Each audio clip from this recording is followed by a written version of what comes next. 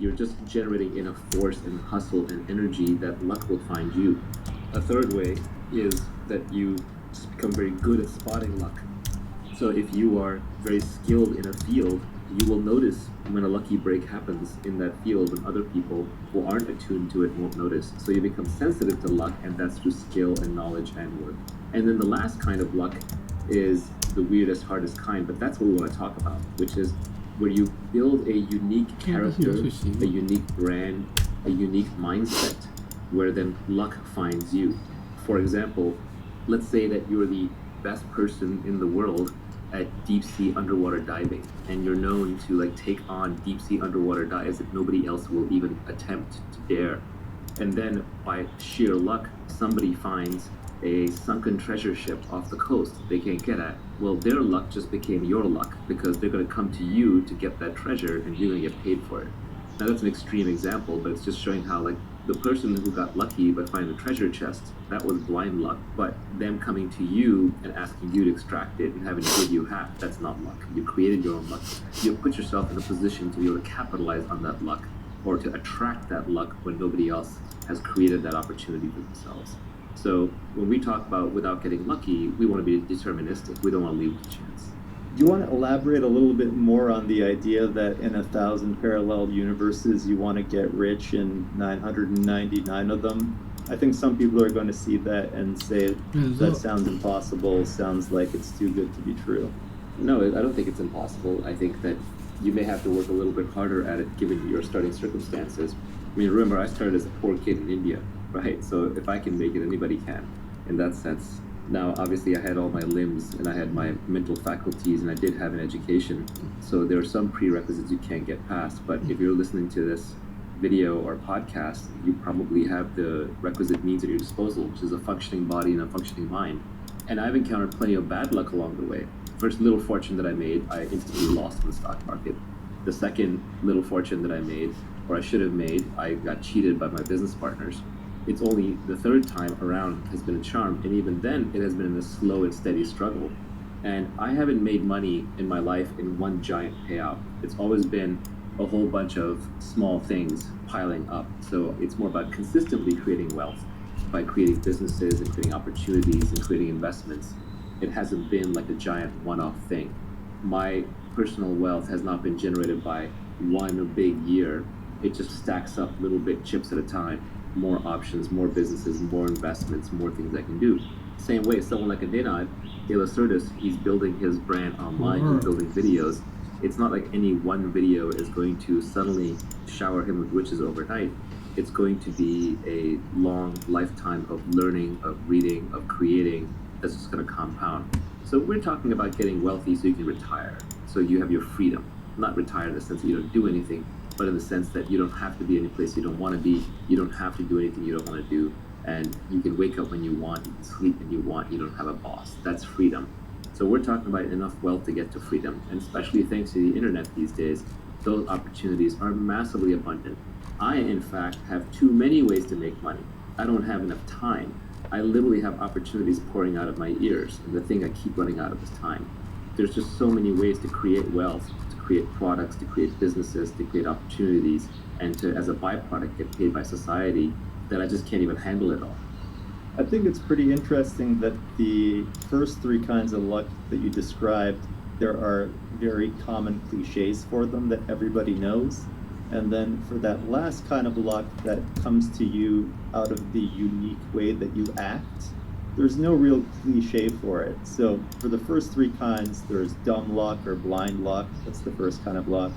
The second kind of luck, there's the cliche that fortune favors the bold. That's a person who gets lucky just by stirring the pot and acting. The third kind of luck, people say that chance favors the prepared mind.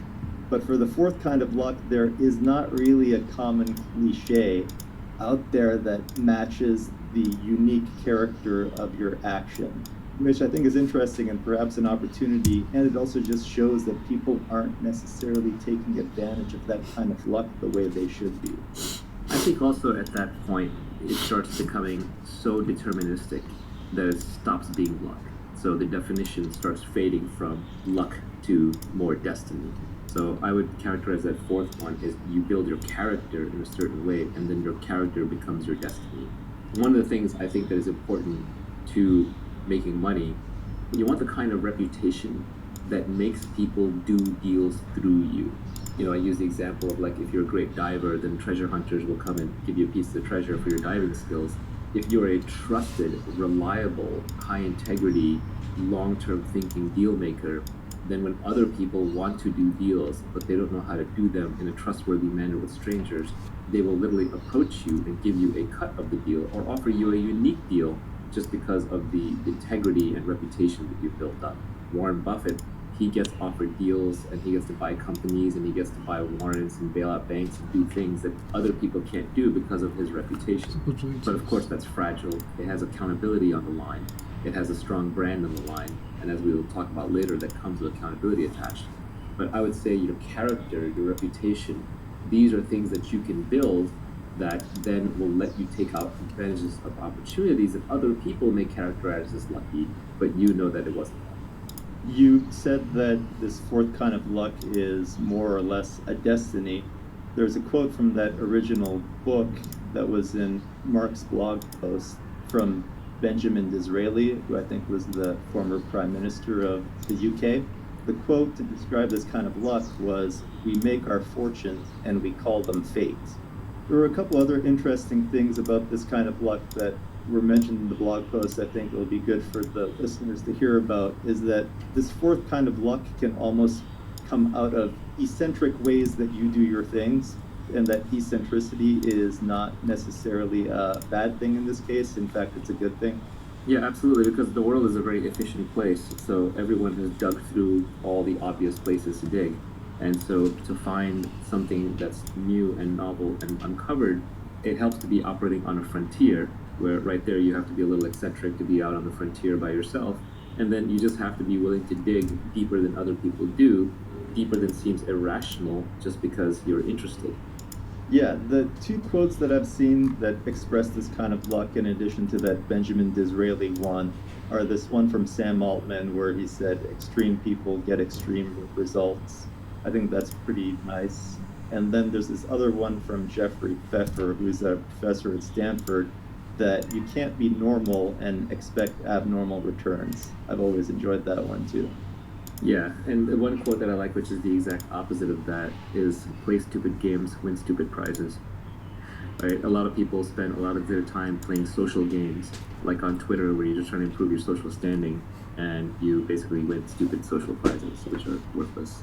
I guess the last thing that I have from this blog post is just the idea that by pursuing these kinds of luck, especially the last one, basically everything but dumb luck, by pursuing them, you essentially run out of unluck. So if you just keep stirring the pot and stirring the pot, that alone, you will run out of unluck. Yeah, or it could just be a reversion to the mean, right? So then you at least neutralize luck so that it's your own talents that come into play. Next, you go into more specific details on how you can actually get rich and how you can't get rich. The first point was about how you're not going to get rich. You're not going to get rich renting out your time. You must own equity, a piece of a business, to gain your financial freedom. This is probably one of the absolute most important points. People seem to think that you can create wealth and make money through work, and it's probably not going to work. There are many reasons for that, but the most basic is just that your inputs are very closely tied to your outputs. In almost any salaried job, even at one that's paying a lot per hour, like a lawyer or a doctor, you're still putting in the hours, and every hour you get paid. So what that means is when you're sleeping, you're not earning. When you're retired, you're not earning. When you're on vacation, you're not earning. And you can't earn non-linearly. If you look at even doctors who get rich, like really rich, it's because they open a business. They open like a private practice, and that private practice builds a brand, and that brand attracts people, or they build some kind of a medical device or a procedure or a process where they have intellectual property. So essentially you're working for somebody else. And that person is taking on the risk and has the accountability and the intellectual property and the brand. So they're just not going to pay you enough. They're going to pay you the bare minimum that they have to get you to do the job. And that can be a high bare minimum, but it's still not going to be true wealth where you're retired. And then finally, you're actually just not even creating that much original for society. Like I said, this tweet storm should have been called How to Create Wealth. It's just How to Get Rich was a more catchy title. But you're not creating new things for society. You're just doing things over and over. And you're essentially replaceable because you're now doing a set role. Most set roles can be taught. If they can be taught, like in a school, then eventually you'll be competing with someone who's got more recent knowledge, who's been taught, and is coming in to replace you. You're much more likely to be doing a job that can be eventually replaced by a robot or by an AI. And it doesn't even have to be wholesale replaced overnight. It can be replaced a little bit at a time, and that eats into your wealth creation and therefore your earning capability. So fundamentally, your inputs are matched to your outputs, you're replaceable, and you're not being creative. I just don't think that that is the way that you can truly make money. So everybody who really makes money at some point owns a piece of a product or a business or some kind of IP. That can be through stock options. So if you can be working at a tech company, that's a fine way to start. But usually the real wealth is created by starting your own companies or by, even investors, they're in an investment firm and they're buying equity. So these are much more the routes to wealth. It doesn't come 3 hours. You really just want a job or a career or a profession where your inputs don't match your outputs. So if you look at modern society, again, this later in the tweet storm, businesses that have high creativity and high leverage tend to be ones where you could do an hour of work and it can have a huge effect, or you can do 1,000 hours of work and it can have no effect. For example, look at software engineering. One great engineer can, for example, create Bitcoin and create billions of dollars worth of value. An engineer who's working on the wrong thing or not quite as good or just not as creative or thoughtful or whatever can work for an entire year, and every piece of code that they ship ends up not getting used. Customers don't want it. That is an example of a profession where the input and the outputs are highly disconnected. It's not based on the number of hours that you put in. Whereas on the extreme other end, if you're a lumberjack, even the best lumberjack in the world, assuming they're not working with tools, so the inputs and outputs are pretty connected, they're just using an axe or a saw, the best lumberjack in the world may be like 3x better than one of the worst lumberjacks, right? It's not going to be a gigantic difference. So you want to look for professions and careers where the inputs and the outputs are highly disconnected. This is another way of saying that you want to look for things that are leveraged. And by leverage, I don't mean financial leverage alone, like Wall Street uses, and that has a bad name. I'm just talking about tools. We're using tools. Computer is a tool that software engineers use. If I'm a lumberjack with bulldozers and automatic robot axes and saws, I'm going to be using tools and have more leverage than someone who's just using his bare hand and trying to rip the trees out by their roots. Tools and leverage are what create this disconnection between inputs and outputs. Creativity, so the higher the creativity component of a profession, the more likely it is to have disconnected inputs and outputs. So I think that if you're looking at professions where your inputs and your outputs are highly connected, it's going to be very, very, very hard to create wealth and make wealth for yourself in that process. Any other big things you should avoid other than renting out your time? Yeah, there are 2 tweets that I put out that are related. So the first one I was talking about, we were talking about like how your lifestyle, has to upgrade, shouldn't get upgraded too fast. Wow. And that one said, people who are living far below their means enjoy a freedom that people busy upgrading their lifestyles just can't fathom. And I think that's very important, like just to not upgrade your lifestyle all the time to maintain your freedom. And it just gives you a freedom of operation. Once you make a little bit of money, you still want to be living like your old self, so that just the worry goes away. So don't run out to upgrade that house and lifestyle and all that stuff.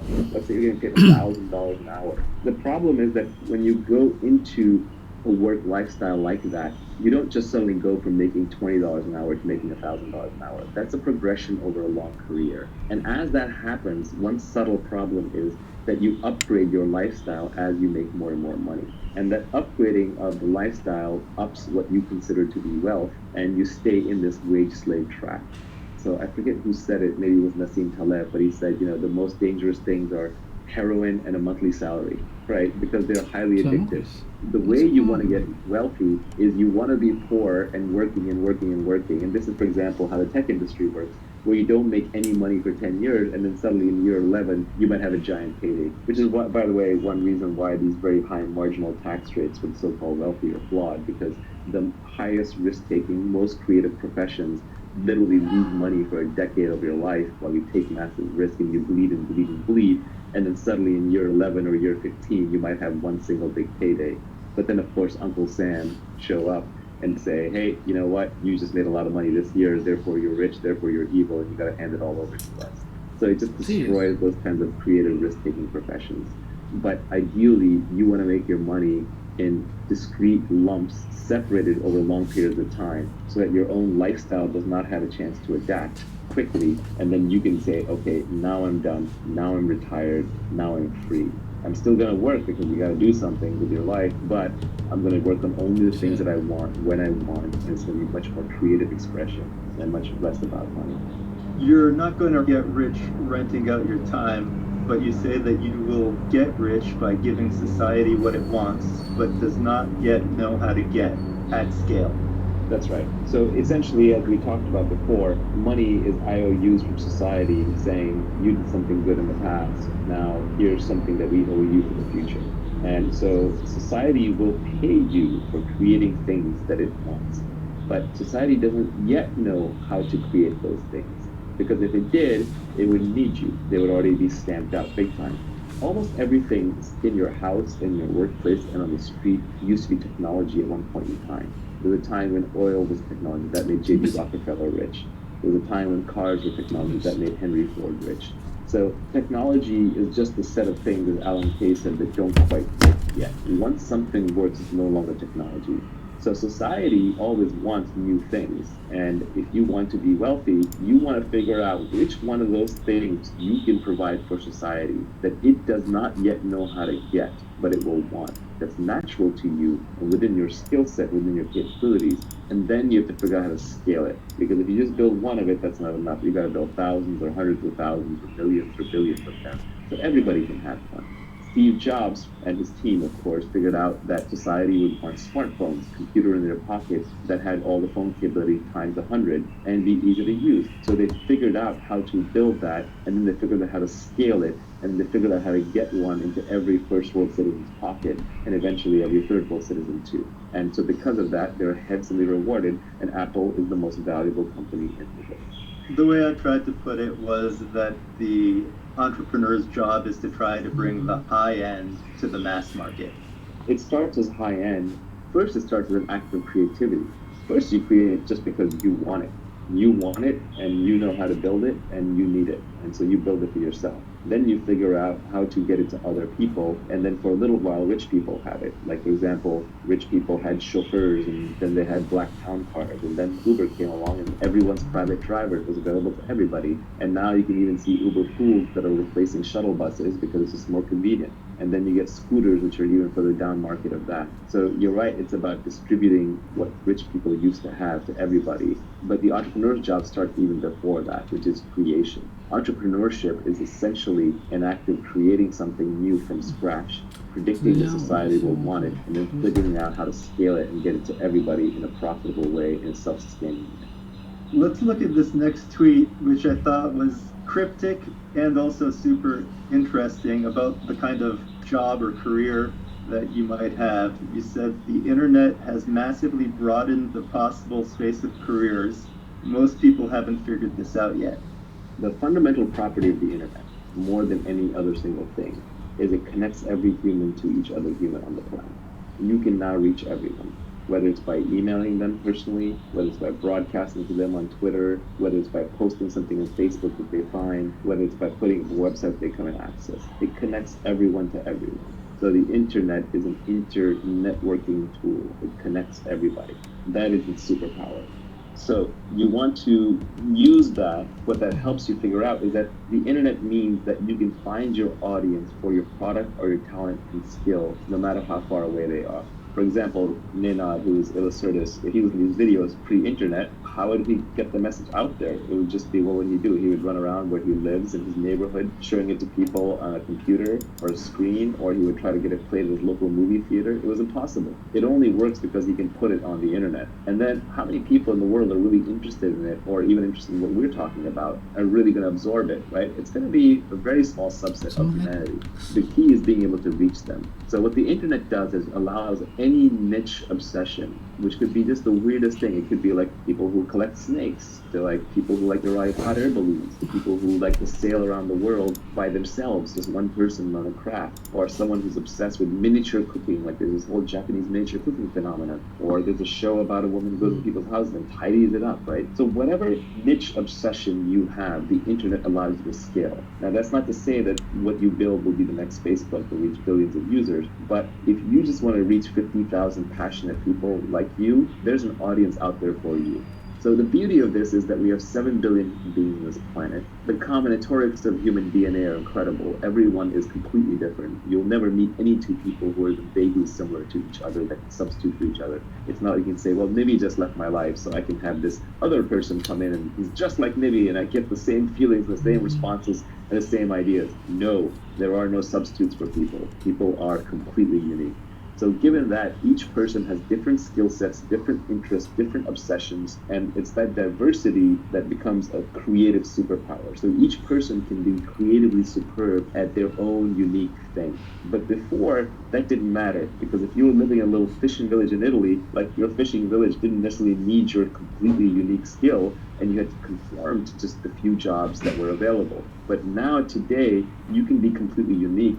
You can go out on the internet and you can find your audience and you can build a business and create a product and build wealth and make people happy, just uniquely expressing yourself through the internet. The space of careers has been so broad. Esports players, people making millions of dollars playing Fortnite, people creating videos and uploading them, YouTube broadcasters, bloggers, podcasters. Joe Rogan, I read, true or false, I don't know, but I read that he's going to make about $100 million a year on his podcast, and he's had 2 billion downloads. Even PewDiePie, this is a hilarious tweet that I retweeted the other day. PewDiePie is the #1 trusted name in news. This is a kid, I think, in Sweden, and he's got 3 times the distribution of the top cable news networks, just on his news channel. It's not even on his entertainment channel. The internet enables any niche interest, as long as you're the best at it, to scale out. And the great news is, because every human is different, everyone is the best at something, being themselves. Another tweet I had that is worth weaving in, but didn't go into this tweet storm, was a very simple one. I like things when I can compress them down, because they're easy to remember and easy to hook on to. But that one was, escape competition through authenticity. So when you're competing with people, it's because you're copying them. It's because you're trying to do the same thing. But every human is different. Don't copy. I know we're mimetic creatures, and Rene Girard has a whole mimesis theory, but it's much easier than that. Don't imitate. Don't copy. Just do your own thing. No one can compete with you on being you. It's that simple. And so the more authentic you are to who you are and what you love to do, the less competition you're going to have. So you can escape competition through authenticity when you realize that no one can compete with you on being you. And normally that would have been useless advice pre-internet. Post-internet, you can turn that into a career. Talk a little bit about what industries you should think about working in, what kind of job you should have, and who you might want to work with. So you said one should pick an industry where you can play long-term games with long-term people. Why? Yeah, this is an insight into what makes Silicon Valley work and what makes high-trust societies work. Essentially, all the benefits in life come from compound interest, whether it's in relationships or making money or in learning. So compound interest is a marvelous force where it's like, you start out with 1x what you have, and then if you increase 20% a year for 30 years, it's not that you got 30 years times 20% added on, it was compounding. So it just grew until you suddenly got a massive amount of whatever it is, whether it's goodwill or love or relationships or money. So I think compound interest is a very important force. So you have to be able to play a long-term game. And long-term games are good not just for compound interest, they're also good for trust. If you look at Prisoner's Dilemma type games, the solution to Prisoner's Dilemma is tit for tat, which is I'm just going to do to you what you did last time to me with some forgiveness in case there was a mistake made. But that only works in an iterated Prisoner's Dilemma. In other words, we play the game multiple times. So if you're in a situation, like for example, you're in Silicon Valley, where people are doing business with each other and they know each other, they trust each other, then they do right by each other because they know this person will be around for the next game. Now, of course, that doesn't always work because you can make so much money in one move in Silicon Valley. Sometimes people betray each other because they're just like, I'm going to get rich enough off this that I don't care. So there can be exceptions to all these circumstances. But essentially, if you want to be successful, you have to work with other people, and you have to figure out who can you trust, and who can you trust over a long period of time, that you can just keep playing the game with them so that compound interest and high trust will make it easier to play the game and will let you collect the major rewards, which are usually at the end of the cycle. So for example, Warren Buffett has done really well as an investor in the US stock market, but the biggest reason he could do that was because the US stock market has been stable and around and didn't get, for example, seized by the government during a bad administration, or the US didn't plunge into some war. The underlying platform didn't get destroyed. So in his case, he was playing a long-term game, and the trust came from the US stock market stability. In Silicon Valley, the trust comes from the network of people in the small geographic area that you figure out over time who you can work with and who you can't. If you keep switching locations, you keep switching groups. Let's say you started out in the woodworking industry and you built up a network there and you're working hard, you're trying to build a product in the woodworking industry. And then suddenly another industry comes along that's adjacent but different, but you don't really know anybody in it and you want to dive in and make money there. If you keep hopping from industry to, no, actually I need to open a line of electric car stations for electric car refueling. That might make sense. It might be the best opportunity, but every time you reset, every time you wander out of where you built your network, you're going to be starting from scratch. You're not going to know who to trust. They're not going to trust you. There are also industries in which people are transient by definition. They're always coming in and going out. Politics is an example of that, right? In politics, new people are being elected. You see in politics that when you have a lot of old-timers, like the Senate, people who've been around for a long time and they've been career politicians, yeah, there's a lot of downside to career politics, like corruption, but an upside is they actually get deals done with each other because they know the other person's going to be in the same position 10 years from now, and they're going to have to keep dealing with them. So they might as well learn how to cooperate. Whereas every time you get like a new incoming freshman class in the House of Representatives, which turns over every 2 years, the big wave election, nothing gets done because there's a lot of fighting. Because I just got here, I don't know you, I don't know if you're going to be around, why should I work with you, rather than just trying to do whatever I think is right. Yeah. So it's important to pick an industry where you can play long-term games and with long-term people. So those people have to signal that they're going to be around for a long time, that they're ethical, and their ethics are visible through their action. In a long-term game, it seems that everybody is making each other rich. And in a short-term game, it seems like everybody's making themselves rich. I think that is a brilliant formulation. Yeah, in a long-term game, it's positive sum. We're all baking the pie together. We're trying to make it as big as possible.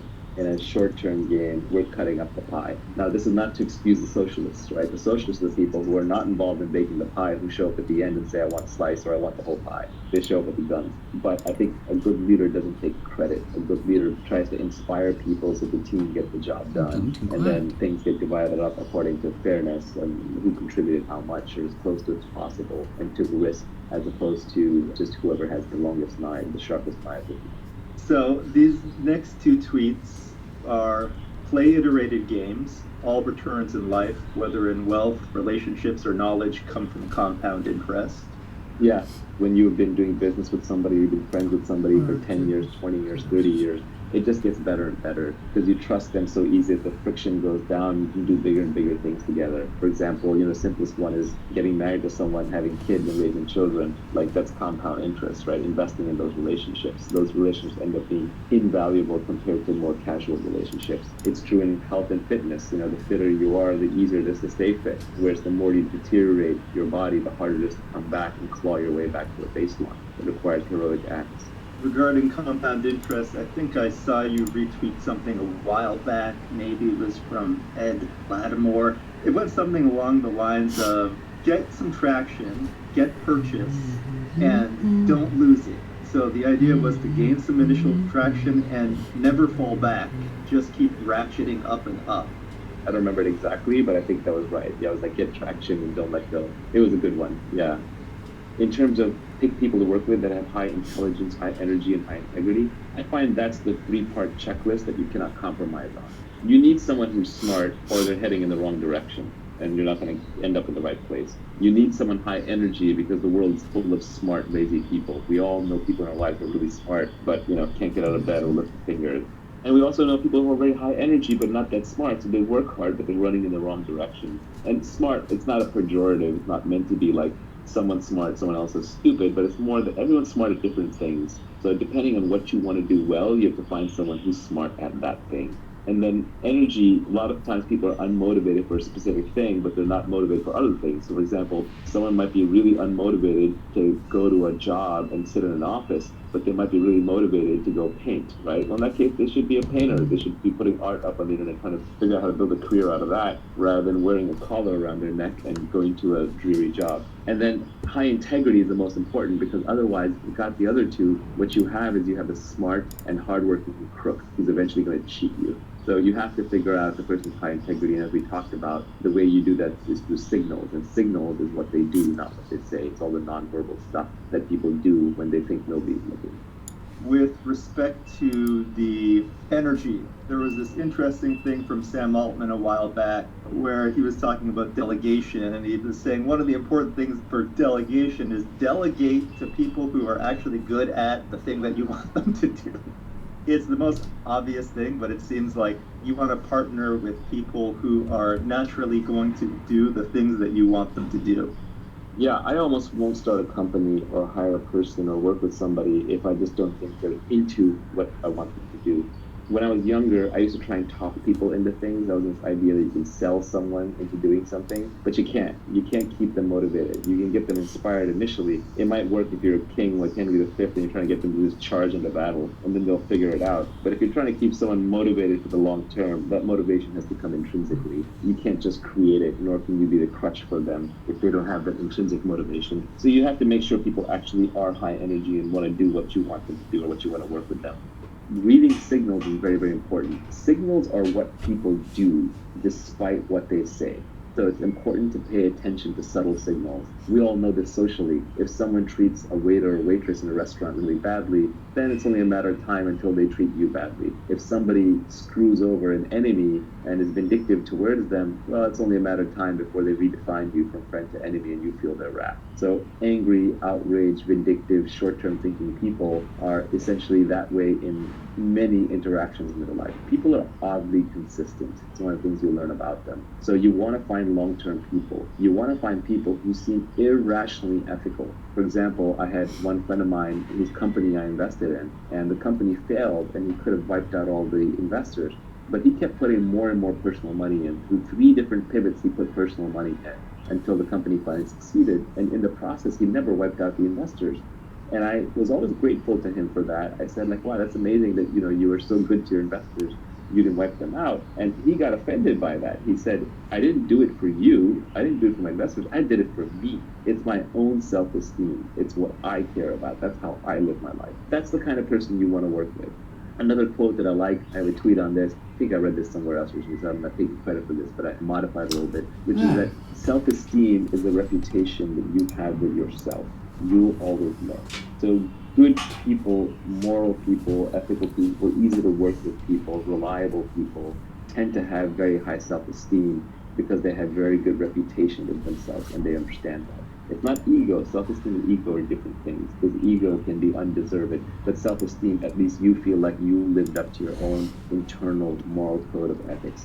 And so it's very hard to work with people who end up being low integrity. That it's hard to figure out who's high integrity and low integrity. Generally, the more someone is saying that they're moral and ethical and high integrity, the less likely they're to be that way. It's very much like status signaling. If you overtly bid for status, if you overtly talk about being high status, that is a low status move. If you openly talk about how honest and reliable and trustworthy you are, you're probably not that honest and trustworthy. That is a characteristic of con men. So yeah, pick an industry in which you can play long-term game with long-term people. Let's do this last tweet. You said, don't partner with cynics and pessimists. Their beliefs are self-fulfilling. Yeah, essentially, to create things, you have to be a rational optimist. Rational in the sense that you have to see the world for what it really is, and yet you have to be optimistic about your own capabilities and your ability to get things done. We all know people who are consistently pessimistic, who will shoot down everything. Everyone in their life has like the helpful, critical guy, right? He thinks he's being helpful, but he's actually being critical, and he's a downer on everything. That person will not only never do anything great in their lives, they'll prevent other people around them from doing something great. They think their job is to shoot holes in things. And it's okay to shoot holes in things as long as you come up with a solution. There's also the classic military line, either lead, follow, or get out of the way. And these people want a fourth option where they don't want to lead, they don't want to follow, but they don't want to get out of the way. They want to tell you why things not going to work. And all the really successful people I know have a very strong action bias. They just do things. The easiest way to figure out if something's viable or not is by doing it. At least do the first step and the second step and the third and then decide. So if you want to be successful in life, creating wealth or having good relationships or being fit or even being happy, you need to have an action bias towards getting what you want. And you have to be optimistic about it. Not irrationally. There's nothing worse than someone who's just like foolhardy and chasing it's not work. That's why I say rational optimist. But you have to be rational, know all the pitfalls, know the downsides, but still keep your chin up. I mean, you've got one life on this planet. Why not try to build something big? This is the beauty of Elon Musk and why I think he inspires so many people. It's just when he takes on really, really big, audacious tasks, and he provides an example for people to think big. And it takes a lot of work to build even small things. I don't think the corner grocery store owner is working any less hard than Elon Musk or pouring any less sweat and toil into it. Maybe even more. But for whatever reason, education, circumstance, they didn't get the chance to think as big, so the outcome's not as big. So it's just better to think big, obviously rationally within your means, stay optimistic. The cynics and the pessimists, what they're really saying, and fortunate, but they're saying, I've given up. I don't think I can do anything. And so the world to me just looks like a world where nobody can do anything. And so why should you go do something? Because if you fail, then I'm right, which is great. But if you succeed, then you just make me look bad. Yeah, it's probably better to be an irrational optimist than it is to be a rational cynic. Yeah, there's a completely rational frame on why you should be an optimist. Historically, if you go back 2,000 years, 5,000 years, 10,000 years, two people are wandering through a jungle. They hear a tiger. One's an optimist and says, oh, it's not headed our way. The other one says, I'm a pessimist, I'm out of here. And the pessimist runs and survives, and the optimist gets eaten. So we're descended from pessimists. We're genetically hardwired to be pessimists. But modern society is far, far safer. There are no tigers wandering down the street. It's very unlikely that you will end up in total ruin, although you should avoid total ruin. Much more likely that the upside is unlimited and the downside is limited. So adapting for modern society means overriding your pessimism and taking slightly irrationally optimistic bets because the upside is unlimited. If you start the next SpaceX or Tesla or Uber, you can make billions of dollars of value for society and for yourself and change the world. And if you fail, what's the big deal? You lost a few $1 billion of investor money and they've got plenty more, and that's the bet they take, the chances that you will succeed. It made sense to be pessimistic in the past. It makes sense to be optimistic today, especially if you're educated and living in a first world country.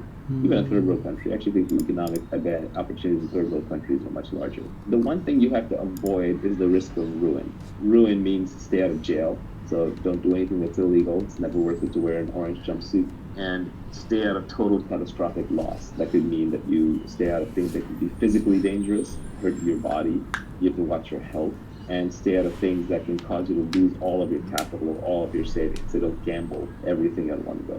But you take rationally optimistic bets with big upside. I think there's people that will try and build up your ideas and build on your ideas, no matter how far-fetched they might seem. And then there are people who will list out all the obvious exceptions, no matter how obvious they are. And fortunately, in the startup world, I don't even really get exposed to the people that are giving you the obvious exceptions and all the reasons it's not going to work. I barely get exposed to that anymore. That's what Twitter is for. Scott Adams got so annoyed by this, he came with the phrase, an acronym, which is, but of course there are obvious exceptions, BOCTAOE. And he used to pin that acronym at the end of his articles for a while. But Twitter is just overrun with nitpickers. And where exactly as you're pointing out, Silicon Valley has learned that the upside is so great that you never look down on the slobby kid who's wearing a hoodie and has coffee on his shoes and just looks like a slob, because you don't know if he's going to be the next Mark Zuckerberg or the next Reid Hoffman. So you got to treat everybody with respect. You got to look up to every possibility and opportunity, because the upside is so unlimited and the downside is so limited in the modern world, especially with financial assets and instruments. Do you want to talk a little bit about the skills that you need, in particular specific knowledge, accountability, leverage, and judgment? So the first tweet in this area is arm yourself with specific knowledge, accountability, and leverage. And I'll throw in judgment as well. I don't think you covered that in that particular tweet. If you want to make money, you have to get paid at scale. And YU, that's accountability. At scale, that's leverage. And just you getting paid as opposed to somebody else getting paid, that's specific knowledge. So specific knowledge is probably the hardest thing to get across in this whole tweet storm, and it's probably the thing that people get the most confused about. The thing is that we have this idea that everything can be taught. Everything can be taught in school. And it's not true that everything can be taught. In fact, the most interesting things cannot be taught. But everything can be learned. And very often that learning either comes from some innate characteristics in your DNA, or it could be through your childhood where you learn soft skills, which are very, very hard to teach later on in life, or it's something that is brand new, so nobody else knows how to do it either, or it's true on-the-job training because you're pattern matching into highly complex environments, building judgment in a specific domain. Classic example is investing, but it could be in anything. It could be in judgment in running a fleet of trucks. It could be judgment in weather forecasting. So specific knowledge is the knowledge that you care about, especially if you're later in life. Let's say you're post 20, 21, 22. You almost don't get to choose which specific knowledge you have. Rather, you get to look at what you have already built by that point in time, and then you can build on top of it. The first thing to notice about specific knowledge is that you can't be trained for it. If you can be trained for it, if you can go to a class and learn specific knowledge, then somebody else can be trained for it too. And then we can mass produce and mass train people. Heck, we can even program computers to do it, and eventually we can program robots to walk around doing it.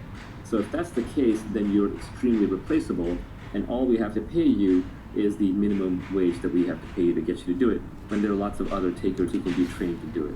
So really, your returns just devolve into your cost of training plus the return on investment on that training. So you really want to pick up specific knowledge. You need your schooling, you need your training to be able to capitalize on the best specific knowledge, but the part of it that you get paid for is the specific knowledge. For example, someone who goes and gets a degree in psychology and then becomes a salesperson.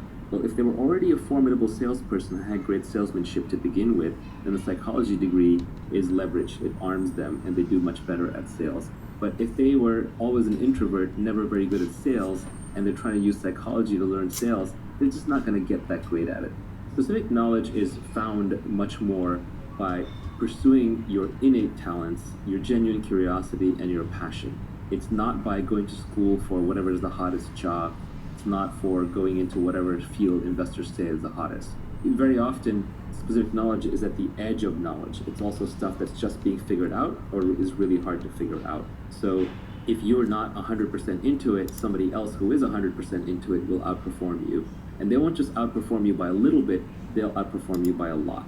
Because now we're operating the domain of ideas, compound interest really applies and leverage really applies. So if you're operating with 1,000 times leverage and somebody is right 80% of the time and somebody else is right 90% of the time, the person who's right 90% of the time will literally get paid hundreds of times more by the market because of the leverage and because of the compounding factors and things like that. So you really want to make sure you're good at it, so your genuine curiosity is very important. So very often, it's not something you sit down and you reason about. It's more found by observation. You almost have to look back on your own life and see what you're actually good at. For example, I wanted to be a scientist, and that is where a lot of my moral hierarchy comes from. I view scientists at the top of the production chain for humanity.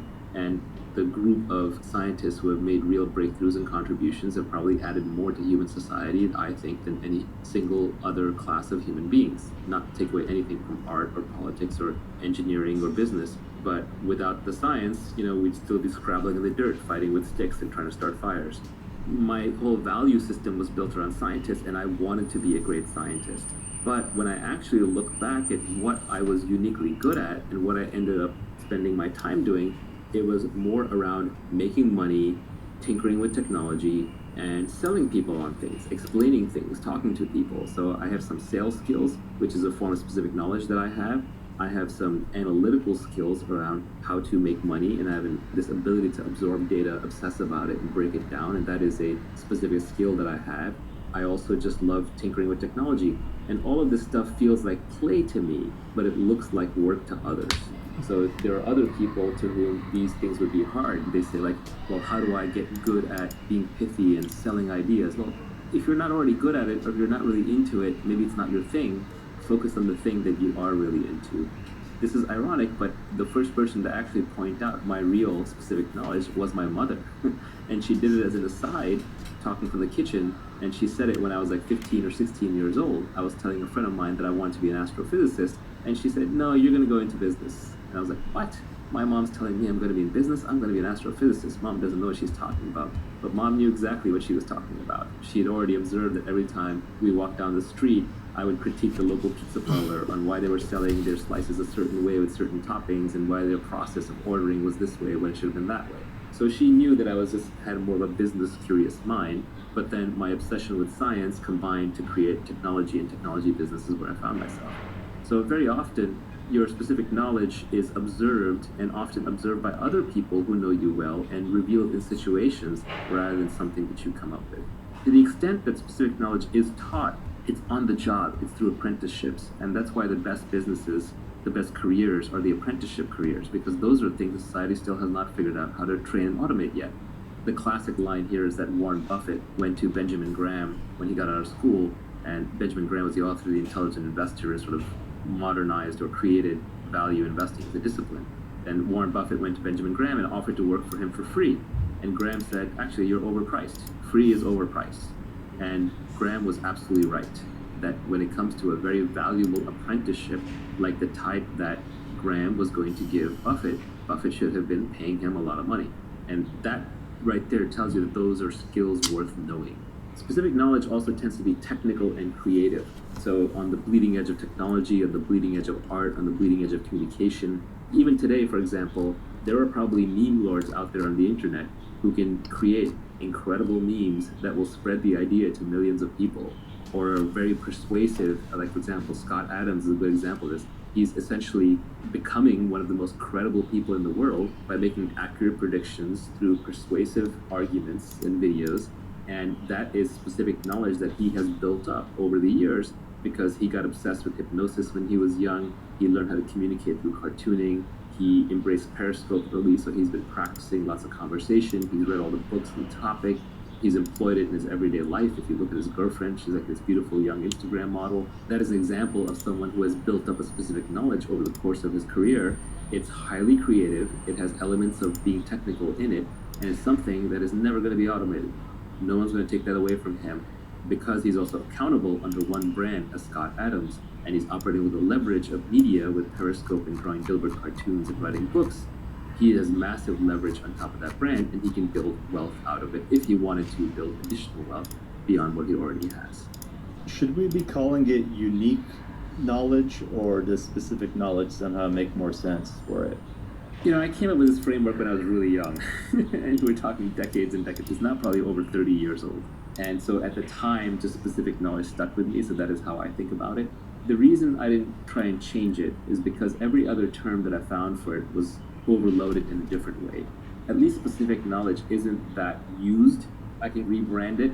The problem with unique knowledge is, yeah, maybe it's unique, but if I learn it from somebody else, it's no longer unique. Then we both know it. So it's not so much that it is unique, it's that it is highly specific to the situation, it's specific to the individual, it's specific to the problem, and it can only be built as part of a larger obsession, interest, and time spent in that domain. It can't just be read straight out of a single book, nor can be taught in a single course, nor can be programmed into a single algorithm.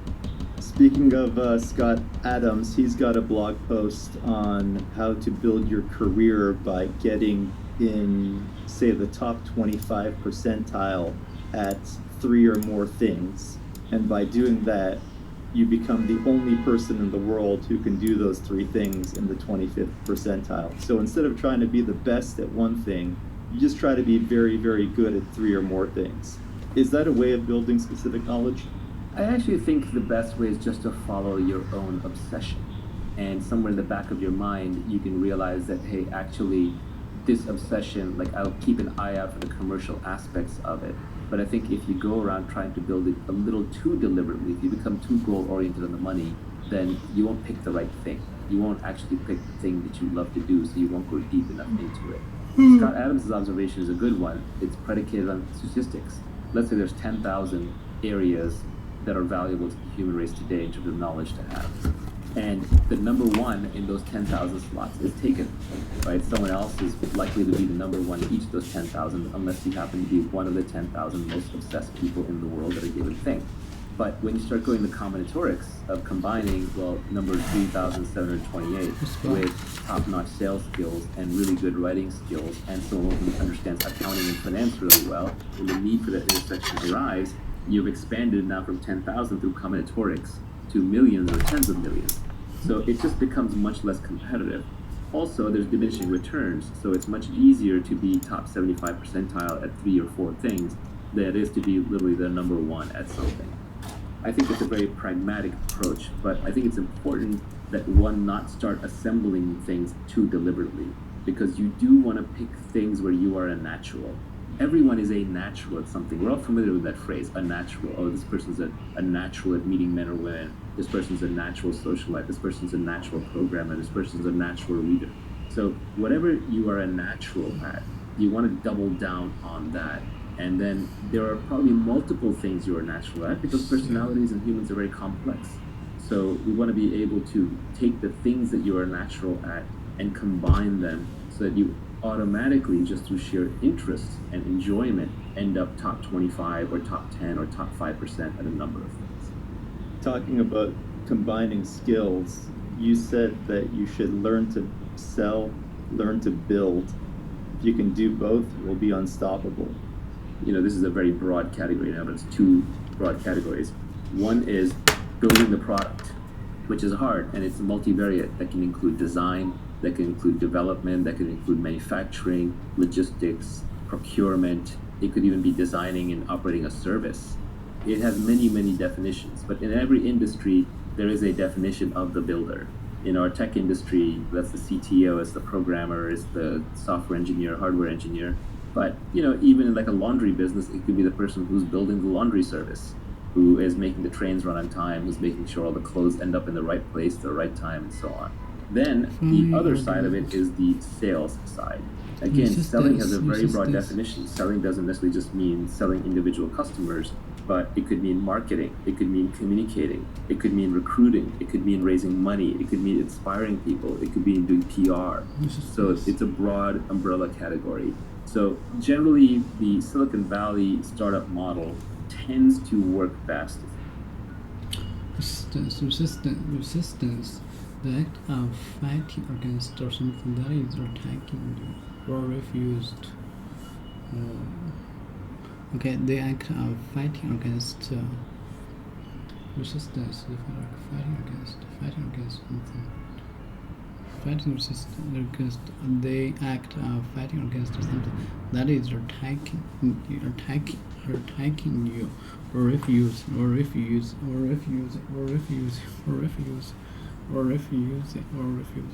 accept to accept or refuse to accept or refuse you or refusing to accept something. Resistance to disease. Government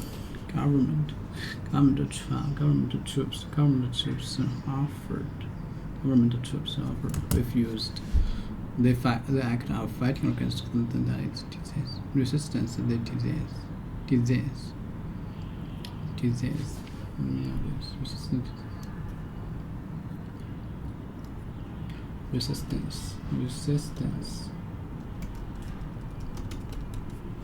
Resistance. Illness is disease. Resistance to disease. Government troops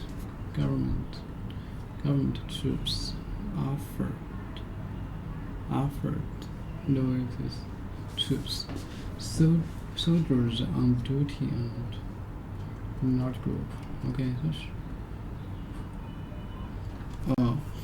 Government troops offered agreed to give. Offered. To be rebel.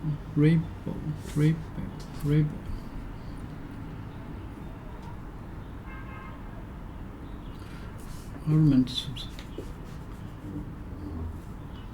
offered no resistance.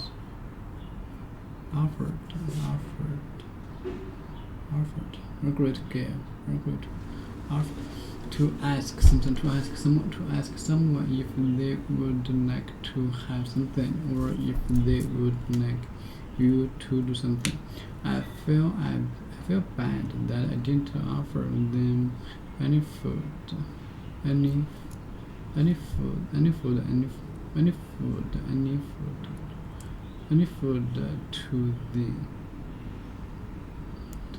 Offer any food.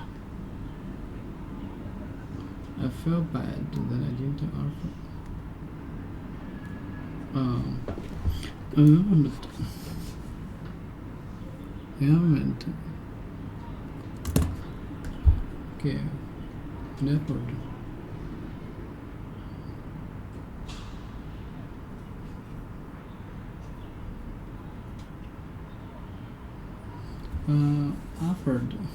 Offered notice to the person who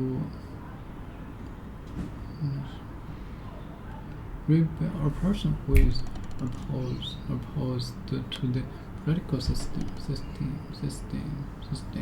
in their country and tries to change it using force.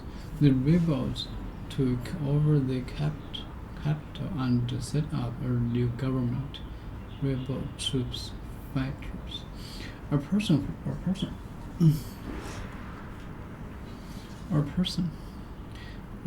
who does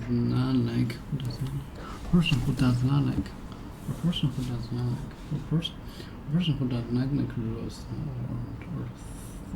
or authority and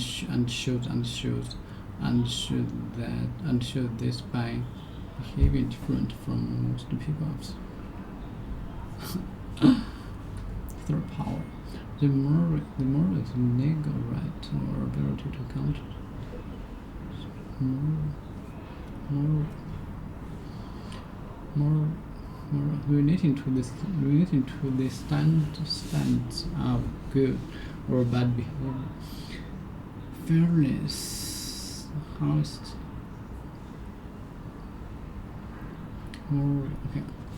Relating to understand of good or bad behavior. Fairness, be honesty, then each person believes in other than to know authority.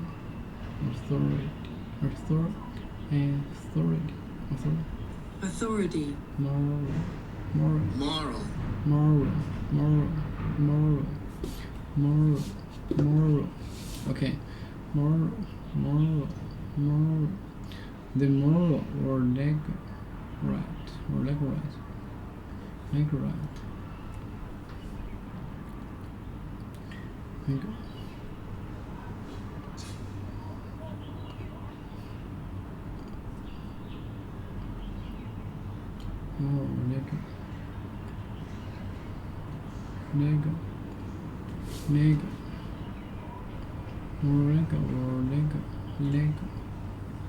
Rebel to authority, or moral or legal right or ability to control,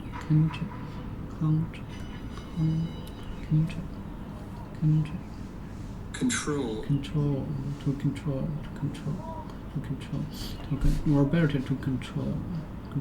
The moral or legal right or ability to control the destination.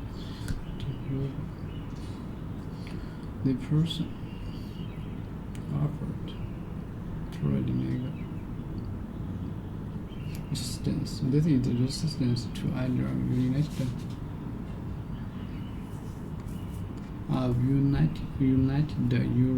Euro. There's a lot of resistance opposes operation. Okay, let me see. The only way, but it is probably the most common way. When you have two founders, one of whom is world-class at sales and one of whom is world-class at building. An example is for Steve Jobs and Steve Wozniak with Apple. Gates and Allen probably had similar responsibility early on with Microsoft. Larry and Sergey, probably broke down along those lines, although it's a little different there because that was a very technical product delivered to end users through a simple interface. But generally, you will see this pattern repeated over and over. There's a builder and there's a seller. There's a CEO and CTO combo. And venture and technology investors are almost trained to look for this combo whenever possible. It's the magic combination. The ultimate is when one individual can do both. That's when you get true superpowers. That's when you get people who can create entire industries. The living example is Elon Musk. He may not necessarily be building the rockets himself, but he understands enough that he actually makes technical contributions. He understands the technology well enough that no one's going to snow him on it, and he's not running around making claims that he doesn't think he can eventually deliver. He may be optimistic in the timelines, but he thinks it's within reasonableness of delivery. Even Steve Jobs developed enough product skills and was involved enough in the product that he also operated in both of these domains. Larry Ellison started as a programmer and I think wrote the first version of Oracle, was actually heavily involved in it. Mark Andreessen was also in this domain. He may not have had enough confidence in his sales skills, but he was the programmer who wrote Netscape Navigator, a big chunk of it. So I think the real giants in any field are the people who can both build and sell. And usually the building is a thing that, like, a salesperson can't pick up building later in life. It requires too much focused time. But a builder can pick up selling a little bit later, especially if they were already innately wired to be a good communicator. Bill Gates famously paraphrased this as, I would rather teach an engineer marketing than a marketer engineering. I think if you start out with a building mentality and you have building skills and still early enough in your life, or you have enough focused time that you think you can learn selling, and you have some natural characteristics where you're a good salesperson, then you can double down on those. Now, your sales skills could be in a different than traditional domain. So for example, let's say you're a really good engineer, and then people are saying, well, now you need to be good at sales. Well, you may not be good at hand-to-hand sales, but you may be a really good writer. And writing is a skill that can be learned much more easily than, say, in-person selling. And so you may just cultivate writing skills until you become a good online communicator and then use that for your sales. On the other hand, it could just be that you're a good builder and you're bad at writing and you don't like communicating to mass audiences, but you're good one-on-one. So then you might use your sales skills for recruiting or for fundraising, which are more one-on-one kinds of endeavors. This is pointing out that if you're at the intersection of these two, don't despair, because you're not going to be the best technologist and you're not going to be the best salesperson. But in a weird way, that combination, back to Scott Adams' skill stack, that combination of two is unstoppable. Long-term, people who understand the underlying product and how to build it and can sell it, these are catnip to investors. These people can break down walls if they have enough energy, and they can get almost anything done. If you could only pick one to be good at, which one would you pick? When you're trying to stand out from the noise, building is actually better because there's so many hustlers and salespeople who have nothing to back them up. When you're starting out, when you're trying to be recognized, building is better. But much later down the line, building gets exhausting because it is a focused job. And it's hard to stay current because there's always new people, new products coming up who have newer tools and frankly more time because it's very intense, it's a very focused task. So sales skills actually scale better over time. Like, for example, if you have a reputation for building a great product, that's good, but when you ship your new product, I'm going to evaluate it based on the product. But if you have a reputation for being a good person to do business with and you're persuasive and communicative, then that reputation almost becomes self-fulfilling. So I think if you only had to pick one, you kind of start with building and then transition to selling. This is a cop-out answer, but I think that is actually the right answer. Before we go and talk about accountability and leverage and judgment, you've got a few tweets further down the line that I would put in the category of continuous learning. There is no skill called business. Avoid business magazines and business class. Study microeconomics, game theory, psychology, persuasion, ethics, mathematics, and computers. There's one other comment that you made in a Periscope that was you should be able to pick up any book in the library and read it.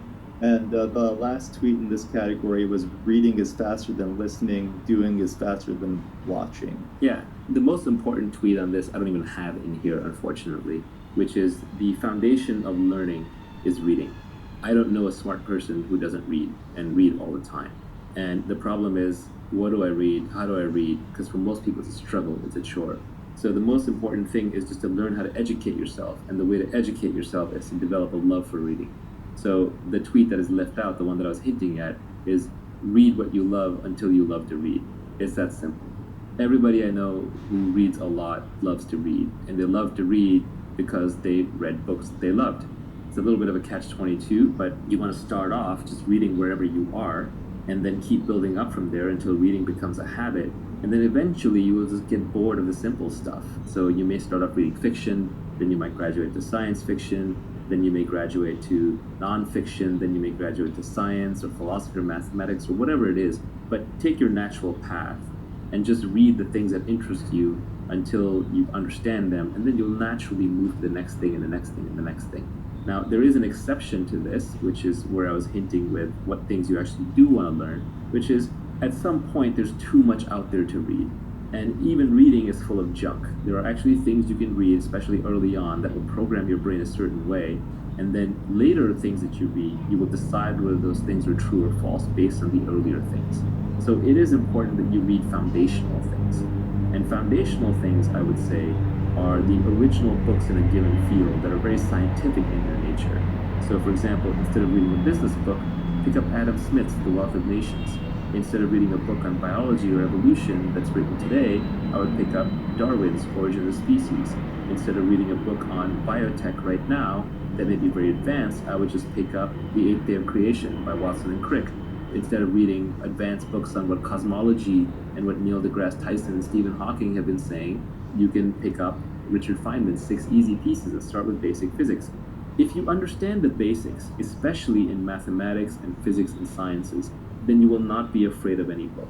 All of us have that memory of when we're sitting in class and we're learning mathematics, and it was all logical and all made sense until at one point the class moved too fast and we fell behind.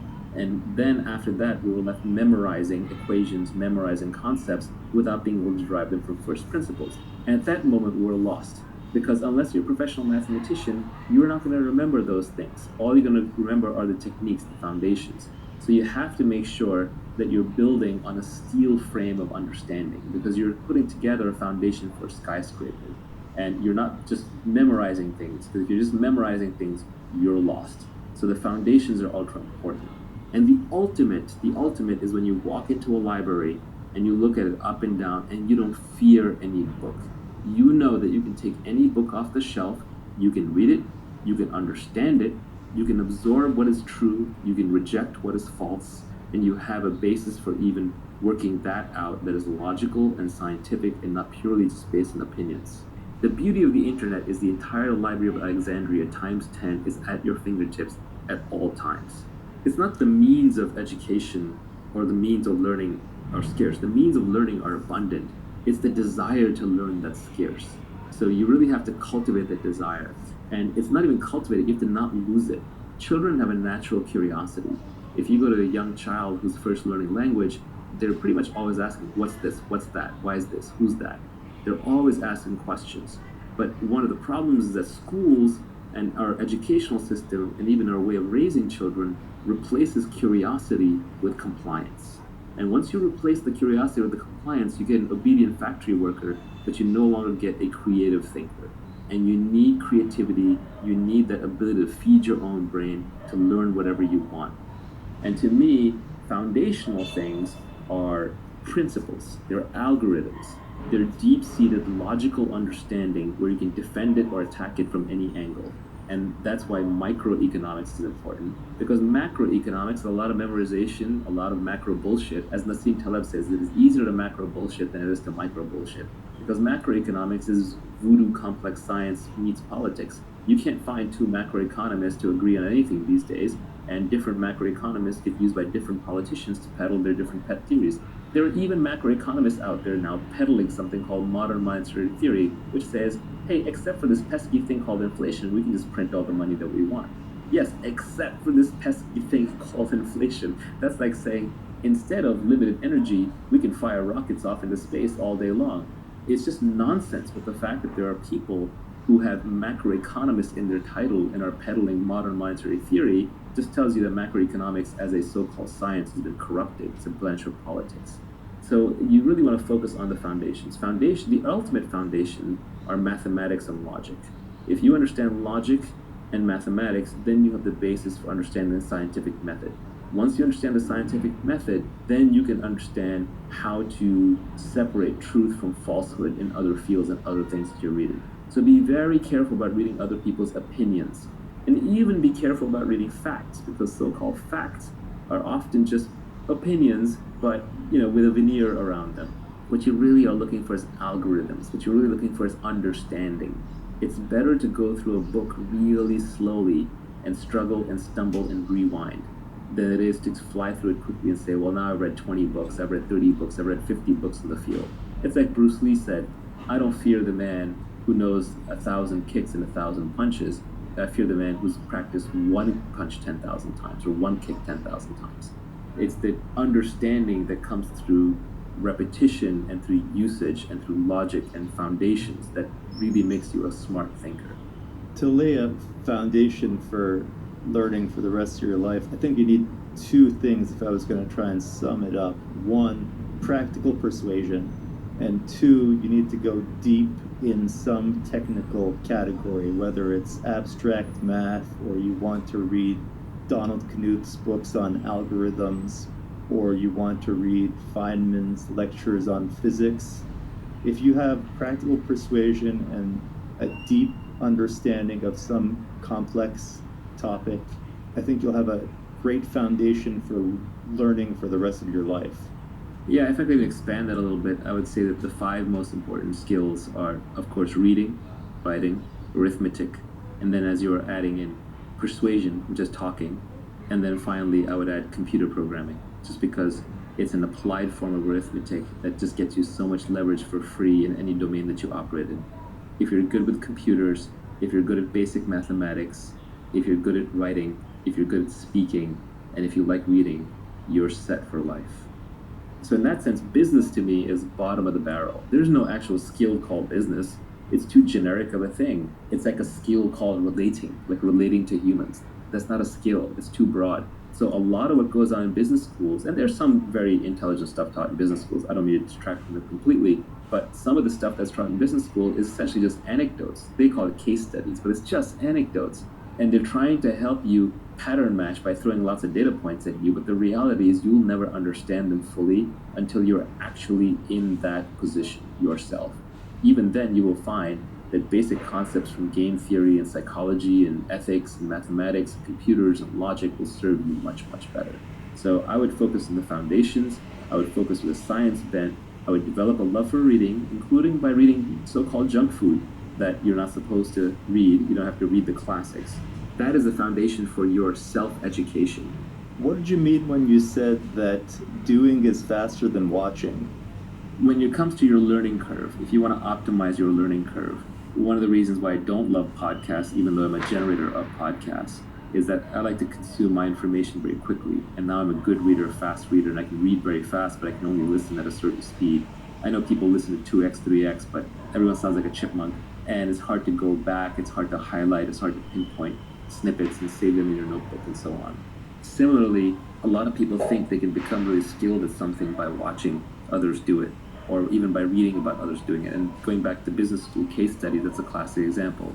They study other people's businesses, but in reality, you're going to learn a lot more about running a business by operating your own lemonade stand or equivalent, or even opening a little retail store down the street. That is how you're going to learn on the job, because a lot of the subtleties don't express themselves until you're actually running the business. For example, everyone's now into mental models these days, right? You go to Farnham Street, you go to Poor Charlie's Almanac, and you can learn all the different mental models. But which ones matter more? Which ones do you apply more often? Which ones matter in which circumstances? That's actually the hard part. For example, my personal learning has been that the principal agent problem drives so much in this world. It's an incentives problem. I've learned that tit for tat, Opposition.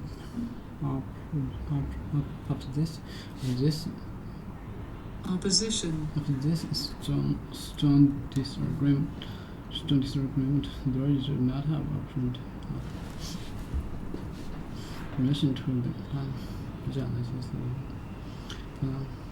其他都讲完了。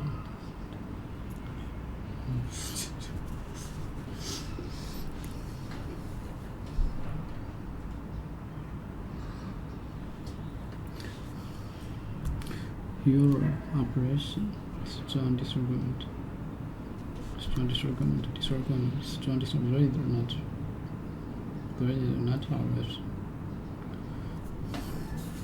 There is a lot of resistance to the idea of the to the idea of a united Europe. That casts to stop the progress of something. They force that acts to stop the progress of something or make it slower. Or force that acts to stop the progress of something or make it slower. Progress.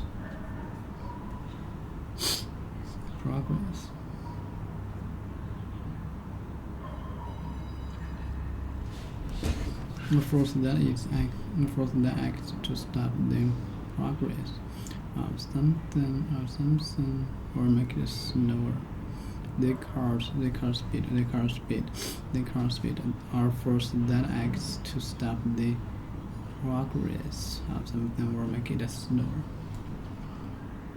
Make it slower. Progress.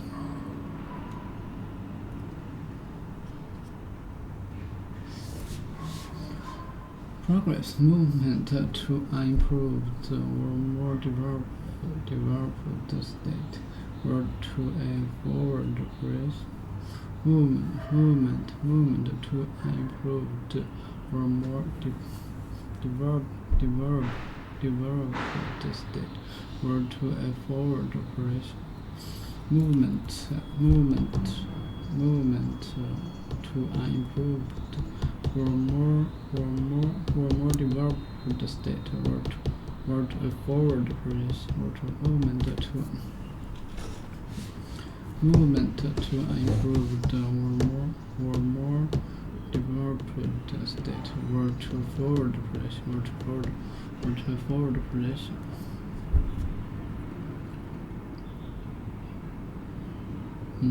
Progress.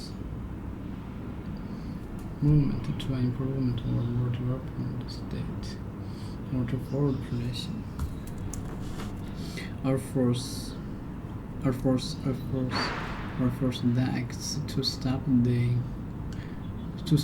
progress. Movement of something, or make it slower, or force that acts. A force that acts to stop the progress of something or make it slow. The car speed was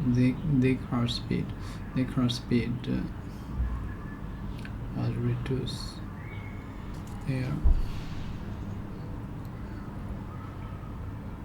The car speed was reduced. The car speed was reduced by air resistance.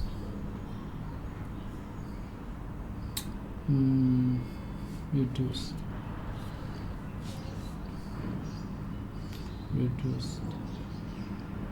less than less than the car speed was reduced by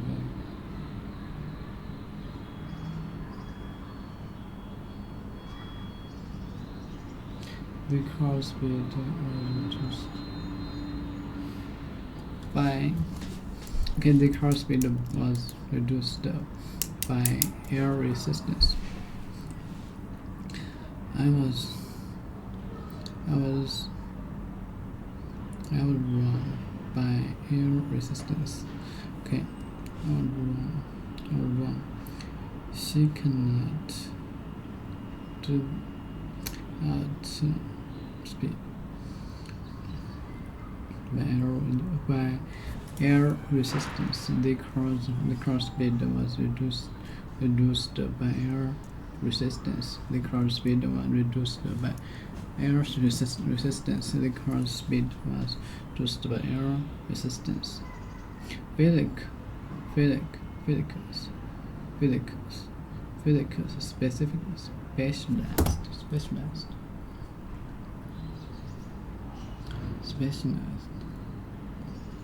specialized.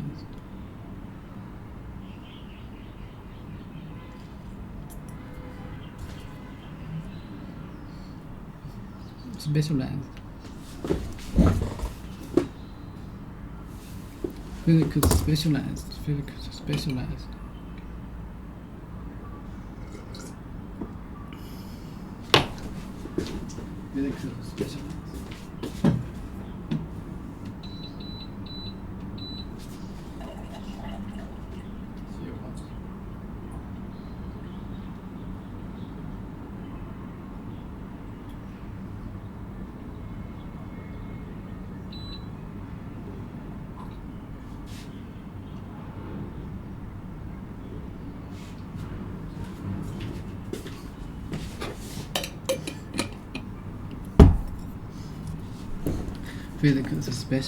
Physics specialized. The degree to which a substance prevents the flow of electric current. Specialized.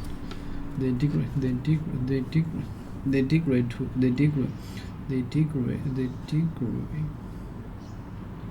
specialized. The degree to which a substance prevents the flow of electric current.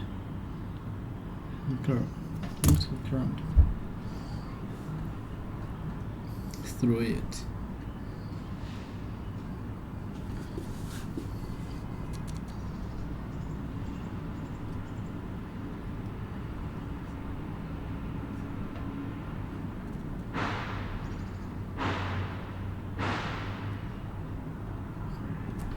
Power. So if you use the next power.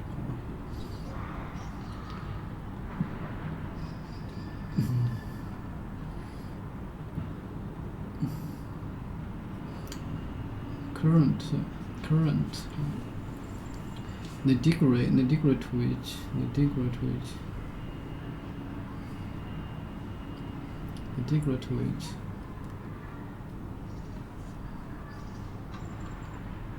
to which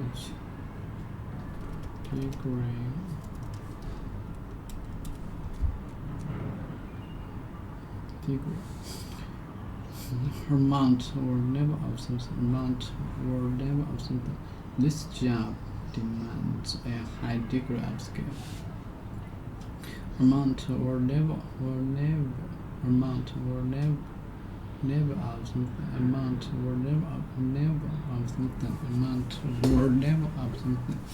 This job.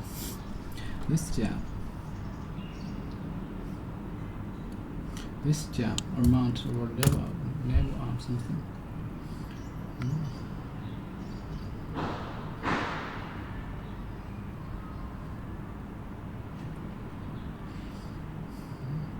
Amount or level of something.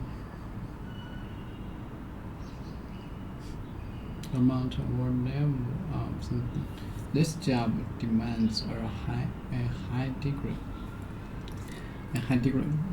This job demands a high degree of skill.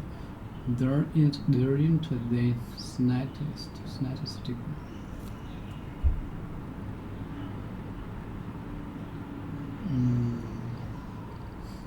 Level of something. Amount or level of something. Amount of something. The degree to which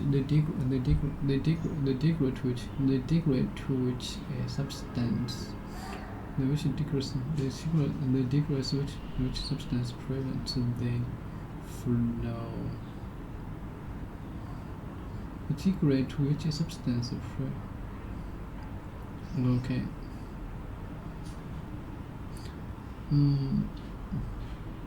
某种程度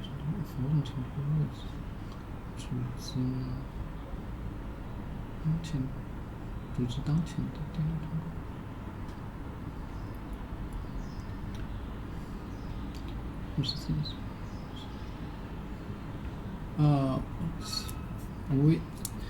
Which a substance prevents the flow an electric current through it? Copper. The degree to which a substance prevents the flow of an electric current through it. Copper has no resistance. The degree to which a substance prevents the flow of an electric current through it. Physics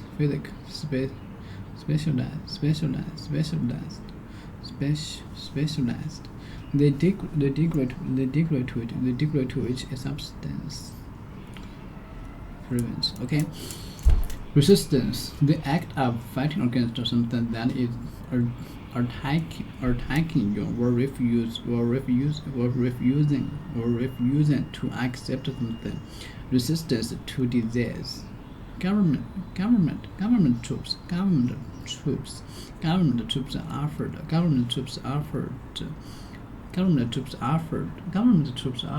no resistance. Government troops offered no resistance to the rebels. There's a lot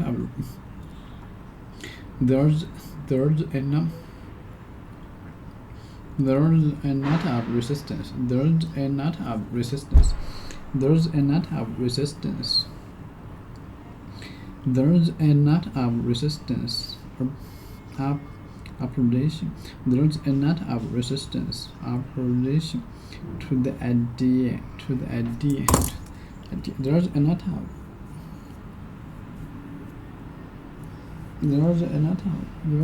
of resistance. There's a lot of resistance. Opposition to the idea of a united Europe. There's a lot of resistance to the idea of a united Europe. There's a lot of resistance to the idea of a united Europe. Okay, I think it's maybe operation. There's a lot of resistance to the idea of a united Europe. A force that acts to stop the progress. The force that acts to stop the progress of something, or make it slower. A force that acts to stop the progress of something, or make it slower. A force that acts to stop the progress of something, or make it slower. A force that acts to stop the progress of something, or make it slower. A force that acts to stop the progress of something, or make it slower. The car speed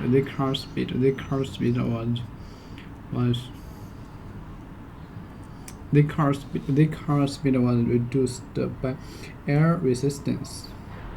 The car speed was reduced by air resistance. The car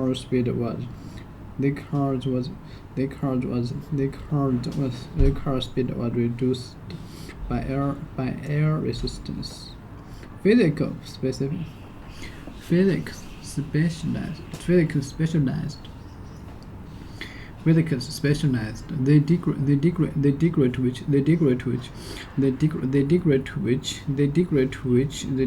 which a substance. The degree. Physics specialized. the degree to which a substance prevents the flow of an electric current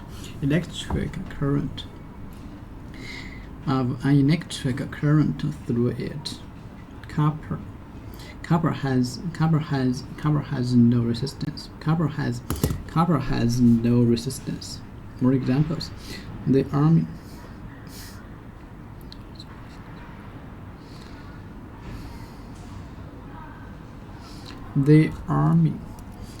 is reported.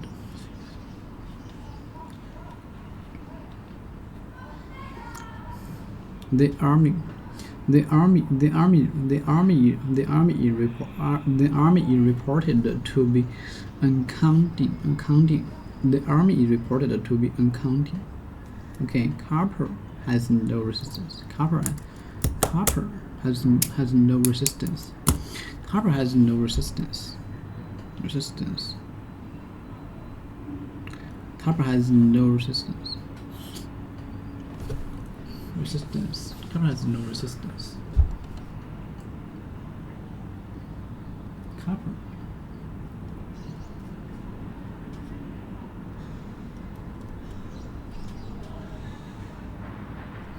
Oh, I know this. Copper has no resistance.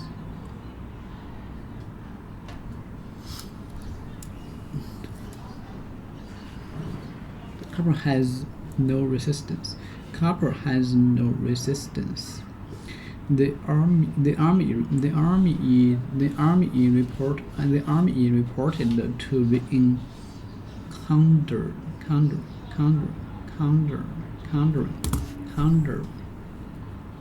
The army is reported to be encountering considerable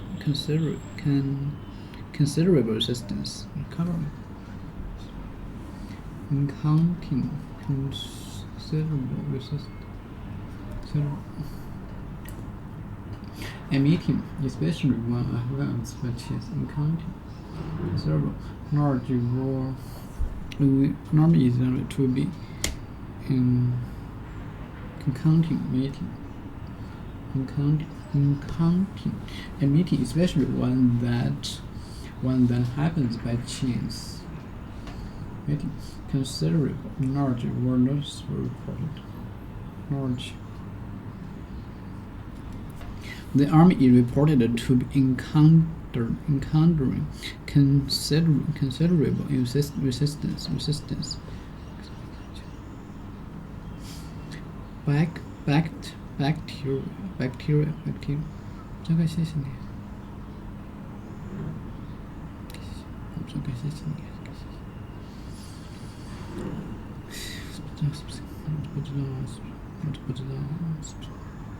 不知道是不是该谢谢你。Bacteria are valve.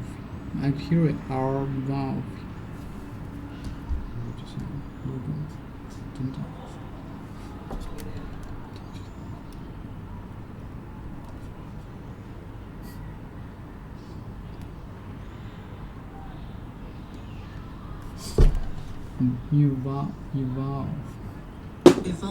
Evolve. To develop gradually.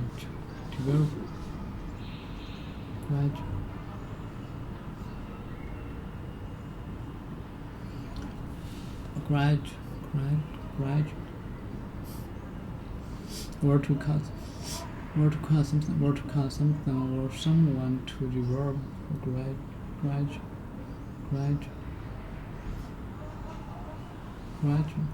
Evolve.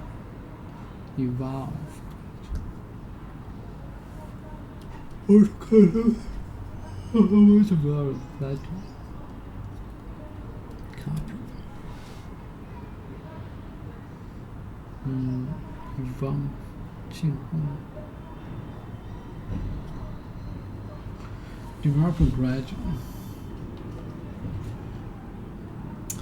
Develop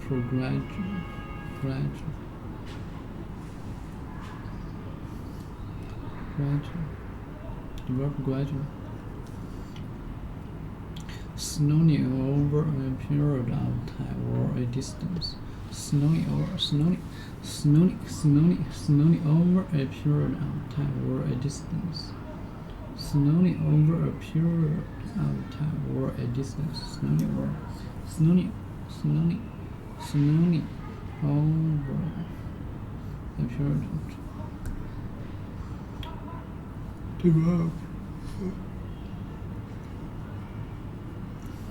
Develop gradually, or to cause something or someone to develop gradually.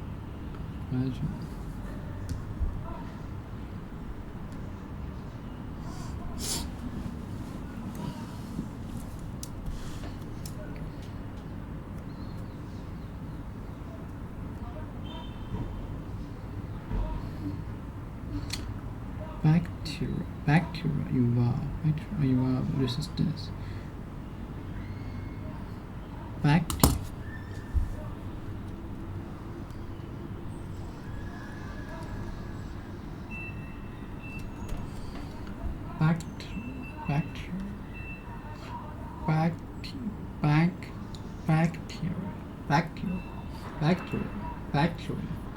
Bacteria are involved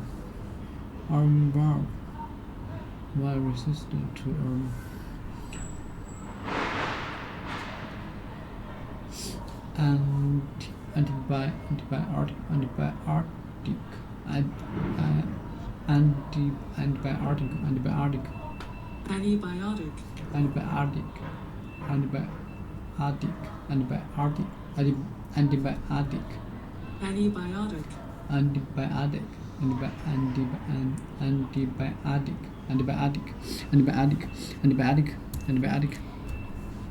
antibiotic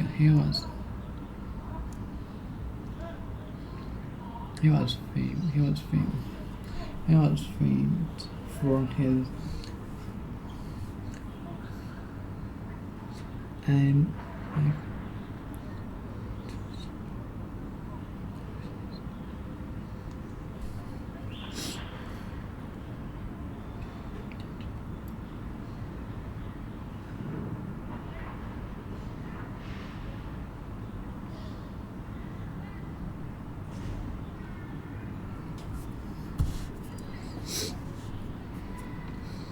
he was bacteria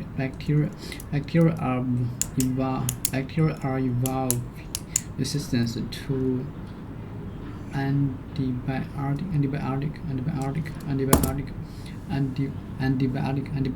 That's the hint.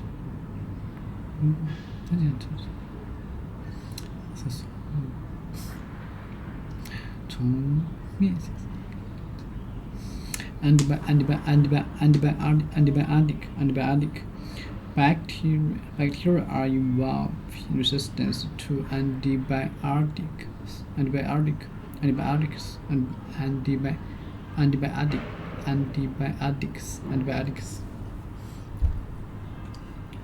Machine working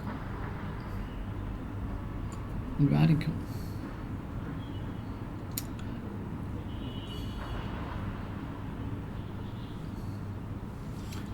Antibiotic.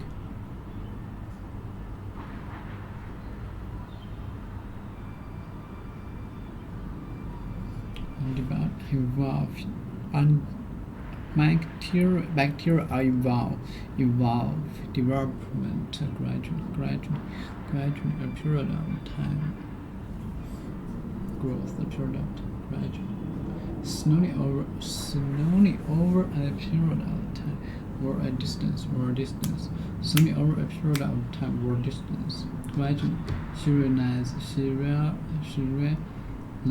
that he wanted to tell her the truth. Gradually.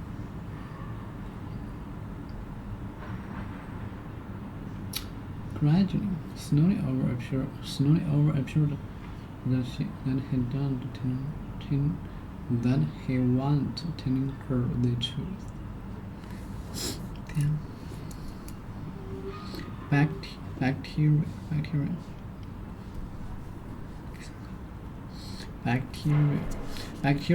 bacteria are evolved in resistance to antibiotic.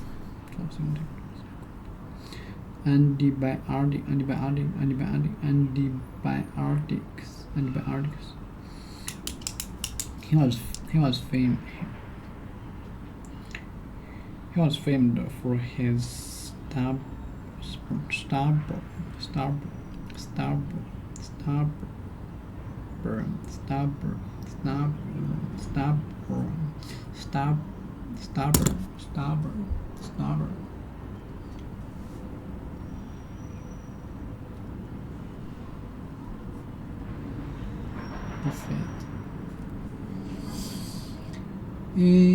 famed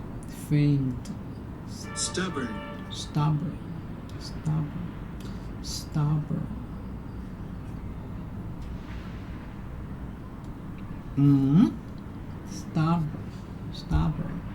stubborn stubborn refuse famous were known to many people. Famous were known to many people. Famous were known people. He was famous for his stubbornness. Stubborn person were determined. This person is determined to do what he or she wants and refuse to do things. They have a huge argument because they are both so stubborn. Refuse. Do not do something else. Determined.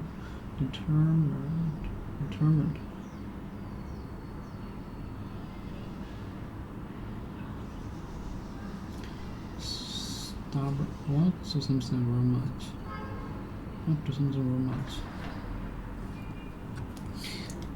Wanting to do something very much and not anyone or any difficult W. I was determined. Wanting to do something very much and not annoy anyone or any difficult to stop you.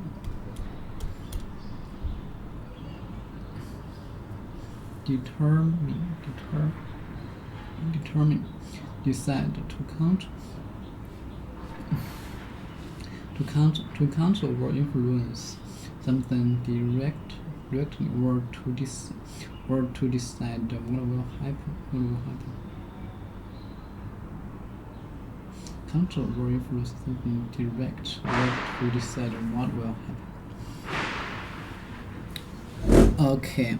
He's formed for his stubbornness. Okay, stubborn.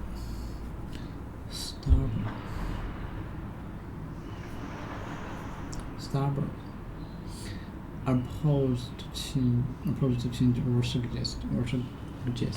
Opposed to change or suggest. Refused. Refusal.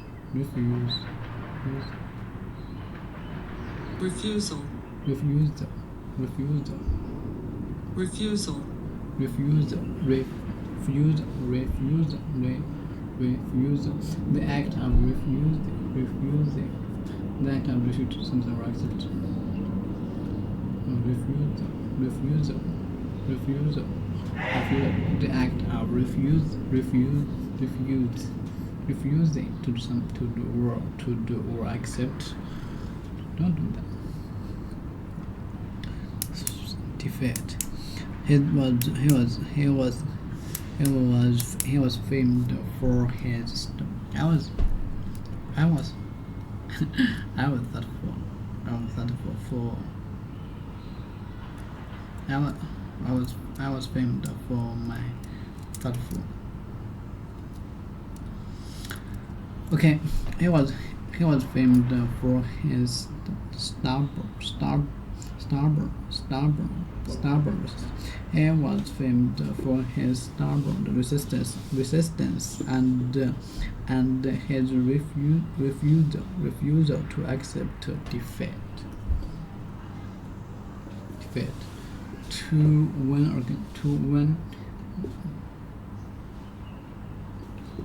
against someone in a fight or accept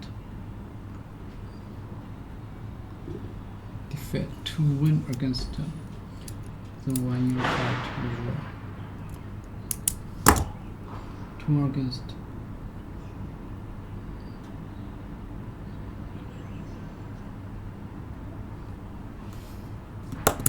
accept or competing, and he refused to accept defeat.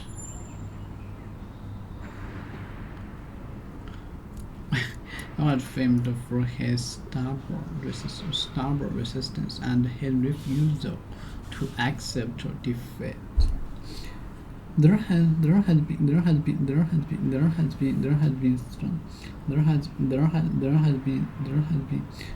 been strong resistance. There has been strong resistance to the proposed.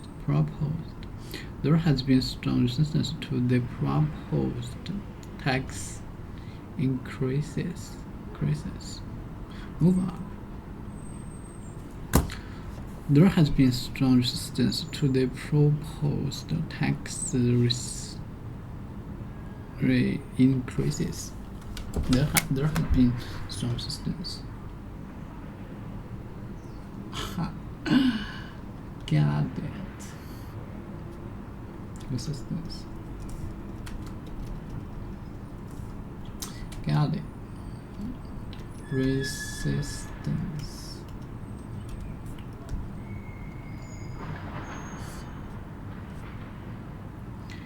Relation.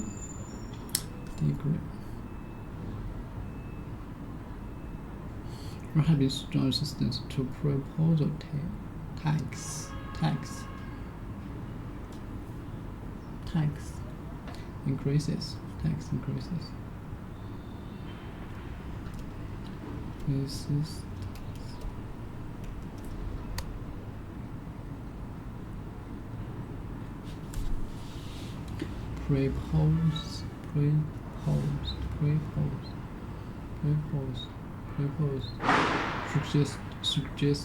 Suggested as a possible plan or action for people to consider.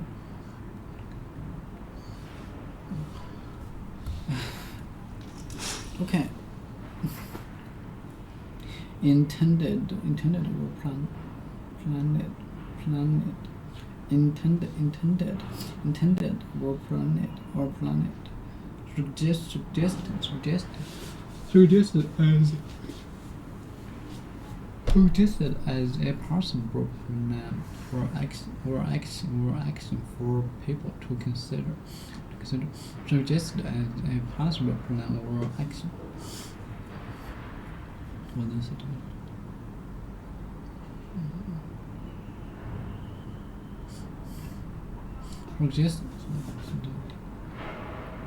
Suggested as a possible plan or action for people to consider. Suggested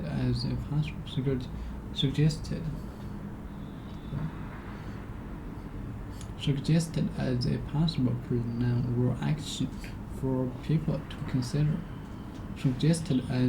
Suggested as a possible plan or action for people to consider.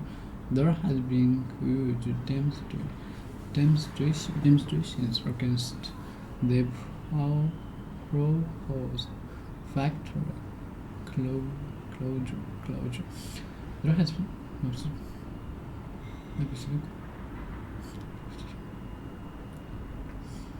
suggested as a possible plan or action for people to consider. There has been huge demonstration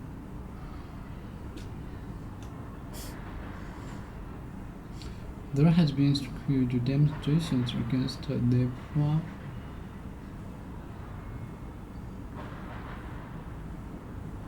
There has been huge demonstrations against the proposed factory closure.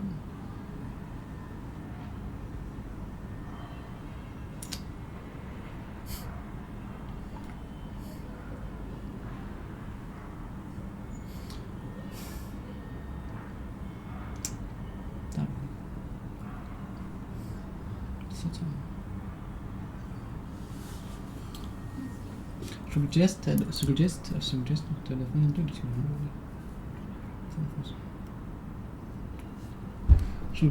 as a possible plan or action. Suggested as a possible plan or action for people to consider.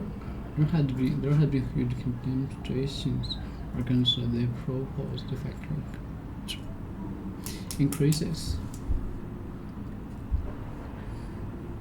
Become large. Okay, become larger in amount or size. To become larger in amount or size. To become larger in amount or size. To become larger in amount or size.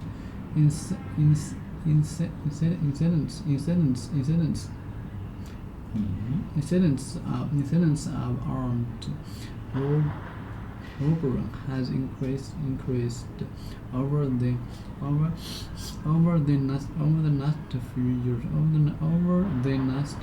last few years. The cost of the project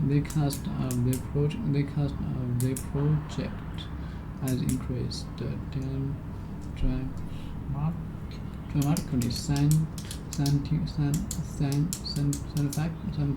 Satisfactory since it began. Increases something to something. Gradually increase.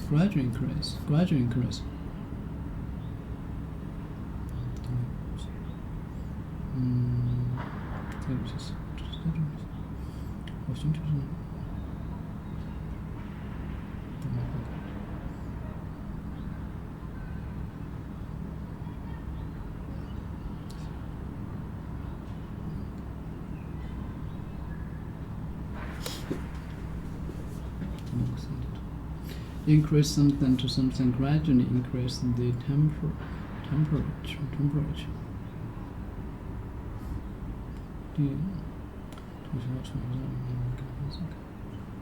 Gradually.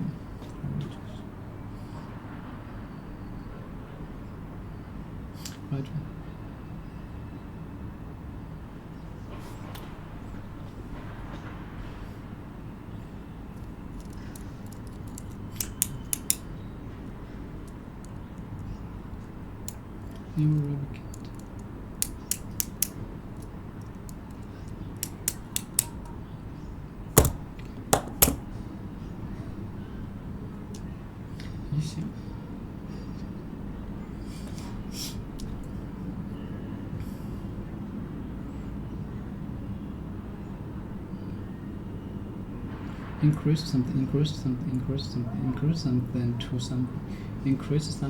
to something. Gradually increase the temperature to be boiling. Increase something. Okay, there has been strong resistance to the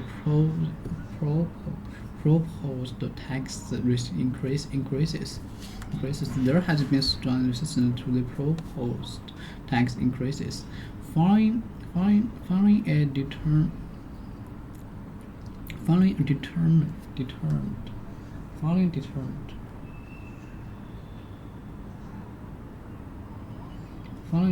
as east.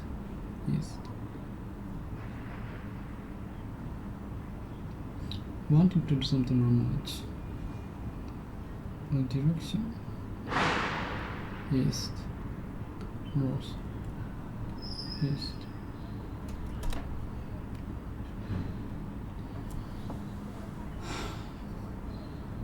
east,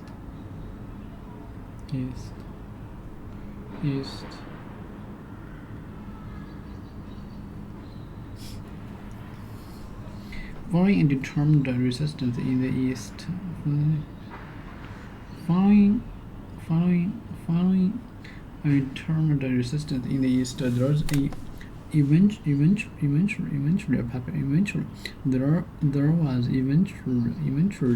a popular uprising in the capital.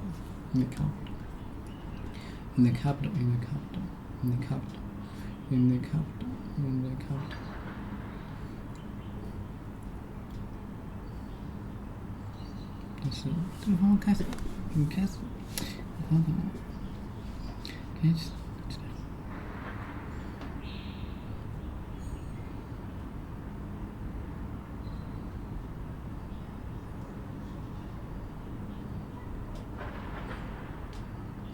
Following determined the resistance in the east, there was eventual popular uprising or capital.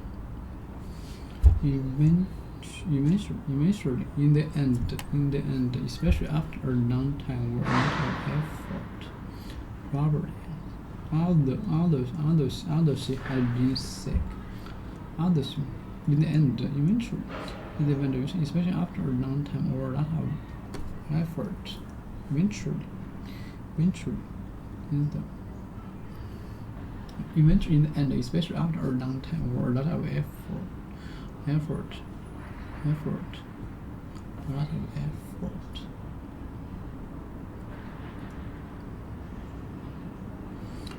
After a long time of effort, there was eventually popular uprising in the capital uprising. That something used in Venice by many people in one area of the country against them who are uprising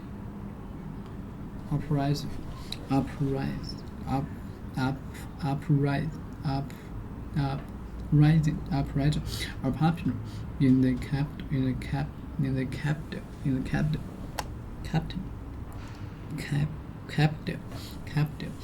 A popular capital in the capital. There following are determined.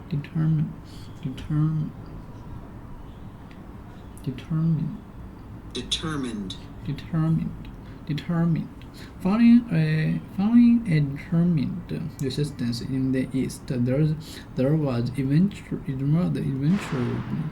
a popular uprising in the capital.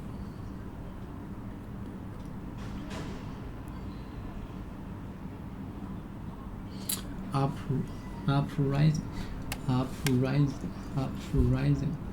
The action of uprising sometimes use the voice. Something uprising. The act of uprising sometimes use violence. Sometimes use violence by many no voice resistance. There is a resistance with no noise.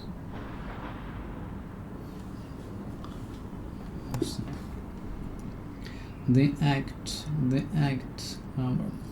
operative sometimes use the violence by many people in one area of a country against those who are in power. An act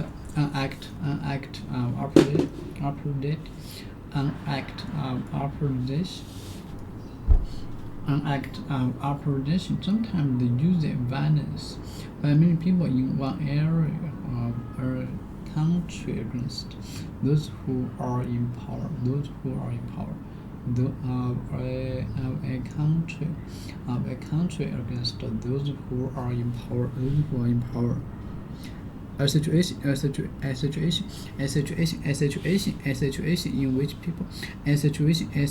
in which people or organization fight. A A situation in which people or organizations fight against something or refuse to accept. Fight against something or refuse to accept or be changed by something.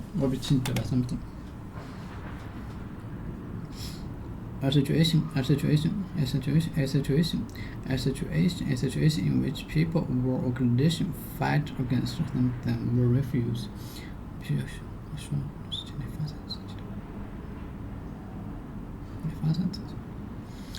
Fight against something or refuse to accept or be changed by something. Resistance to something. The government faces resistance to the bill.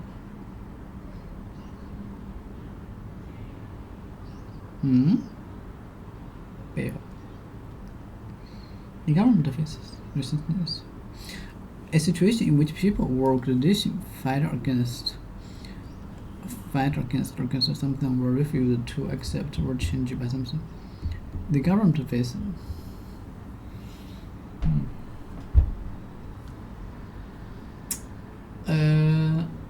Let me know this.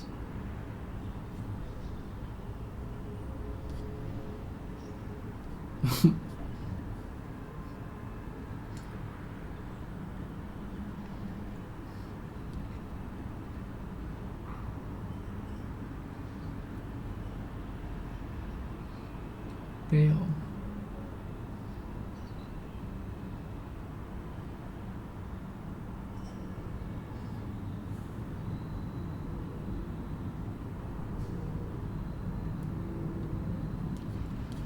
Bill.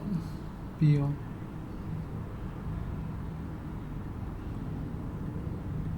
Bill. Bill. Bill. Bill. Bill. Bill. Bill. Bill. Oh. The government faces resistance to the bill. The bill. Bill. Bill. Bill. Bill. Bill. Bill. Bill. The bill. The government faces resistance to the bill. To the bill. The government faces the government faces the government faces the government faces the government faces the government faces the government faces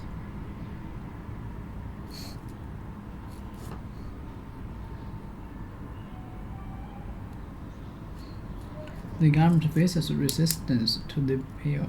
Bill. Bill. Bill. Bill. The government faces resistance to the bill.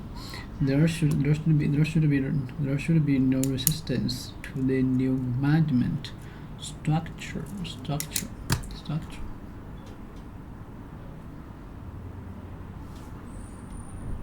There should be no resistance to the new management structure. The way in which the parts of a system or object are arranged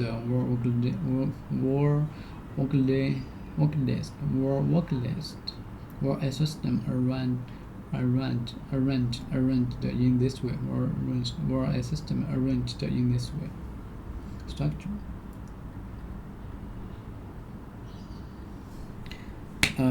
Management structure, arrangement, the way in which the parts of a system or object are arranged or organized or a system arranged this way.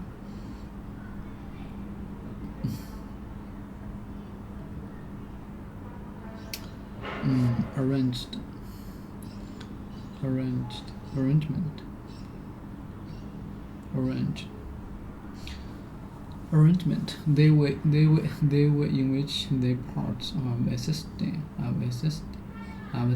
or object are arranged arranged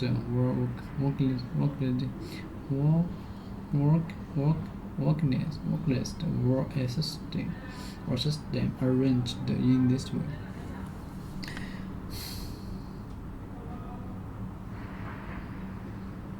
There should be no resistance to the new management structure. A force which acts to stop the progress of something or make it slower. A force which acts to stop the progress of something or make it slower. Progress, structure, arrangement. The way in which the parts of a system or object are arranged, organized, or a system arranged in this way, or a system arranged in this way, or a system in this way, or a system arranged in this way. 往下写。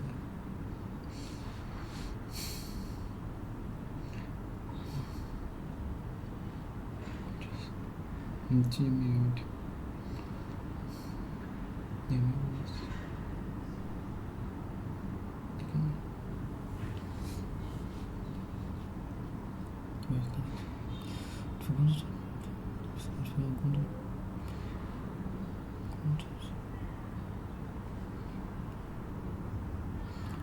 工作是一样，工作的是一样，这样子的，工作的是一样。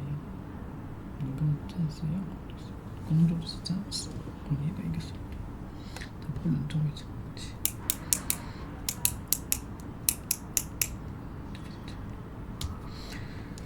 A force which acts to stop the progress 就没有。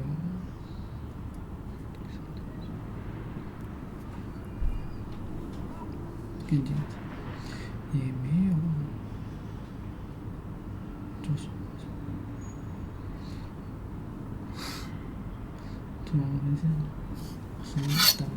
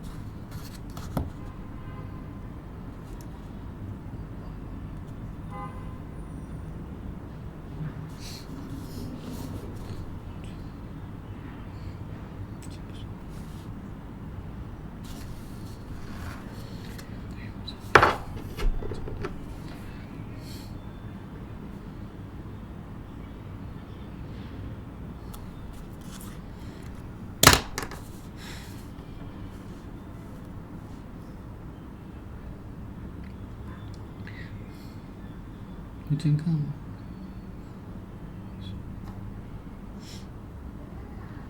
A force which acts to stop the progress of something or make it.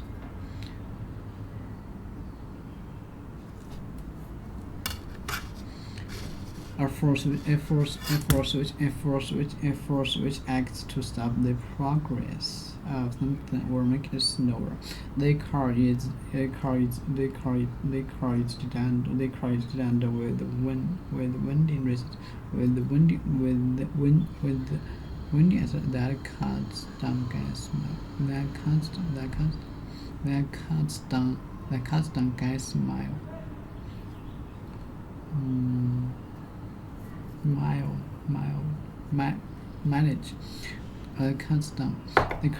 down with the wind that gas mile.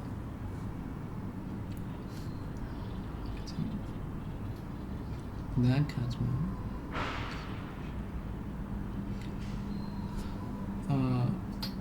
Manage.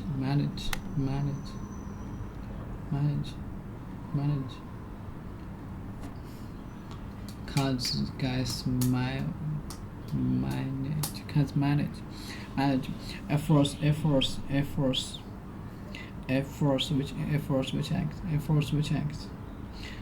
which acts to stop the progress. Efforts which act to stop the progress of something or make it slow. Structure. There should be efforts which acts to stop the progress of something or make it slow. 我是5年的，作为你看，应该是看死。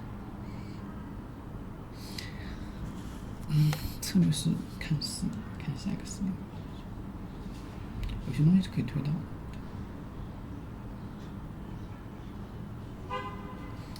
年龄，有些东西是可以去，有些特定，虽然说是确定的，虽然这样肯定是，然之后，那什么面积？那什么面积是什么？身体会面积是，不知道也是身体会面积。然后，那这个面积，有些东西并不是说很少100%确定的，也有，很多未来其实还是有100%也有，但是没有说但这不重要，重要的是建立一个，就是这个失败了，事情做失败了都没关系。还有或者 there should be no resistance to the new management structure. There should be no resistance to the new management. 没有人发出新的观念。Efforts which act to stop. Efforts which act to stop the progress of something or make it slow. Efforts which act to stop the progress. Efforts which act to stop the progress of something to make it slower. Efforts which act to stop the progress of something. Efforts which act to stop the progress of something or make it slower. The car is designed with wind resistance. The car is designed with windy resistance. The car is designed with windy resistance that cut down gas mileage.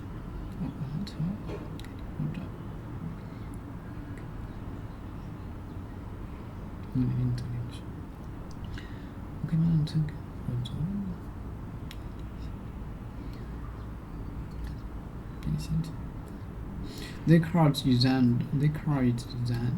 is designed with windy resistance that cuts down gas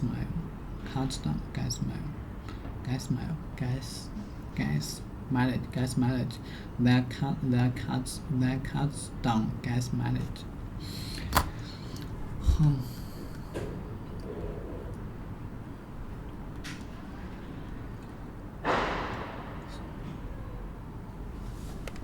也没有这么讨论快速，看错了，这个决定做错了，这个怎么做？你这个学法来错了，年龄真大，hang 哎 hand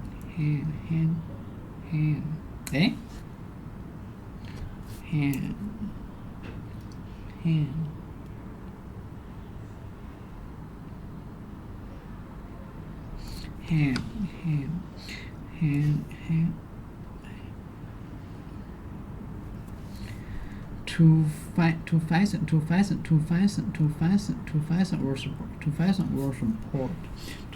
or support something at the top, leaving the other parts free to move or to be held in this way. To fasten or support.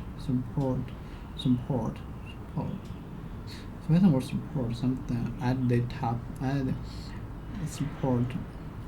Fasten or support.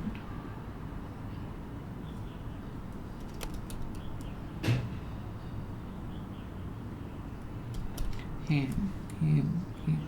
Fasten. Become firmly fixed together or in position or close. Hand. To fasten or support something at the top. Leaving the other parts free to move or to be held in this way. A heavy gold necklace hung around her neck. Hung around her neck. A heavy gold necklace. A heavy gold necklace hung around her neck. To fasten or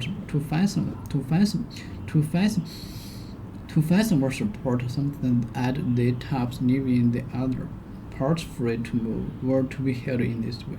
To fasten. Close. Come together.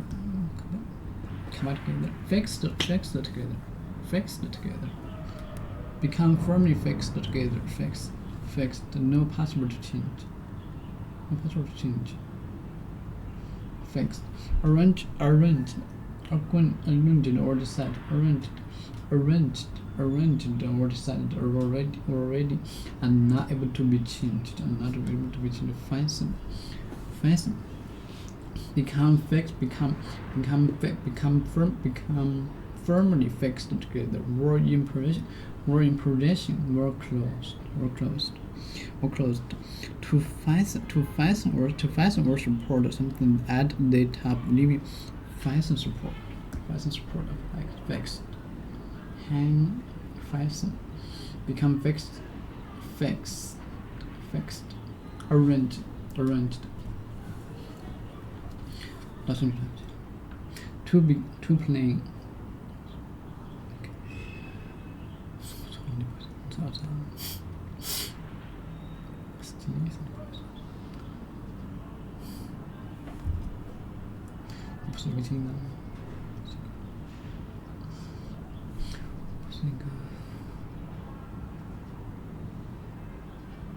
所以也就是说，如果错了。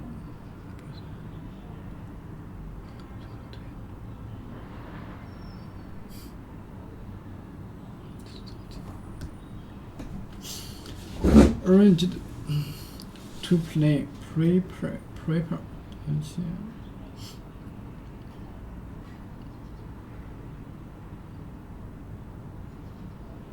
这样子，但是这个应该可以推动什么状态？To plan, prepare for war organization. 它这个是。是决定权，就是它是决定权，其实在你，但是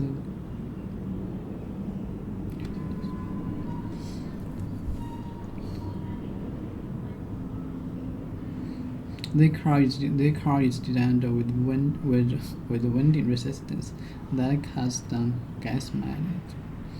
性格。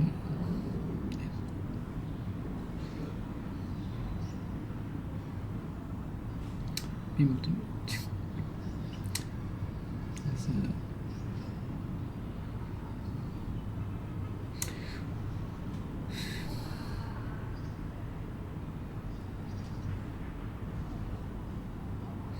性格并不是个很有趣的。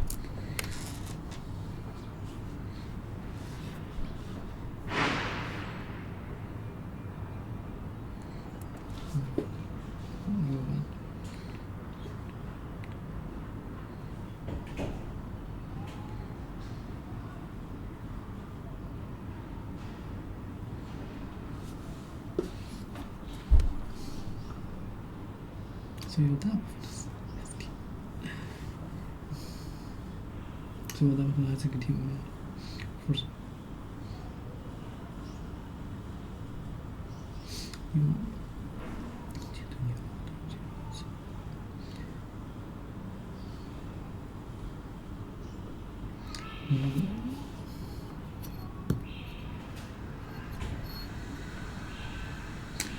如果错，如果错，对的，那是对，对不对？其实得看，我们是对的嘛？我们可以给一些筛选，可以给一些筛选，你还没有钱的。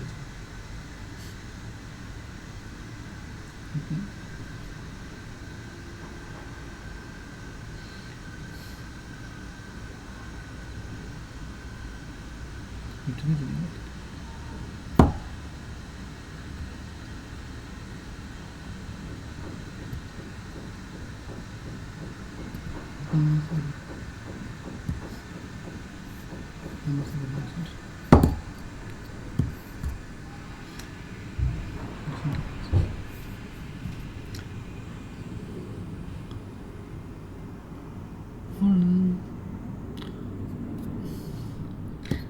虽然名字也许不是那种，可能不是那种非常，但是这种心情，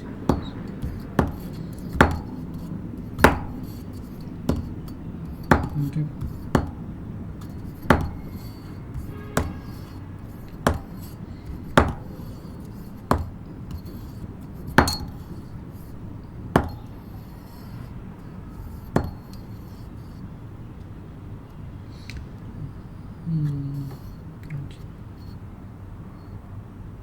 你说那么多个，要不你给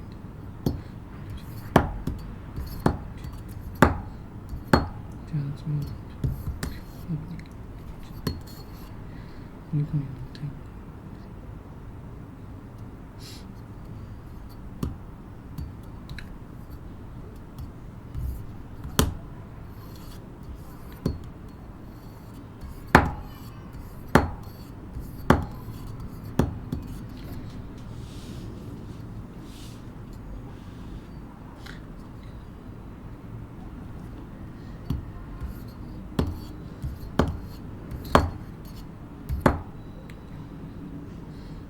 There should be notice management. Should be notice management. Prisoner's Dilemma is the piece of game theory that is worth knowing the most. You can literally almost put down the game theory book after that. By the way, the best way to learn game theory is to play lots of games. I never even read game theory books. I consider myself extremely good at game theory. I've never opened up a game theory book and found a result in there where I was like, oh yeah, that's common sense to me. Because the reason is I just grew up playing all kinds of games and I ran into all kinds of corner cases with all kinds of friends. And so it's just second nature to me. So you can always learn better by doing on the job. But the doing is a subtle thing. That word doing encapsulates a lot. So for example, let's say I want to learn how to run a business. Well, if I start a business where I go in every day and I'm doing the same thing, let's say I'm going to the retail store down the street where I'm stocking the shelves with food and liquor every single day, I'm not going to learn that much because I'm repeating things a lot. So I'm putting in thousands of hours, but there are thousands of hours doing the same thing. Whereas if I was putting in thousands of iterations, that would be different. The learning curve is across iterations. So if I was trying new marketing experiments in the store all the time, I was constantly changing out the inventory, I was constantly changing out the branding and the messaging, I was constantly changing the sign, I was constantly changing the online channels that I was used to drive foot traffic in, I was experimenting with being open at different hours. If I even had the ability to walk around and talk to other store owners and get in their books and figure out how they're running their business, it's the number of iterations that drives a learning curve. So the more iterations you can have, the more shots on goal you can have, the faster you're going to learn. It's not just about the hours put in. It's actually a combination of the two, but I think just the way we're built and the way that the world presents itself, the world offers us very easily the opportunity to do the same thing over and over and over again. But really, we'd be better served if we went off and found ways to do new things from scratch. And doing something new the first time is painful because you're wandering into uncertain territory and high odds are that you will fail. So you just have to get very, very comfortable with frequent small failures. Nassim Taleb talks about this also. He made his fortune, his wealth, by being a trader who relied upon black swans. Nassim Taleb made money by essentially losing little bits of money every day, and then once in a blue moon, he would make a lot of money when the unthinkable happened for other people.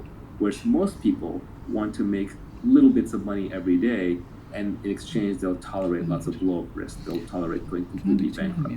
We're not evolved to bleed a little bit every day. If you're out in the natural environment and you get a cut and you're literally bleeding a little bit every day, you will eventually die. You have to stop that cut. We're evolved for small victories all the time, but that becomes very expensive. That's where the crowd is. That's where the herd is. So if you're willing to bleed a little bit every day, but in exchange you will win big later, you'll do better. That is, by the way, entrepreneurship. Entrepreneurs bleed every day. They're not making money. They're losing money. They're constantly stressed out. All the responsibilities are upon them, but when they win big. On average, they'll make more. So why don't we jump into accountability, which I thought was pretty interesting, and I think you have your own unique take on it. So the first tweet on accountability was embrace accountability and take business risks under your own name. Society will reward you with responsibility, equity, and leverage. Yeah, so to get rich, you're going to need leverage. And leverage comes in labor, it comes in capital, or it can come through code or media. But most of these, like labor and capital, people have to give to you. For labor, somebody has to follow you. For capital, somebody has to give you money or assets to manage or machines. So to get these things, you have to build up credibility, and you have to do those under your own name as much as possible, which is risky. So accountability is a double-edged thing. It allows you to take credit when things go well and to bear the brunt of the failure when things go badly. So in that sense, people who are stamping their names on things aren't foolish, they're just confident. Maybe it turns out to be foolish in the end, but if you look at a Kanye or an Oprah or a Trump or an Elon or anyone like that, these people can get rich just off their name, because their name is such powerful branding.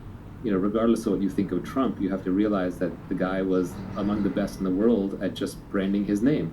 Why would you go to Trump Casino? It used to be because of Trump. Why would you go to Trump Tower? Because of Trump. When it came time to vote, I think there were a lot of voters who just went in and said Trump. They recognized the name. So the name recognition paid off. Same thing with Oprah. She puts her brand on something, her name on something, and it flies off the shelves, and it's like instant validated. But these people also take risks for putting their name out there. Obviously, Trump is now probably hated by half or more than half of the country and by a big chunk of the world that he sticks his name out there. By putting your name out there, you become a celebrity, and fame has many, many downsides. It's better to be anonymous and rich than to be poor and famous, but even famous and rich has a lot of downsides associated with it. You're always in the public eye.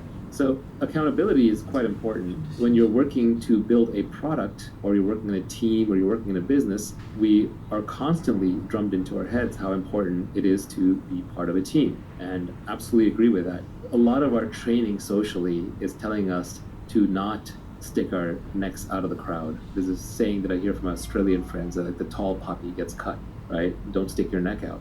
But I would say that actually a really, really well-functioning team is small and has clear accountability for each of the different portions.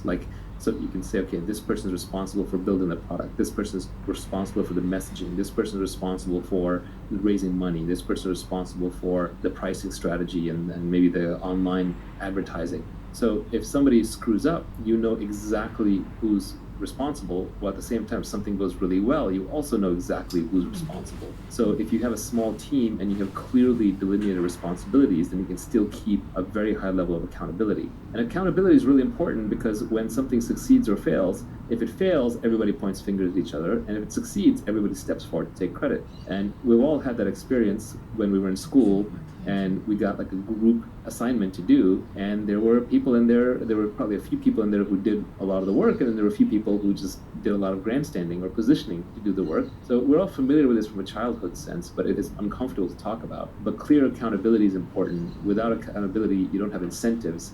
Without accountability, you can't build credibility.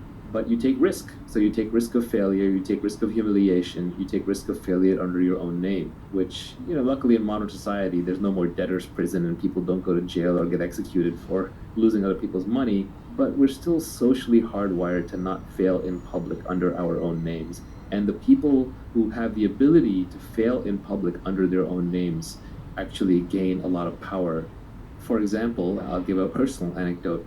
Up until about 2013, 2014, my public persona was entirely around startups and investing. And only around 2014, 2015 did I start talking about philosophy and psychological things and broader things. And it made me a little nervous because I was doing it under my own name. And there were definitely people in the industry who sent me messages through the back channel like, what are you doing? You're ending your career. This is stupid. And I just went with it. I took a risk. Same with crypto early on. I took a risk. But when you put your name out there, you take a risk with certain things, you also get to reap the reward. You get the benefits. Accountability is important because that's how you're going to get leverage. That's how you're going to get credibility. It's also how you're going to get equity. You're going to get a piece of the business. When you're negotiating with other people, ultimately, if someone else is making a decision about how to compensate you, that decision will be based on how replaceable you are. And if you have high accountability, that makes you less replaceable, and then they have to give you equity, which is a piece of the upside. But equity itself is a good example because equity is also a risk-based instrument. Equity means you get paid everything after all the people who need guaranteed money are paid back. So if you look at the hierarchy of capital in a company, the employees get paid first. They get to pay the salary first. Like in the legal proceedings, the salaries are sacrosanct. If you are a board member and the company spends too much money and has back salaries to pay, the government will go after you personally to pay back the salaries. So the employees get the most security, but in exchange for that security, they don't have as much upside. Then next in line would be the debt holders, who are maybe the bankers who lent money to the company for operations, and they need to make their fixed coupon every month or every year, but they don't get much more upside beyond that. Now they might be making 5, 10, 15, 20, 25% a year, but that's where their upside is limited to. And then finally are the equity holders, and these people are actually going to get most of the upside. So once the debt holders are paid off and the salaries are paid off, whatever remains goes to them. But if there isn't enough money to pay off the salaries and the debt holders, or if there's just enough to pay off the salary and the debt holders, which is what happens with most businesses most of the times, the equity holders get nothing. So the equity holders take on greater risk, but then they take on, in exchange, they get nearly unlimited upside. And you can do the same with all of your work. So essentially, taking accountability for your actions is the same as taking an equity position in all of your work. You're essentially taking greater downside risk and greater upside risk.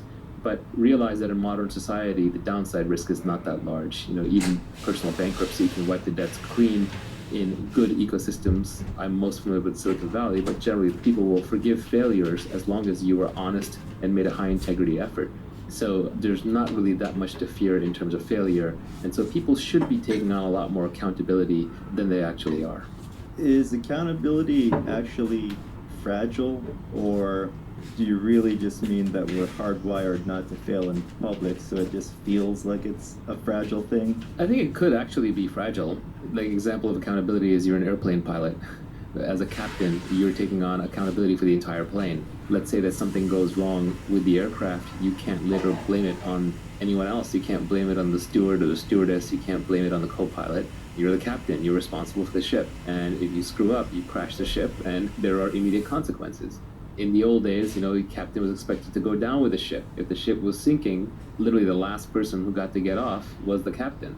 So yeah, I think accountability does come with real risks, but we're talking about in a business context. So the risk here would be that you would probably be the last one to get your capital back out. You'd be the last one to get paid for your time. So, the time that you put in, the capital that you put in into the company, these are what are at risk. Even if a business fails and your name's on it, that's not as bad as if it turns out to be an integrity issue. Like your Bernie Madoff, for example, Madoff Investments. That name is never going to be good again in the investment community. You could be Bernie Madoff's great-great-great-grandson. You are not going to go into the investment business because you ruined the family name. So I think these days, the accountability risk with the name happens more around integrity rather than it does around purely economic failure. The big takeaway for me on accountability is that you will be rewarded directly in proportion with your accountability. I also think this is why people like Taleb rail against CEOs who get rewards without accountability. Yeah, I mean, Taleb's Skin in the Game is required reading if you want to get anywhere in modern life and understand how modern systems work. Then Skin of the Game would be near top of my list to read. But yes, accountability, Skin of the Game, these concepts go very closely hand in hand. I think of accountability as reputational skin in the game. It's putting your personal reputation on the line as skin in the game. Accountability is a simple concept. The only part of accountability that may be a little counterintuitive is that we're currently socially brainwashed to not take on accountability, not in a visible way. But I think there are ways to take on accountability where every member of a team can take on accountability for their portion. And that is how you get a well-functioning team while still putting credits and losses in the correct columns. So why don't we talk a little bit about leverage? The first tweet in the storm was a famous quote from Archimedes, which was, "Give me a lever long enough and a place to stand, and I will move the earth." The next tweet was, "Fortunes require leverage. Business leverage comes from capital, people, and products with no marginal cost of replication." Leverage is critical. The reason I stuck an Archimedes quote in there is normally I don't like putting other people's quotes in my Twitter. Like, that doesn't add any value. You can go look up those people's quotes. But this quote I had to put in there because it's just so fundamental. I read it when I was very, very young, and it had a huge impression on me. And we all know what leverage is when we use a seesaw or a lever. We understand how that works physically. But I think what our brains aren't really well evolved to comprehend is how much leverage is possible in modern society and what the newest forms of leverage are. And so the oldest form of leverage is labor, which is people working for you. So instead of me lifting rocks, I can have 10 people lift rocks. Then just by my guidance on where the rocks should go, a lot more rocks get moved than I could do myself. Everybody understands this because we're evolved to understand the labor form of leverage. And so what happens is society overvalues labor as a form of leverage. This is why your parents are impressed when you get a promotion and you have lots of people working underneath you. This is why when a lot of naive people, when you tell them about your company, they'll say how many people work there. They'll use that as a way to establish credibility. They're trying to measure how much leverage and impact you actually have. Or when someone starts a movement, they'll say how many people they have or how big the army is. We just automatically assume that more people is better. But I would argue that this is the worst form of leverage that you could possibly use. Managing other people is incredibly messy. It requires tremendous leadership skills. You're one short hop from a mutiny or getting eaten or torn apart by the mob. It's incredibly competed over. Entire civilizations have been destroyed over this fight. For example, communism, Marxism, is all about the battle between capital and labor, das Kapital and das Labor, right? So it's a trap. So you really want to stay out of labor-based leverage. You want the minimum amount of people working with you that are going to allow you to use the other forms of leverage, which I would argue are much more interesting. The second type of leverage is capital. And this one's a little less hardwired into us because large amounts of money moving around and being saved and being invested in money markets, these are inventions of human beings in the last few hundred to few thousand years. They're not evolved with us from hundreds of thousands of years. So we understand them a little bit less well. They probably require more intelligence to use correctly, and the ways in which we use them keep changing. Management skills from 100 years ago might still apply today, but investing in the stock market skills from 100 years ago probably don't apply to the same level today. So capital is a trickier form of leverage to use. It's more modern. It's the one that people have used to get fabulously wealthy in the last century. It's probably been the dominant form of leverage in the last century. And you can see this by who are the richest people. It's bankers, politicians in corrupt countries who print money, essentially people who move large amounts of money around. And if you look at the top of very large companies, outside of technology companies, in many, many large old companies, the CEO job is really a financial job. They're really financial asset managers. Now, sometimes an asset manager can put a pleasant face on it so you get a Warren Buffett type. But deep down, I think we all dislike capital as a form of leverage because it feels unfair. Because it's this invisible thing that can be accumulated and passed across generations and suddenly seems to result in people having gargantuan amounts of money with nobody else kind of around them or necessarily sharing in it. That said, capital is a powerful form of leverage. It can be converted to labor. It can be converted to other things. It's very surgical, very analytical. If you are a brilliant investor and you have $1 billion and you can make a 30% return with it, whereas anybody else can only make a 20% return, you're going to get all the money and you're going to get paid very handsomely for it. It scales very, very well. If you get good at managing capital, you can manage more and more capital much more easily than you can manage more and more people. So it is a good form of leverage, but the hard part with capital is how do you obtain it? And that's why I talked about specific knowledge and accountability first. If you have specific knowledge in a domain, and if you're accountable and you have a good name in that domain, then people are going to give you capital as a form of leverage that you can use to then go get more capital. So, but capital also is fairly well understood, and I think a lot of the knocks against capitalism come because of the accumulation of capital. The most interesting and the most important form of leverage is this idea of products that have no marginal cost of replication. This is the new form of leverage. This is only invented in the last few hundred years. It got started with the printing press. It accelerated.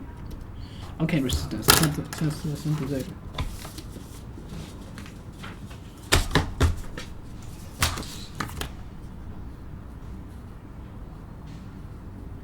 好像有什么痛点？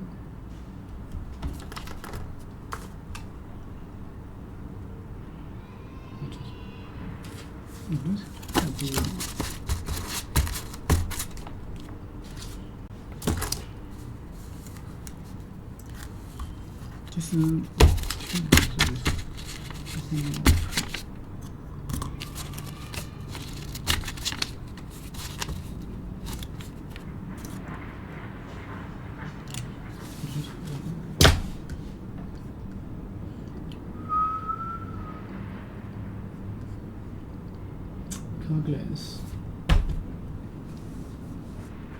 broadcast media, and now it's really blown up with the internet and with code. So now you can multiply your efforts without having to involve other humans and without needing money from other humans. This podcast is a form of leverage. Long ago, I would have had to sit in a lecture hall and lecture each of you personally, and I would have maybe reached a few hundred people, and that would have been that. 30 years ago, I would have to be lucky to get on TV, which is somebody else's leverage. They would have distorted the message, they would have taken the economics out of it or charged me for it. They would have muddled the message, and I would have been lucky to get that form of leverage. But today, thanks to the internet, I can buy a cheap microphone, hook it up to a laptop or an iPad, and there you are, all listening. So this newest form of leverage is where all the new fortunes are made. So all the new billionaires, the last generation fortunes were made by capital, that was the Warren Buffetts of the world, but the new generation fortunes are all made through code or media. Joe Rogan making 50 to 100 million bucks a year from his podcasts. PewDiePie, I don't know how much money he's rolling in, but he's bigger than the news, right? The Fortnite players. Of course, Jeff Bezos and Mark Zuckerberg and Larry Page and Sergey Brin and Bill Gates and Steve Jobs, that is all code-based leverage. Now, the beauty is when you combine all of these three. That's where tech startups really excel, where you take just the minimum but highest output labor that you can get, which are engineers and designers, product developers, and then you add in capital, you use that for marketing, advertising, scaling, and you add in lots of code. 上班，这个是不是打水漂？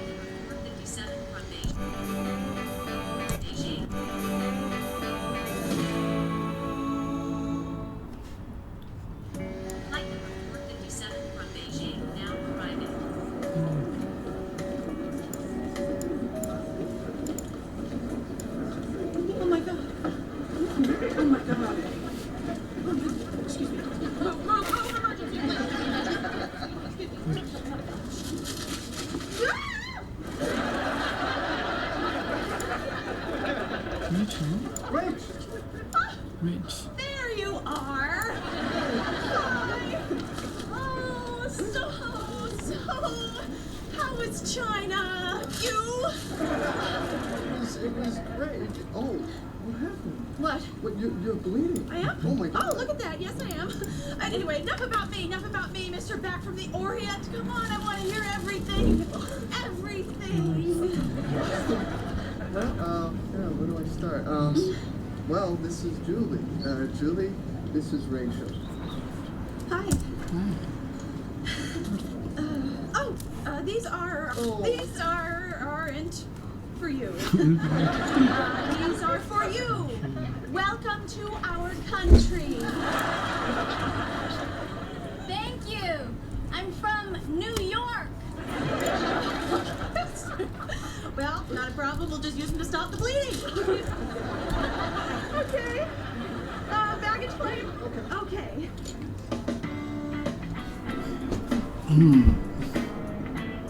Okay. Well, wait, I'm telling you, she went to the airport. She's gonna go for it with Ross. Oh my God. This is huge. This is bigger than huge. This is like, all right, what's bigger than huge? This? Yes. You got new haircuts. Yes, we did, thanks to Vidal Buffet. Because, you know, if you don't look good, we don't look good. Oh, I love that voice. Oh, Rachel. Airport.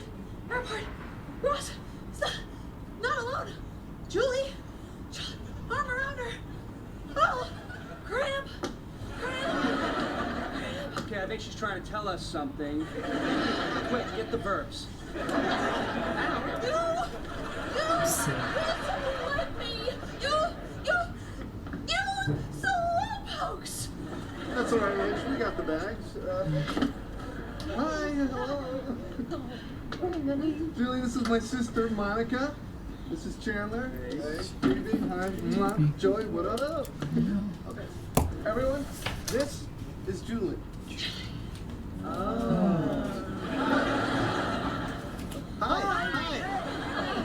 Hi, but I'm not here. You haven't met me. I'll make a much better first impression tomorrow when I don't have 20 hours of cabin playing on me. And bus. Oh my God. Oh, with the screaming guy? And the Oh, my- spitting yeah, and the... you gotta hear this story. We're on this bus that's easily 200 years old, right? 200 at least. And this guy... And the chicken poops in her lap.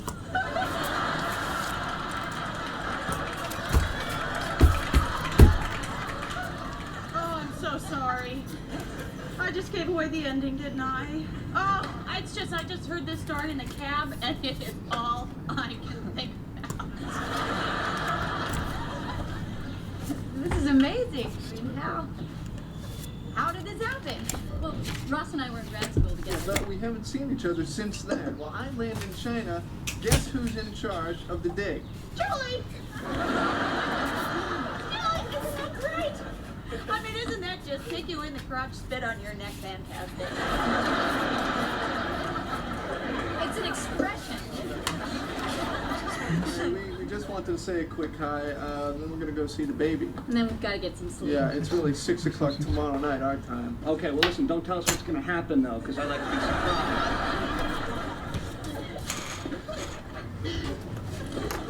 Bye.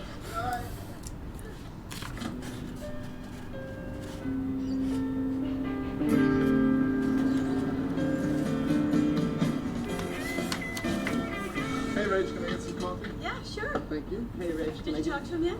No? Then no. Did you talk to me? No.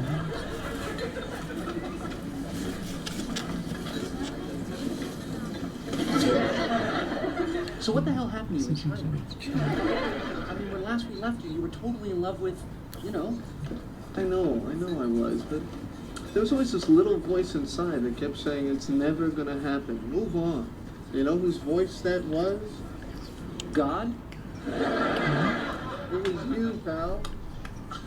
Well, maybe it was God doing me. Look, you were right, okay? She looks at me and sees a friend. That's all. And then I met Julie, and I don't know, we're having a great time. And I have to say, I never would have gone for it with her if it hadn't been for you. Well, you owe me one, big guy. Here's your lemonade. I didn't order lemonade. Oh. Well, then you better go take that back, because they're going to charge you for that. But Go. Come on. Okay. So, what did you find out? He said, Listen. he said they're having a great time. I'm sorry. But The silver lining, if you want to see it, is that he made this decision all by himself. Without any outside help whatsoever. How is that silver lining? You have to really want to see it.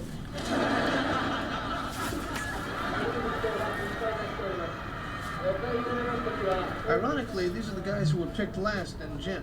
Beeps. You know what I'm thinking? Oh, okay. Now, it's been so long since you've had sex, you're wondering if they've changed it? No. Although now that's what I'm thinking. All right, so what were you thinking? Well, I was thinking that you gave the guys such great haircuts, I thought maybe you'd like to do mine. Oh, no. Why not? Because I'm incredibly anal and an unbelievable control freak. No, you're not. I know I'm not, but you are. I'm just trying to spare your feelings. Hello? Oh, hi. Yeah, hold on a second. Ross, Julie, you? Hello. Hi. Hey, anybody know a good tailor? You need some clothes altered? No, I'm just looking for a man to draw on me with chalk. Why don't you go see Frankie? My family's been going to him forever. He did my first suit when I was 15. No, wait. 16. No. Excuse me. 15. All right, when was 1990? Okay, you have to stop the Q-tip when there's resistance.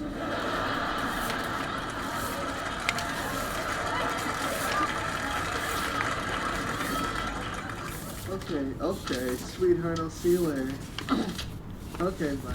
What? Oh, that is so sweet. No, okay. No, you hang up. No, okay. 1, 2, 3. Well, you didn't hang up either. She didn't hang up.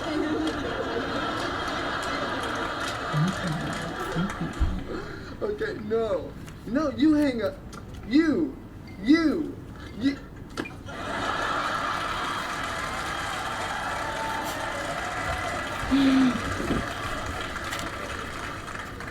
Sorry, I thought you were talking to me. Rachel. I'll just call her back. Okay. Sorry, we got disconnected. Nope. Okay. How did this happen to me? A week ago, 2 weeks ago, I was fine. Ross was just lost inside. Now all of a sudden he's Ross. Oh, this really great guy that I can't have. Sweetie, I wanted you to have him too. I know you did. What's waiting? I'm just gonna deal with it. I gotta get out of here. I'm gonna disconnect. No, you can't. Okay, I don't care what you guys say. Something's bothering her. Okay. Let me see. Flight number 457 from Beijing not arriving. Oh my god. Can you move. Emergency please.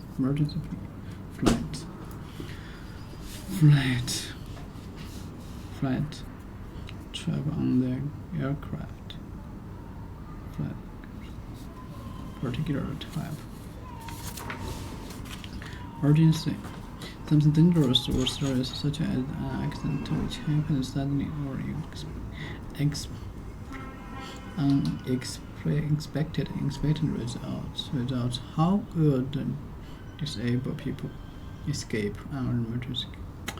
Escape. What mean of this? Escape. How good is the emergency exist suitable for wheelchair? Suitable. Disabled. Okay, 不行，不要这么做。 And media and podcasts and content to get it all out there. That is a magic combination, and that's why you see technology startups explode out of nowhere, use massive leverage, and just make huge outsized returns. do you want to talk a little bit about permissioned versus permissionless? Probably the most interesting thing to keep in mind about the new forms of leverage is they are permissionless. They don't require somebody else's permission for you to use them or succeed. For labor leverage, somebody has to decide to follow you. For capital leverage, somebody has to give you money to invest or to turn into a product. But coding, writing books, recording podcasts, tweeting, YouTubing, these kinds of things, these are permissionless. You don't need anyone's permission to do them. And that's why they're very egalitarian. They're great equalizers of leverage. And as much as people may rail on Facebook and YouTube, they're not going to stop using it, because this permissionless leverage where everyone can be a broadcaster is just too good. The same way, you can rail upon Apple for having a slightly closed ecosystem in the iPhone, but everyone's writing apps for it. And so as long as you can write apps for it, you can get rich or reach users doing that, why not? I think of all the forms of leverage, the best one in modern society, and people this is glib, this is a little overused, and this is why I tell people learn to code, right? It's that we have this idea that in the future, there's going to be these robots, and they're going to be doing everything. And that may be true, but I would say the majority of the robot revolution has already happened. The robots are already here, and there are way more robots than there are humans. It's just that we pack them in data centers for heat and efficiency reasons. We put them in servers, they're inside the computers, all the circuits, the robot mind inside that's doing all the work. And so every great software developer, for example, now has an army of robots working for him at nighttime while he or she sleeps after they've written the code, and it's just cranking away. So the robots army is already here. The robot revolution has already happened. We're about halfway through it. We're just adding in much more of the hardware component these days. As we get more familiar, we get more comfortable with the idea of autonomous vehicles and autonomous airplanes and autonomous ships and maybe autonomous trucks and their delivery bots and Boston Dynamics robots and all that. But robots who are doing web searching for you, for example, are already here. The ones who are like cleaning up your video and audio and transmitting it around the world are already here. The ones who are answering many customer service queries, things that you would have had to call a human for, are already here. So an army of robots is already here. It's very cheaply available, and the bottleneck is just figuring out intelligent and interesting things to do to them. And essentially, you can order this army of robots around. Just the commands have to be issued in a computer language, in the language that they understand. So these robots aren't very smart. They have to be told very precisely what to do and how to do it. So coding is such a great superpower because now you can speak the language of the robot armies and you can tell them what to do. And I think at this point, actually, people are not only commanding the army of robots within servers through code, they're actually manipulating the movement of trucks, of other people. Just ordering a package on Amazon, you're manipulating the movement of many people and many robots to get a package delivered to you. People are doing the same things to build businesses now. So there's the army of robots within servers, and then there's also an army of actual robots and people that are being manipulated through software. Labor and capital are much less egalitarian, not just in their inputs, but in their outputs. Let's say that I need something that humans have to provide, like if I want a massage, or if I need someone to cook my food. The more of a human element there is in providing that service, the less egalitarian it is. Jeff Bezos probably has much better vacations than most of us, right? Because he has lots of humans running around doing whatever he needs to do. But if you look at the output of code and media, Jeff Bezos doesn't get to watch better movies and TV than we do. Jeff Bezos doesn't get to even have a better computing experience. Like Google doesn't give him some premium special Google account where his searches are better.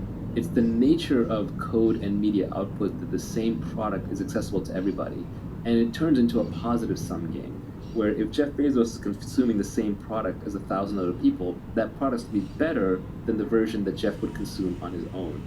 Whereas with other products, that's not true. If you look at something like buying a Rolex, which is no longer about telling time, it's a signaling good. It's all about showing off, I have a Rolex. That's a zero-sum game. If everybody in the world is wearing a Rolex, then people don't want to wear Rolexes anymore because they no longer signal. It's canceled out the effect. And so rich people do have an advantage in consuming that product. They'll just price it up till only they can have Rolexes, and then poor people can't have Rolexes, and Rolexes resume their signaling value. But something like watching Netflix or using Google or using Facebook or YouTube, or even, frankly, modern day cars. Like rich people don't have better cars, they just have weirder cars.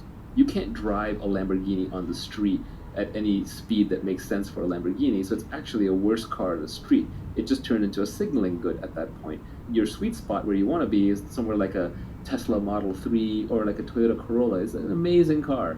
A new Toyota Corolla is a really nice car, but because it's mainstream, the technology has amortized the cost of production over the largest number of consumers possible, and the best products tend to be at the center, at the sweet spot, the middle class, rather than being targeted at the upper class. So I think one of the things that we don't necessarily appreciate in modern society is as the forms of leverage have gone from being human-based, labor-based, and being capital-based to being more product and code and media-based, that most of the goods and services that we consume are becoming much more egalitarian in their consumption. Even food is becoming that way. Like food is becoming cheap and abundant, at least in the first world, too much so to our detriment. Jeff Bezos isn't necessarily eating better food, he's just eating different food, or he's eating like food that's prepared and served theatrically. So it's almost like more of, again, that human element performance.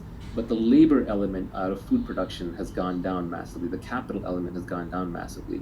And so even food production itself has become more technology oriented. And so the gap between the haves and the have-nots is getting smaller.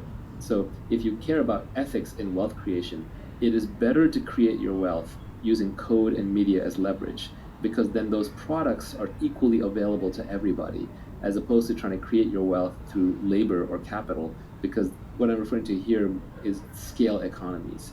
Technology products and media products have such amazing scale economies that you always want to use the product that is used by the most people. The one that's used by the most people ends up having the largest budget. There's no marginal cost of adding another user, and so with the largest budget, you get the highest quality. So the best TV shows are actually not going to be some obscure ones just made for a few rich people. They're going to be the big budget ones like the Game of Thrones or the Breaking Bad or Bird Box, where they have massive, massive budgets. They can just use those budgets to get to a certain quality level. And then the rich people, to be different, they have to fly to Sundance and watch a documentary, because you and I aren't going to fly to Sundance because, you know, that's something that bored rich people do to show off. And we're not going to watch a documentary because most of them just aren't actually even that good, right? Again, if you're wealthy today, for large classes of things, you spend your money on signaling goods to show other people that you're wealthy, and you try and convert them to status, as opposed to actually consuming the goods for their own sake. People and capital as a form of leverage have a negative externality, and code and product have a positive externality attached to them, if I was going to sum up your point. I think that capital and labor are also starting to become a little more permissionless, or at least the permissioning is diffuse because of the internet. So instead of labor, we have community now, which is a diffused form of labor. For example, Mark Zuckerberg has 1 billion people doing work for him by using Facebook. And instead of going to raise capital from someone who's rich, now we have crowdfunding. So you can raise millions and millions of dollars for a charity, for a health problem, or for a business. You can do it all online. So capital and labor are also becoming permissionless, and you don't need to necessarily do it the old-fashioned way, where you have to go around and ask people for permission to use their money or their time. One more question about leverage. Do you think a choice of business model or a choice of product can also bring a kind of leverage to it? For example, pursuing a business that has network effects, pursuing a business that has brand effects, or other choices of business model that people could manipulate that just give you free leverage? Yeah, there's some really good microeconomic concepts that are important to understand. One of those is scale economies, which is the more you produce of something, the cheaper it gets to make it. That's something that a lot of businesses have, basic economics 101, and you should try and get into a business where making widget number 12 is cheaper than making widget number 5, and making widget number 10,000 is a lot cheaper than the previous ones. And this builds up an automatic sort of barrier to entry against competition and getting commoditized. So that's an important one. Another one, this is along the same lines, but technology products especially and media products have this great quality where they have zero marginal cost of reproduction. So creating another copy of what you just created is free. So when somebody listens to this podcast or watches a YouTube video about this, it doesn't cost me anything for the next person who shows up. Those zero marginal cost things, they take a while to get going because you make very little money per user, but over time they can really, really add up. So Joe Rogan is working no harder on his current podcast than he was on podcast number 1. but on podcast number 1100, he's making $1 million for the podcast, whereas for the previous one, he probably lost money for the first one. That's an example of zero marginal cost. And then the most subtle but the most important is this idea of network effects, and it comes from computer networking. Bob Metcalfe, who created Ethernet, famously coined Metcalfe's law, which is the value of a network is proportional to the square of the number of nodes in the network.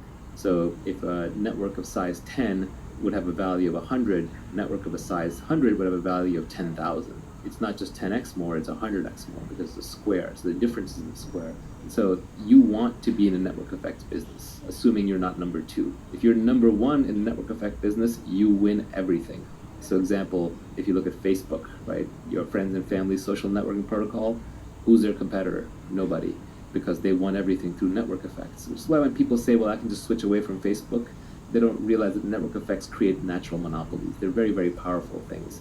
And one of the dirty secrets of Silicon Valley is that a lot of the winning businesses are natural monopolies. Even ride sharing tends towards one winner-take-all system. Like Uber will always have better economics than Lyft, as long as it's moving more drivers and more riders around. Something like Google, there's the only one viable search engine. I do like DuckDuckGo, privacy reasons, but they're just always going to be behind because of network effects. Twitter, right? Where else would you go for microblogging? Even YouTube has weak network effects, but they're still powerful enough. There's really no number 2 site that you go to consume your video on a regular basis. It even turns out in e-tail, Amazon, Prime, and convenience, stored credit cards and information creates a powerful network effect. So what is a network effect? Let's just define it precisely. A network effect is when each additional user adds value to the existing user base. So your users themselves are creating some value for the existing users.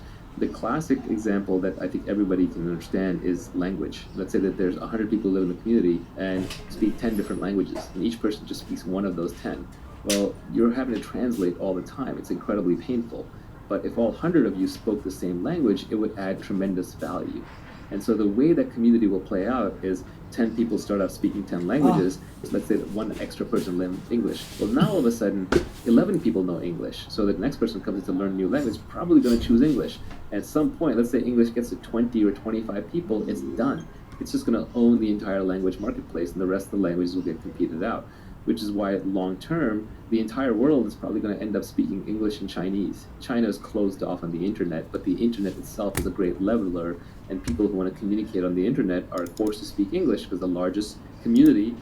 Okay, flight number 457 from Beijing now arriving. Okay, emergency. Disabled people escape.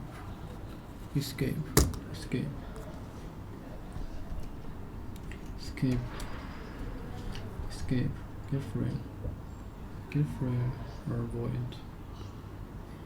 You see, how would these people escape in an emergency, please? Okay, oh my god. Excuse me. Rich, hi, there you. Hi. So, how was China? It was great. Oh, what happened? Oh, you're bleeding. Baggage. For example, you're bleeding. Oh, and my god, are you bleeding? Look at that. Yes, enough about me. Mr. Back from the Oregon. What means?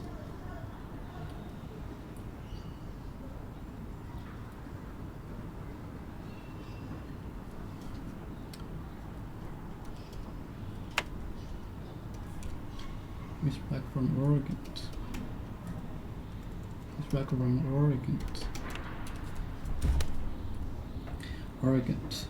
To aim something at someone or something, or make something suitable for a particular group of people. Oregon. From the Oregon. To aim something at someone or something, or make something suitable for a particular group of people. It is essential that is the public sector, Oregon aren't itself more toward the cancer. Aim to aim something at someone or something, or make something suitable for a particular group of people. Aim, intention. A result that your plan or actions are intended to achieve. A result that your plans or action are intended to achieve. My main aim in life is to be a good husband and father. Arrogant. Others. Arrogant. Mr. Back from the arrogant. Enough. God, look at that. Okay, Mr. Back from the arrogant. Enough about me. Mr. Back from the arrogant. Come on, I want to hear Emerson. Well, where do I start? Where do I start? Well, where do I start? This is Johnny. This is Rich. Oh, these aren't for you. These aren't for you. Oh, these are for you. Welcome to our country. Thank you, from New York. Well, not a problem. We'll just use them to stop the bleeding. We'll just use them. Well, not problem. We'll just use them to stop the bleeding. Okay. Bagged clean.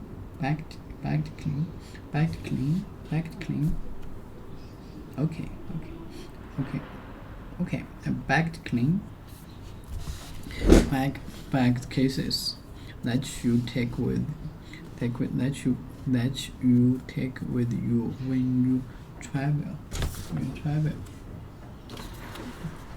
Now boarding. Vanessa race. A race is now boarding at gate. Particular books. Have you had any luck with booking your flight? How are you doing Your flight. Welcome aboard flight. Welcome aboard flight. Welcome aboard flight BA 345 to Tokyo. Our passenger for flight. Please proceed to gate 16. This is flight. Baggage that you take with when you travel. Baggage. How many pieces of baggage do you have? How many pieces do you have? No way. I'm telling you, she went to the airport and she's gonna go for it with Ross. I'm telling you, she went to the airport and she's gonna go for it with Ross. Oh my God, this is huge. This is bigger than huge. This alright. What's bigger than huge? This. Alright. What bigger than huge? This. Huge. This. Yes, you can new haircut. Yeah, new haircut. Yes, we did. Thanks to without buffet.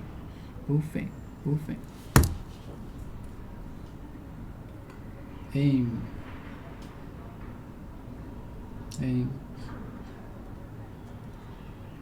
This is without buffet. It's hot.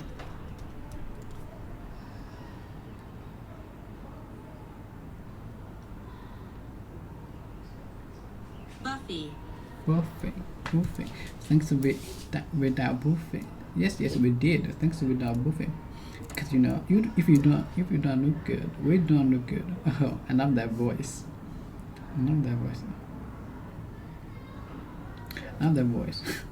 You get airport Ross, not or no. Julie, around her.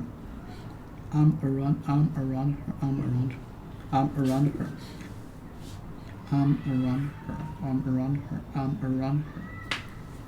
Crab. Name.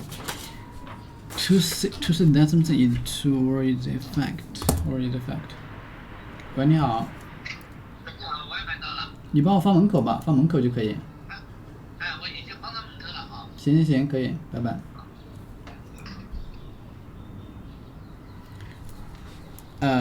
Claim to say that something is true or is a fact, although you cannot prove it, and other people might not believe it. Okay.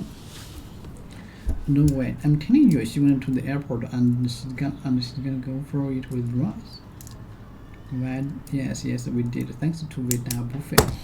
Because if you don't look good, we don't look good. Oh, I love that voice. You get airport. Crap. Name.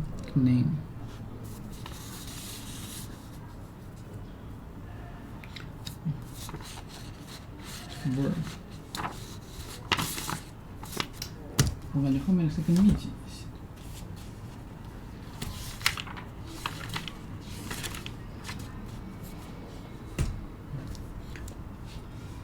Claim to say that something is true or is a fact, although you cannot prove, and other people cannot prove. Okay, to say that something is true or is a fact, although you cannot prove it, and other people might not believe it.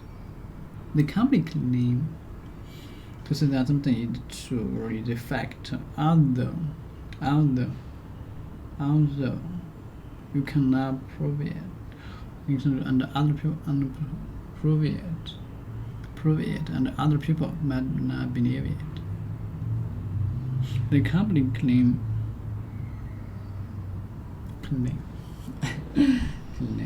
Okay, let's see.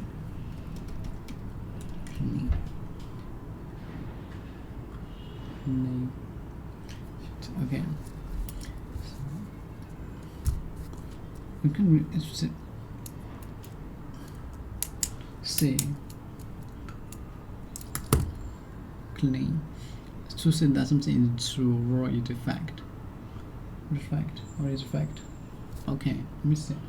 Let me say that. To say true. To say that something is true or is a fact, although you cannot prove it, and other people might not believe it. The company claim is not responsible for the pollution in the river. Pollution. Okay. To say that something is true or is a fact, although you cannot prove it, and other people. 这种不是你的，查询的都是 你的。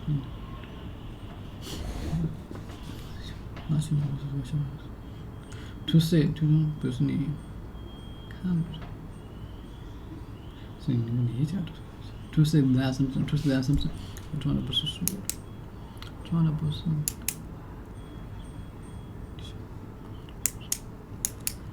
装的不是。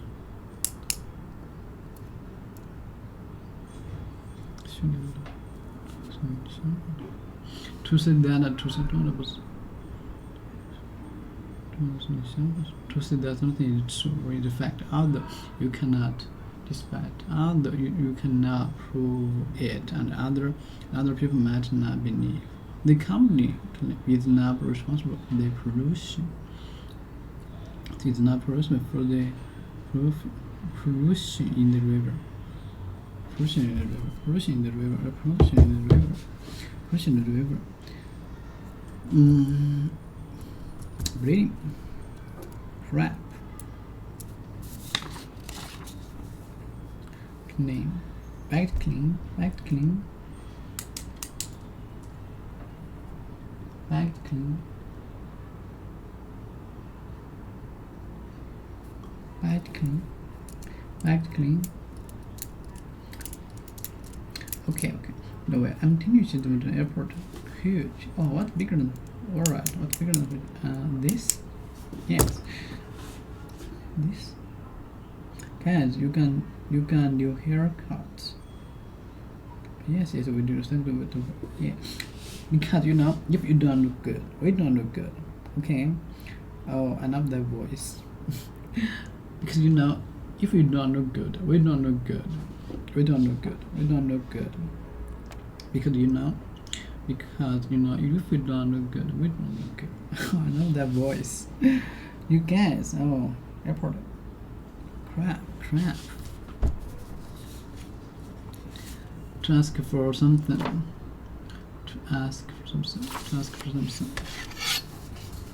If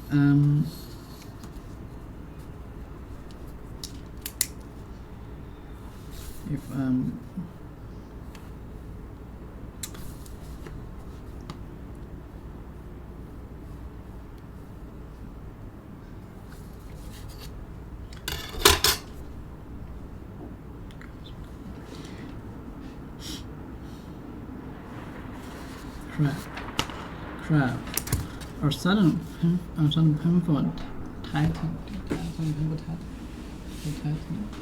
People on the internet speak English. I always feel bad for my colleagues who grew up speaking foreign languages in foreign countries because you don't have access to so many books. So many books just haven't been translated into other languages. So if you only spoke French or you only spoke German or you only spoke Hindi, for example, you would be at a severe disadvantage in a technical education.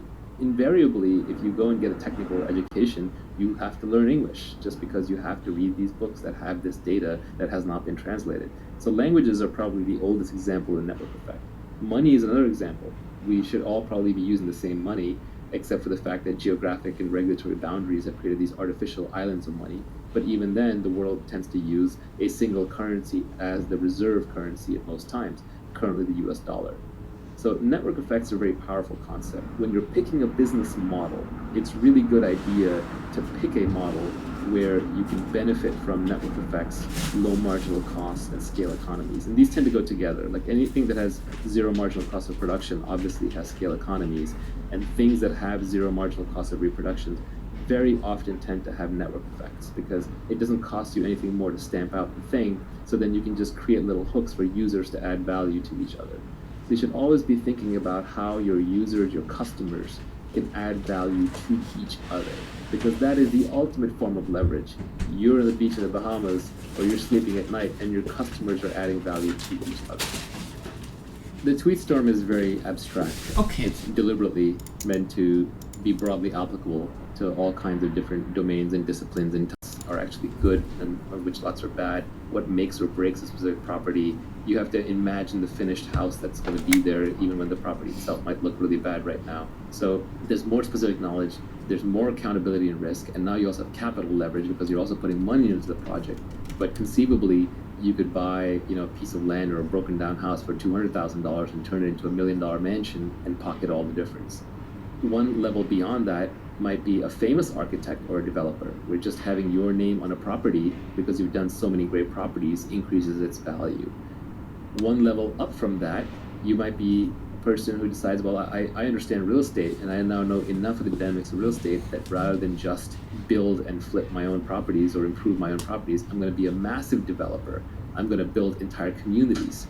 Another person might say, I like that leverage, but I don't want to manage all these people. I want to do it more through capital, so I'm going to start a real estate investment trust. And that requires specific knowledge, not just about investing in real estate and building real estate, but also requires specific knowledge about the financial markets, the capital markets, and how real estate trusts operate.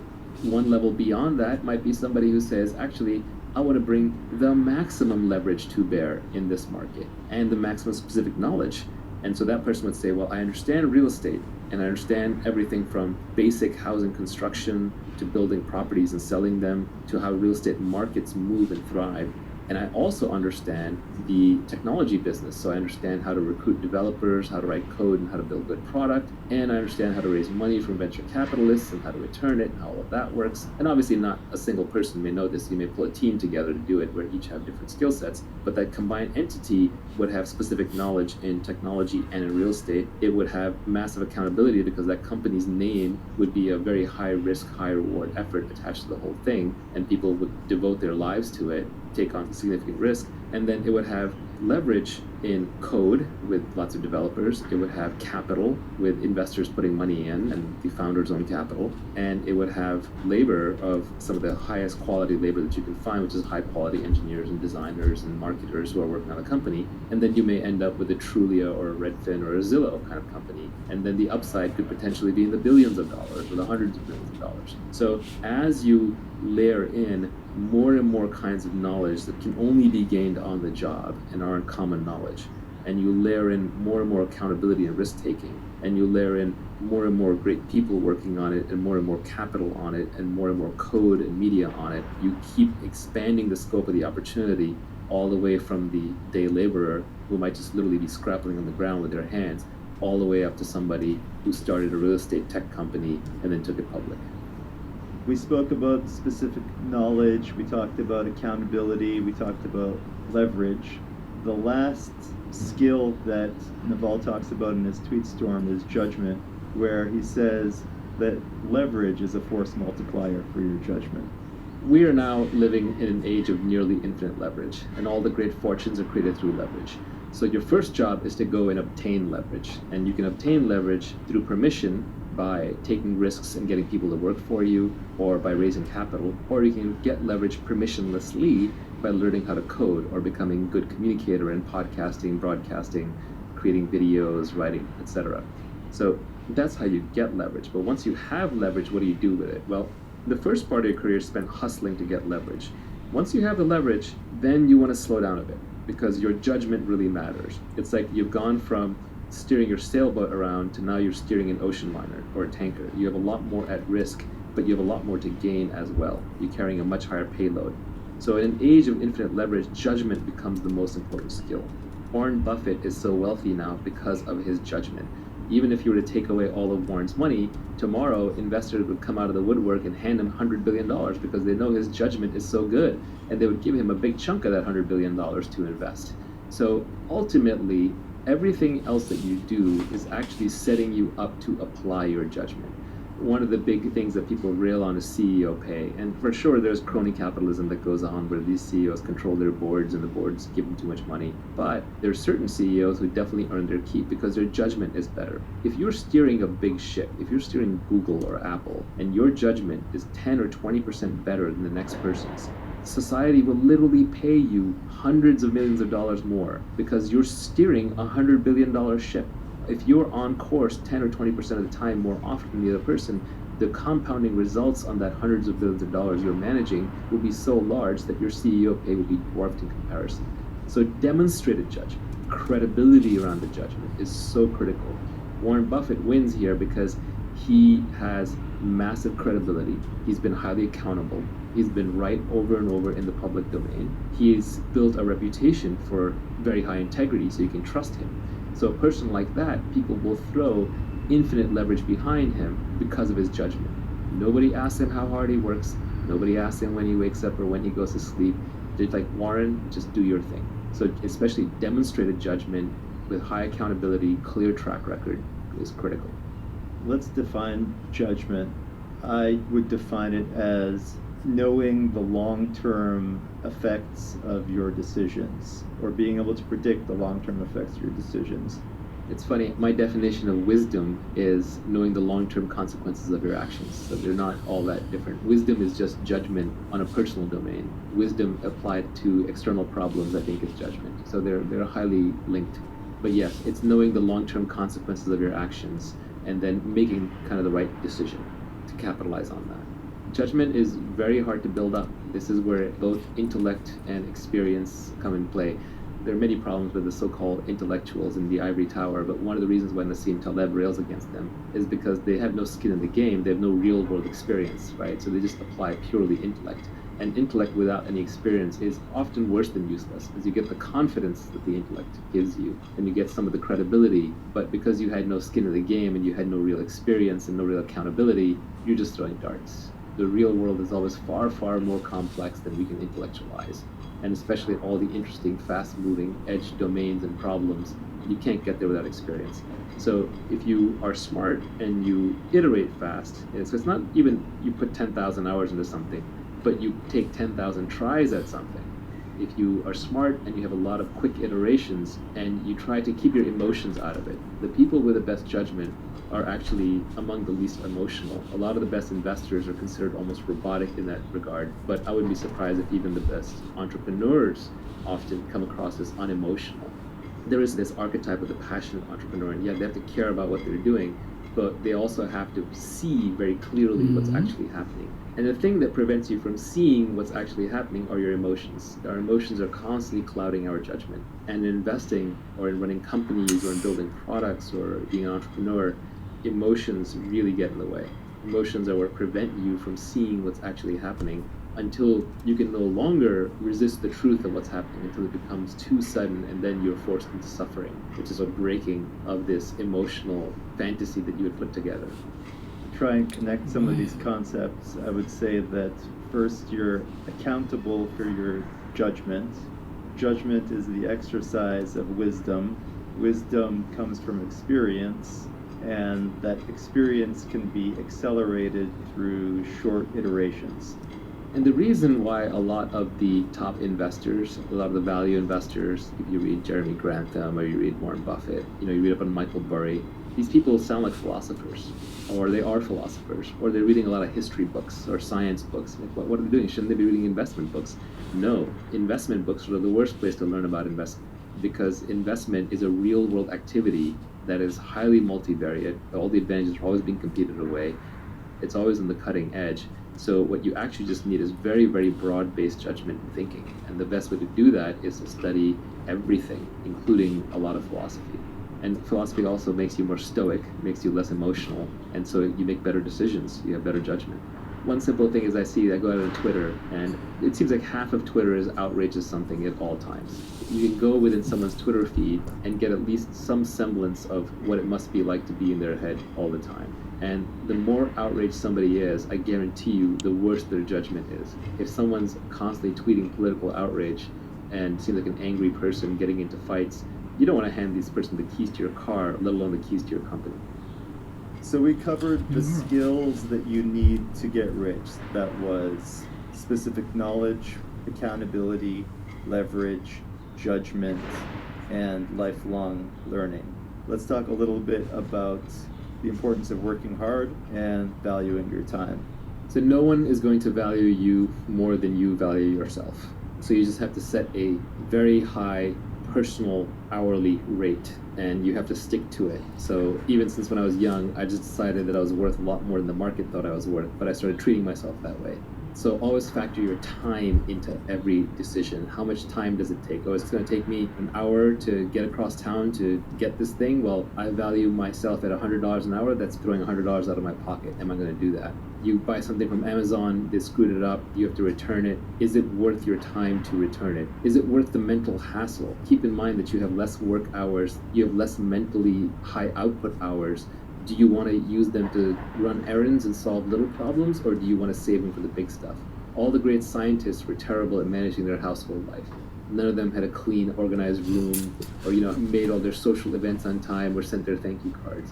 You can spend your life however you want, but if you want to get rich, it has to be your number one overwhelming desire, which means that it has to come before anything else, which means you can't be penny pinching. This is what people don't understand. You can penny pinch your way to a basic sustenance. You can keep your expenses low, maybe retire early, and not spend too much, and that's perfectly valid. But we're here to talk about wealth creation, and if you're going to do that, then that has to be your number one overwhelming priority. So fast forward to your wealthy self and pick some intermediate hourly rate.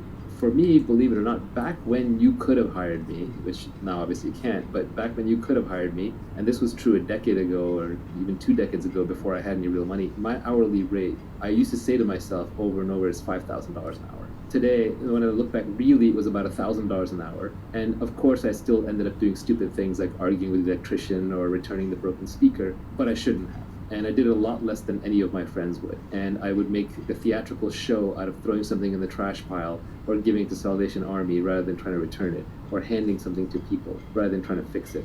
I would argue with my girlfriends, and even today to my wife, like, I don't do that. That's not a problem that I solve.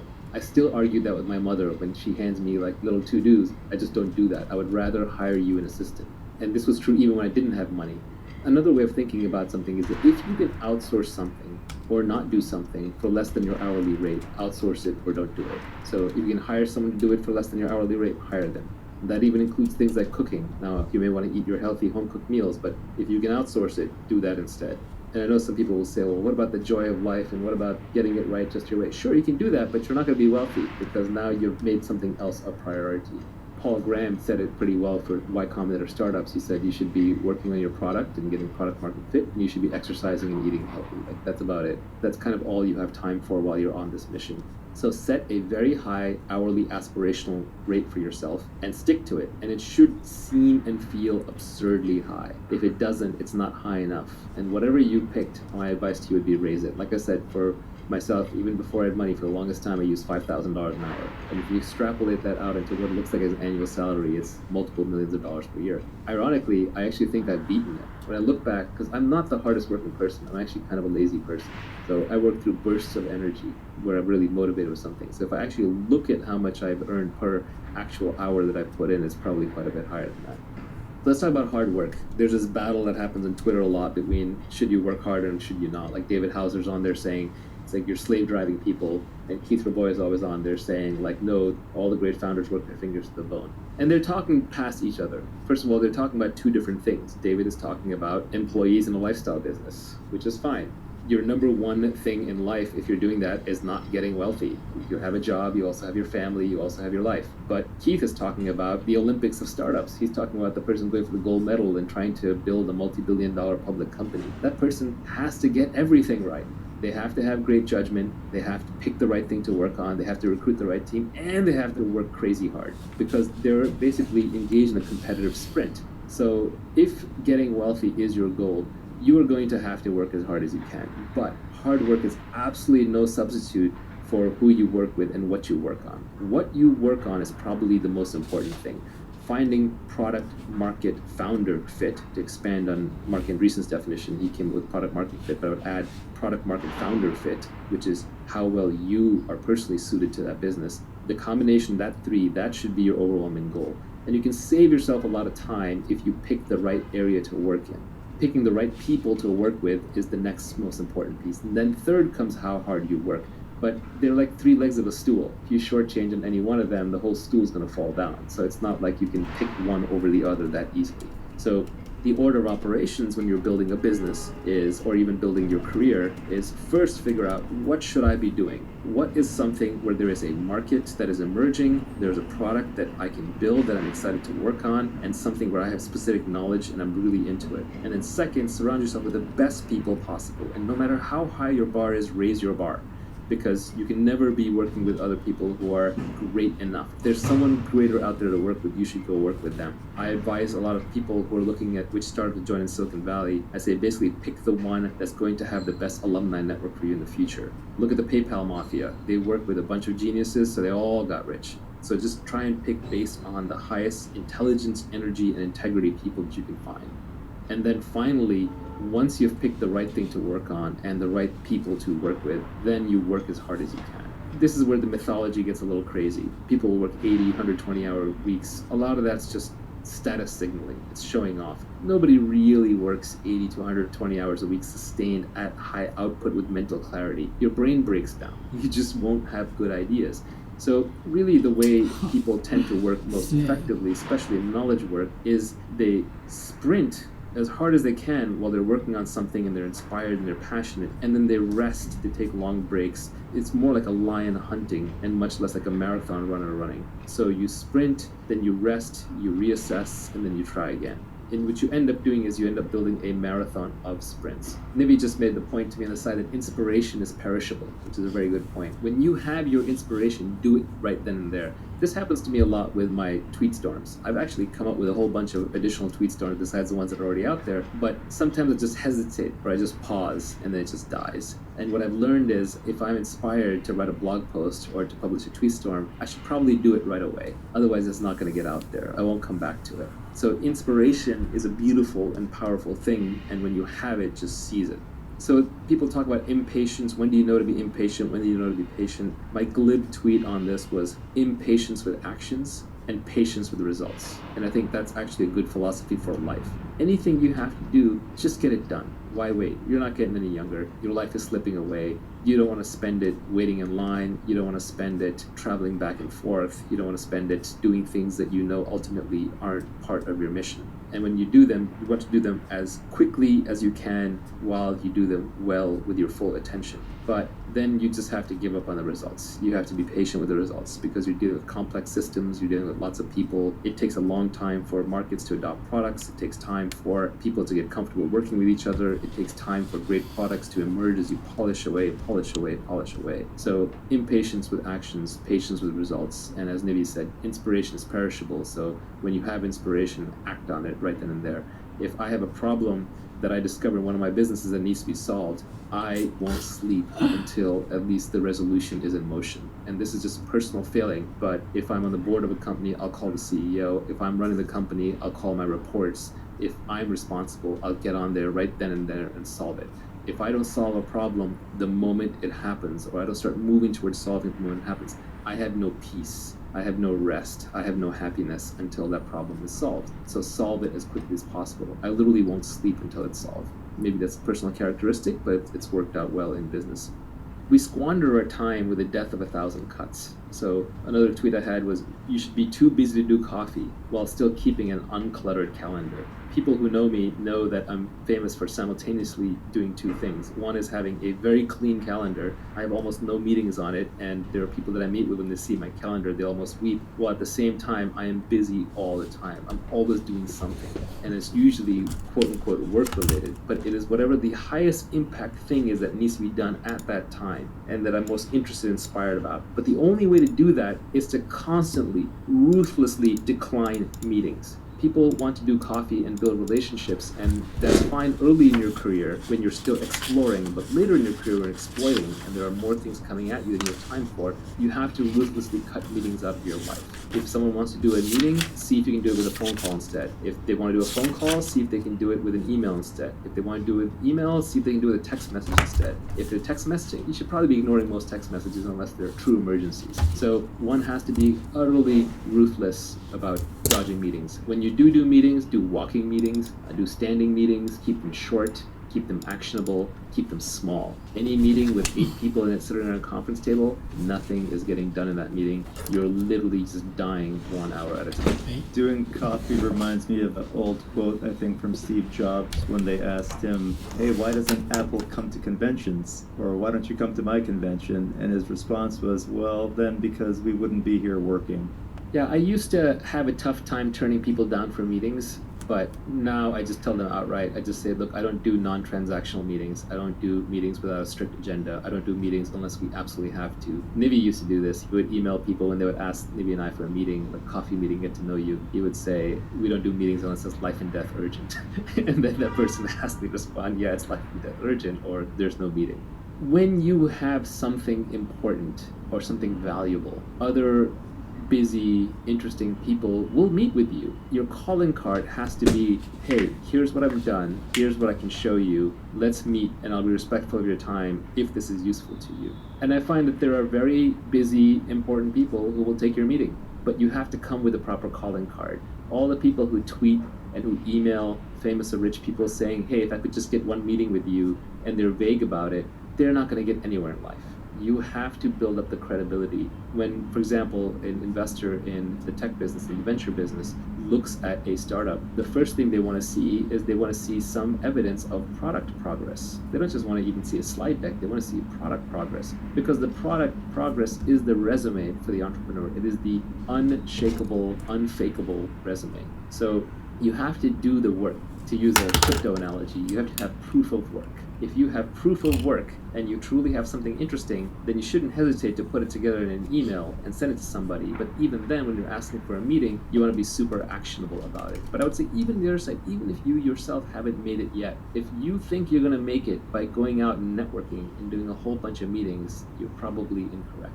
Yes, networking can be important early in your career, and yes, you can get serendipitous with meetings, but the odds are pretty low. And as we spent time talking about earlier, when you are just meeting people and hoping to get that lucky break, you're relying on type 1 luck, which is blind luck, and type 2 luck, which is hustle luck. But what you're not getting is type 3 or type 4 luck, which are the better kinds, where you spend time developing a reputation, working on something, developing a unique point of view, and being able to spot opportunities that others can't. A busy calendar and a busy mind will destroy your ability to do great things in this world. If you want to be able to do great things, whether you're a musician or whether you are an entrepreneur or whether you're an investor, you need free time and you need a free mind. We just finished talking about the importance of working hard and valuing your time. Next, there's a few tweets on the topic of working for the long term. The first tweet is,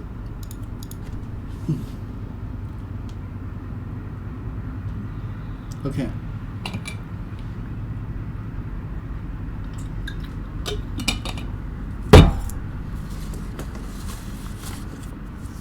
Right.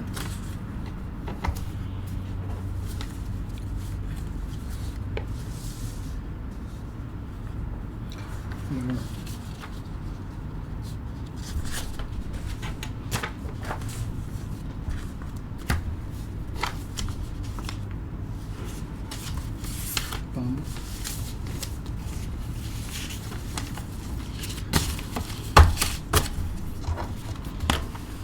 Crap. Or suddenly pay talent to your muscle, to your muscle.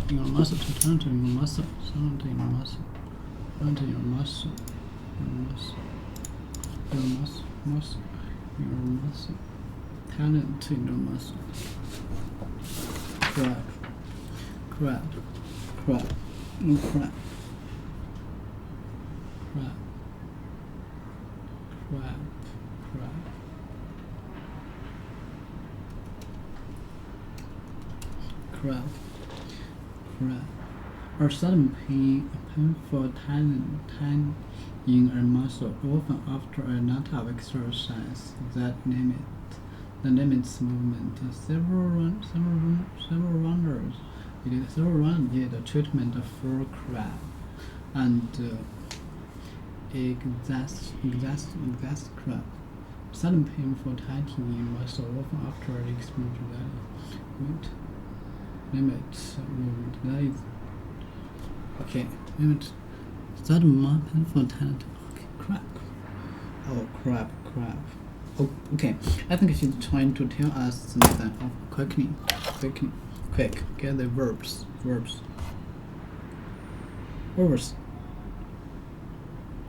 What meaning of this? Quick, get the verbs. I think she's trying to tell. I think she's trying to tell us something. Quick, get the verbs. Quick, get the verbs. What's the meaning of this? Get the verbs. Quick, get the verbs. Crap. Verbs. Quick, get the verbs. Word. Quick, get the verbs. Quick, get the verbs. What mean of this? Quick, get the verbs. Quick, get the verbs. Get the verbs.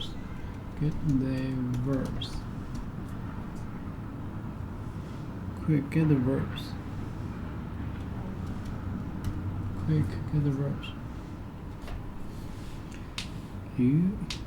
Okay, I think she's trying to know something. Quick, get the verbs. Hi huge. This is like, all right, what's bigger than huge? This? Yes. You got new haircuts. Yes, we did, thanks to Vidal Buffet. Because, you know, if you don't... Oh, Rachel! Airport! Ross! Stop! Not alone! Julie! Arm around her! I'm around. Oh! Cramp! Okay, I think she's trying to tell us something. Quick, get the verbs.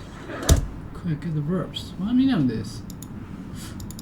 Well, I don't understand this. Quick, get the verbs. Quick, get the verbs. Okay, let me see. Quick, get the verbs.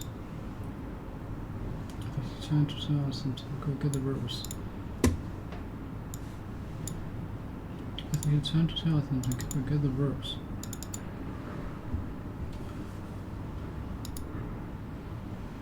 Flight 157 from Beijing, now arriving.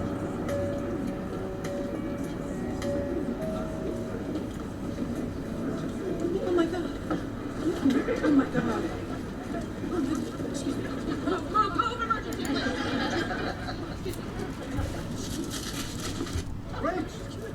You! Everything! Oh. I'm telling you, she went to the airport. She's gonna go for it with Ross. Oh my god. Julie! Arm around her! Oh! Cramp! Okay, I think she's trying to tell us something. Quick, get the verbs. I don't understand that. What's wrong? I don't understand. Quick, get the verbs. I think it's those verbs. I don't think get the verbs. Verbs. Verbs. Okay, the verbs. Okay, the verbs. I don't understand this. Okay, the verbs.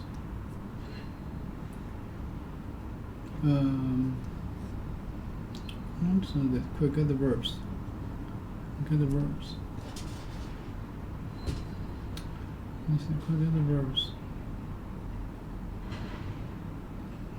Listen, quick, get the verbs. Quick, get the verbs.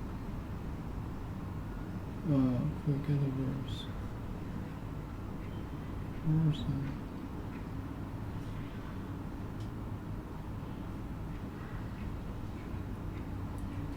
Quick, get the verbs.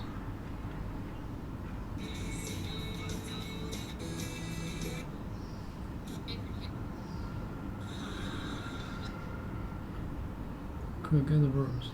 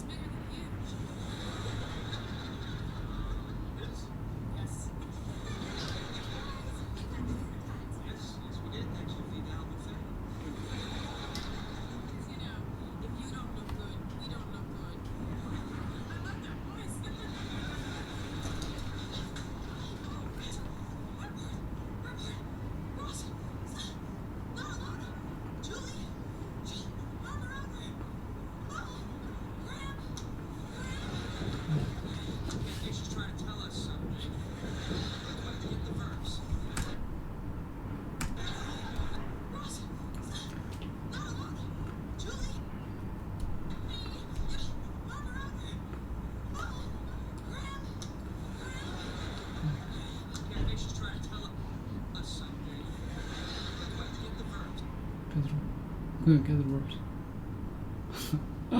Okay, she's trying us. Okay, I think she's trying to tell us something. Okay, because if you don't look okay, voice. Okay, sweet. I'm telling you, this is alright. No, Brianna, this is huge. This is bigger than huge. This is big. This is alright. What bigger than huge? This? Yes. Guys, you got here. Snowpox. You said he neck. You snowpox. Snowpox. Someone, especially a child. You snowpox. Someone, especially a child who is working or doing something. Someone, especially a child who is working or doing something to snow. Crap. Especially a child who is working or doing something to snow. You said he necked me. You snowpox. That's alright. We got bags.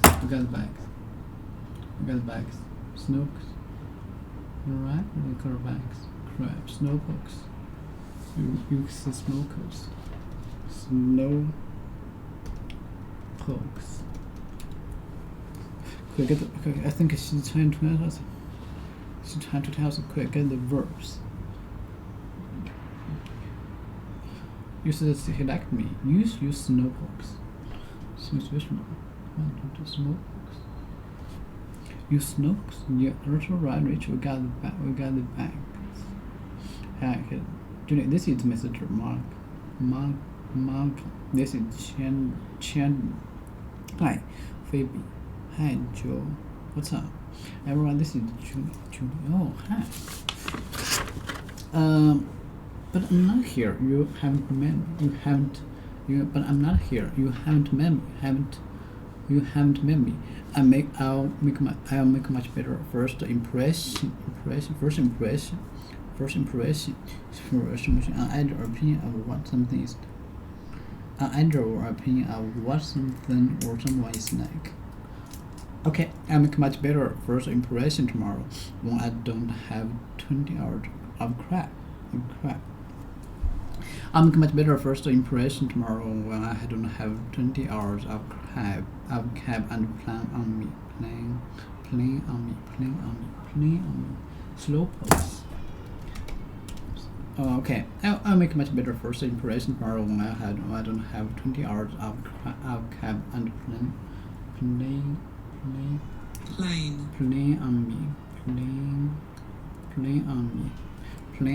Okay, I'll make much better first impression. I'll make much better first impression tomorrow when I don't have 20 hours. I'll make much better first impression. Either opinion of what something like. Impression. Opinion.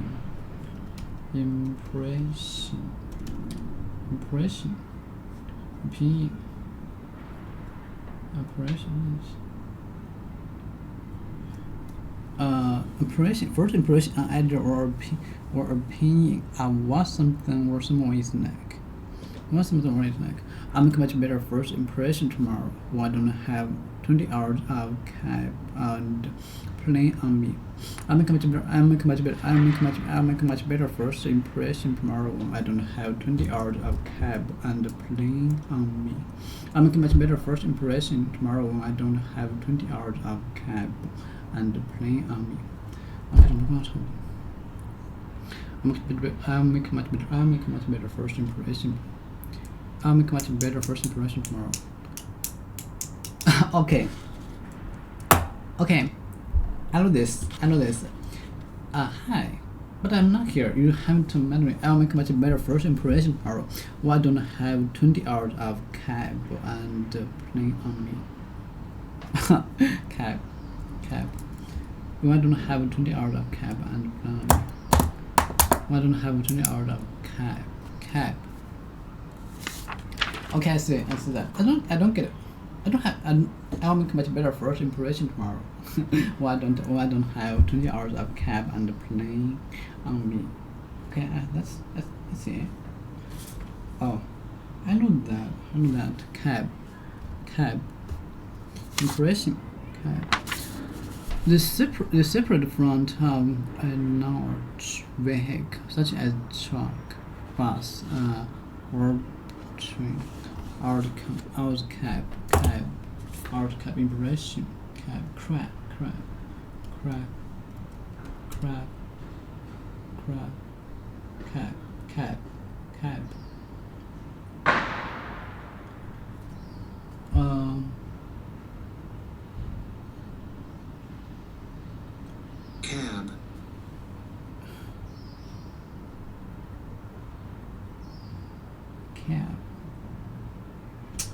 Cab. First impression, okay. First impression. Okay, first hours. 20 hours. 20 hours. Hours of cab. Oh, and plane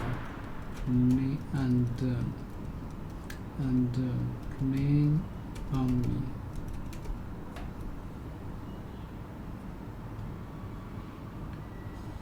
Cab. I don't have to. I'll cab and plan on me. 这就是一个句话。I'll cab and Cab. I don't have a 20 hours. The separate front of large vehicles such as truck, bus, or train, in which the driver sits. I'll cab.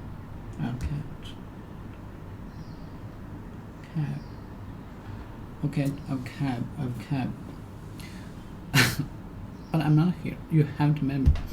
I'll make much better first impression tomorrow when I don't have 20 hours of cab and plane on me and bus. Oh my God! With this screaming guy.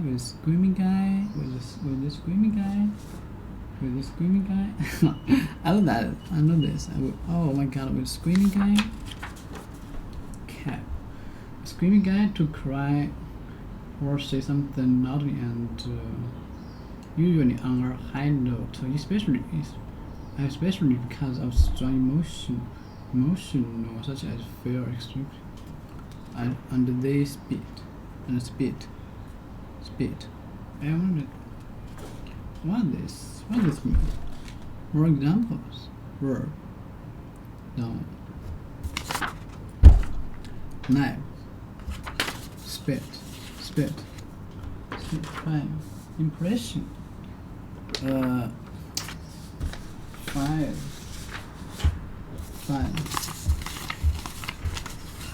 What did this mean? Oh, this impression me. Verb. Impression. Non-effect. Copy. Impression.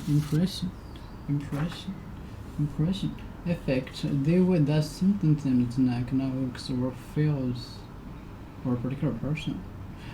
It makes a very bad impression if you are late for an interview. It's next. Okay, with the screaming guy, with the screaming guy, and they spit. You gotta hear this story. You gotta hear this story. Well, on the bus, this easily 200 years old. Alright? Well, on the bus, that's easily 200 years old, right? 200 at least. 200 at least. Okay. Cab. Speeding. To force out contents of the mouth, especially saliva. Okay. Screaming guy.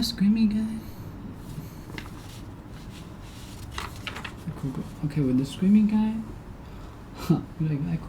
To cry versus something naughty and usually on a high note, especially because of strong emotions such as fear. A spider landed on the pane of his crime. Screaming guy. Screaming guy. With the screaming guy, cry guy. With the screaming guy. With the screaming guy. Throw the milk. Spit. flowers something not unusually on her hand, especially because of strong emotional social fear. Okay? Wrong.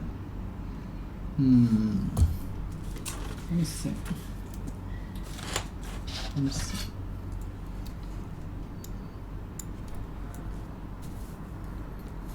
With screaming guy.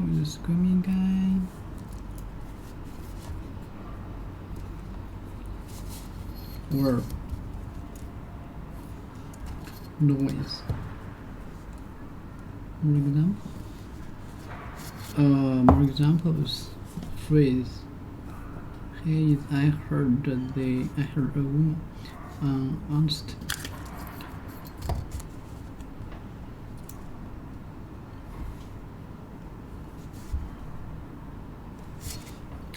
With the screaming guy, speed, to force out the contents of the mouth, and the speak, especially snap. Okay, force out the contents of the mouth.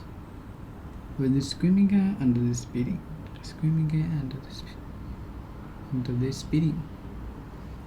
spit content in the noise.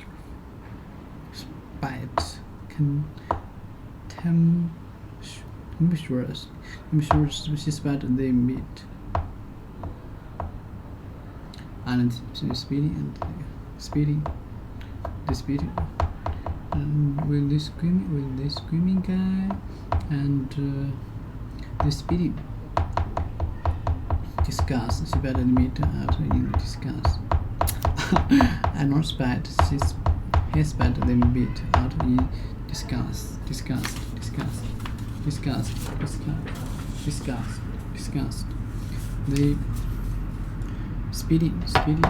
speeding. They bat watermelons and ate them as they walked, speeding out. They said. Speeding out, they said.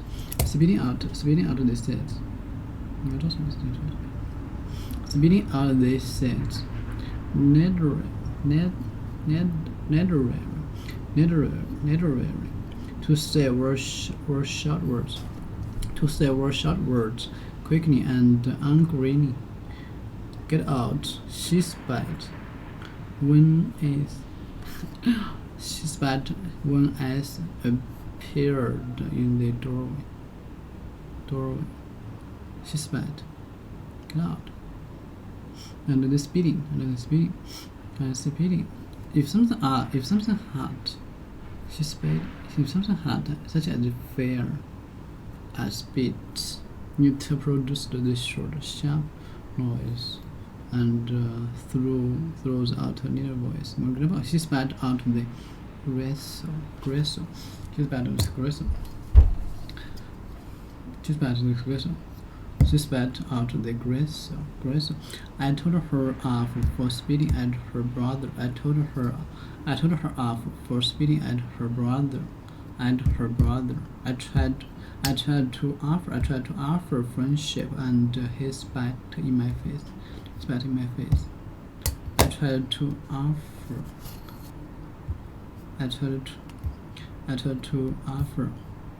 and she spat in my face. She discussed, and in this rate, disgusting, and spit the mouthwash into the bowl. She spit, and the speeding. You gotta hear the story. What on the bus is easily 200 years old, right? 200 at least. And this guy and the chicken poops in her lap. And chicken poops in her lap. Poops. Chicken poops in her lap.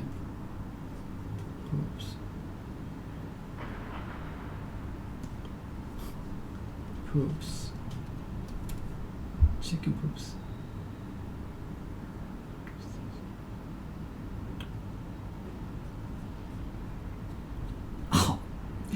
Jesus. Chicken poops in her lap. Chicken poops. And this guy, and chicken poops in her lap. And chicken poops in her lap. And chicken poops in her lap. I'm sorry, I just gave the word and didn't. I just gave.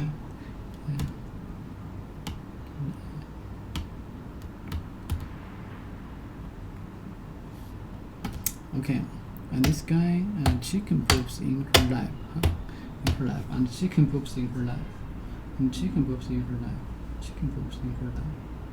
and chicken poops in her lap, and chicken poops in her lap. You can use.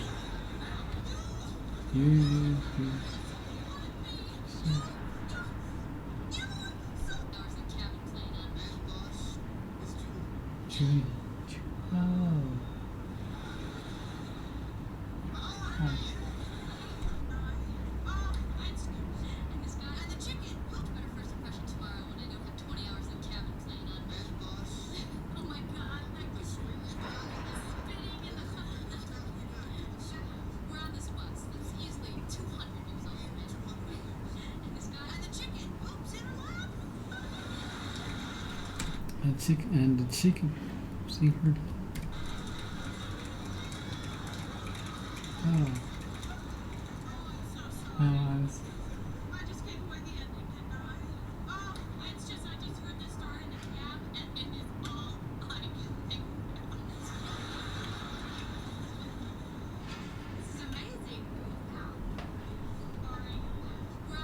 On the bus, and the bus until easily.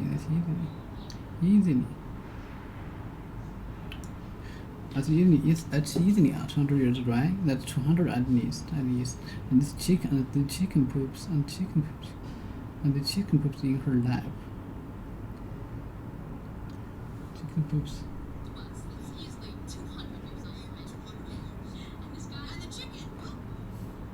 And chicken poops, and the chicken poops, and the chicken poops in her lap. And the chicken poops in her lap.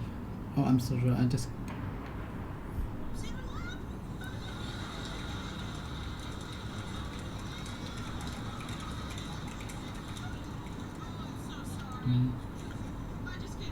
I just gave. Okay, I'm so sorry. I just gave the way. I just gave the way. Okay, and the chicken poops in her lap, huh? Oh, I'm sorry. I just gave the way. The ending in the eye. I just heard the story in the cab.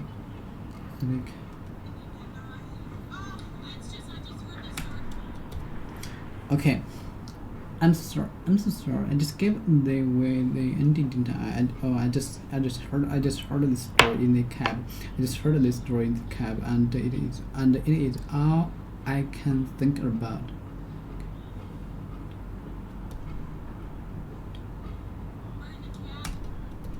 and it is all I can think about. Okay. So then I just heard this story in the cab, and it is all I can think about. Okay, and it is all I can. And it is all I can think about. Yes, I just heard this story. I just heard this story in the cab. I just heard this story in the cab, and it is all I can think about. It's all I can think about. It's all I can think about. I can think about. I just heard this story in the cab, and it is all I can think about. Looks fine.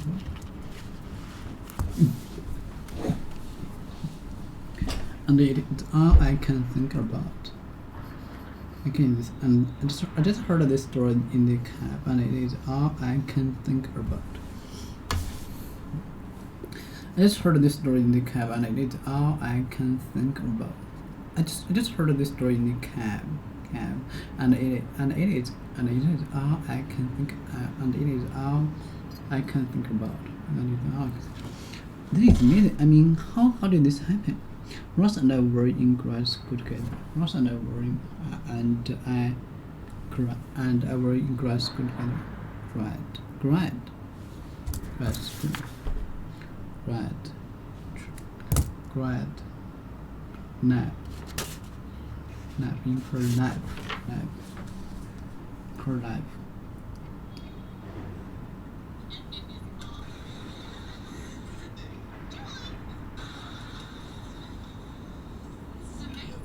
Anyhow, Ross and I were very close.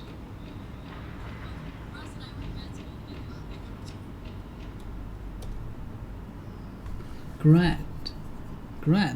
What do you know this? Grad. Impression. Grad. Impression.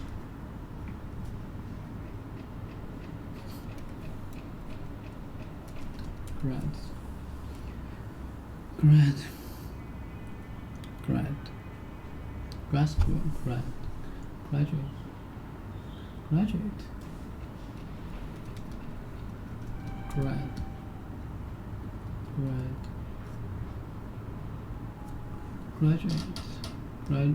school.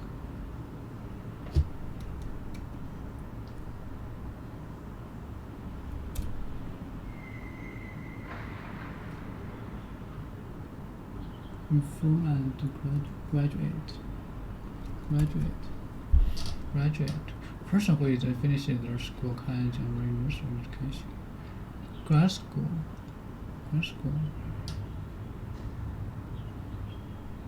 Oh. Ross and I were in grad school together. Ross and I were in grad school together. Grad school together. Grad school together. Grad school together.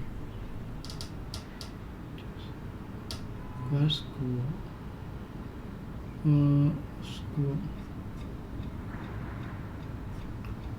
Ross and I were grad school together. Ross and I were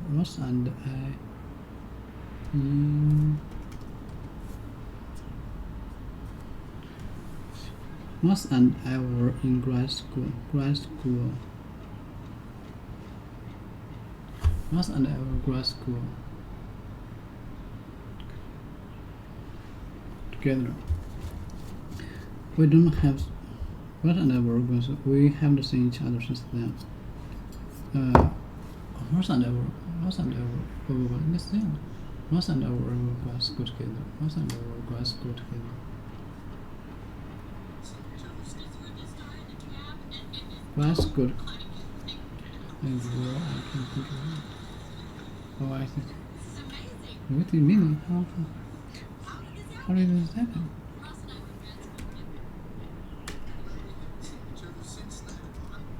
Well, instead, Ross and I were in grad school together. I haven't seen each other since I haven't seen each other since then. We haven't seen each other since then. We haven't seen each other since then. We haven't seen each other since then. We haven't seen each other since then. I landed in China. Guess who's in charge of the dig? We haven't seen each other since then. I landed in China.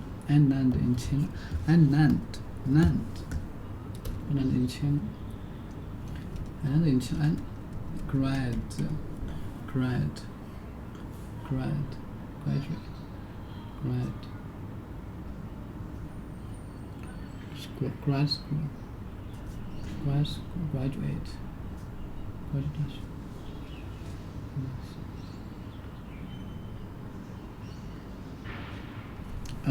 Ross and I were in grad school together. Ross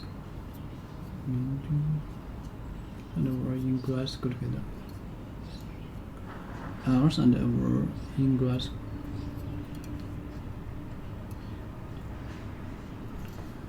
Okay, Ross and I were in grad school together. We haven't seen each other since then. I landed in China. Guess who's in charge of the dig? Charge. How much do you charge for the haircut? Charge. To ask an amount of money for something, especially a service or activity. Ask an amount. Charge. He charged anyway. He charged anywhere from 20 to 50 for a haircut. Okay. Because accused for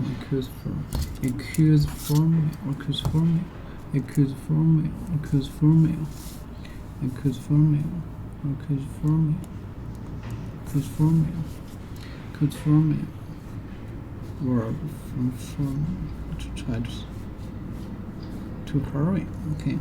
Move forward. Charge. Guess who's charging of the dig? To broke up also. And guess who charge of the dig? To break up and move soil without to machine works. Guess who's charge of the dig? Charge. Verb movement. Guess who's charge of the dig? To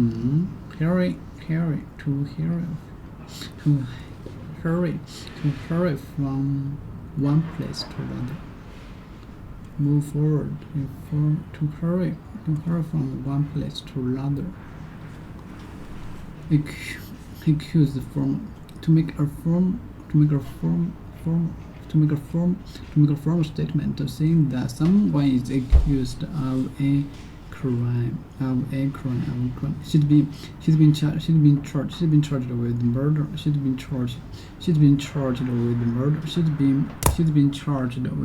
She's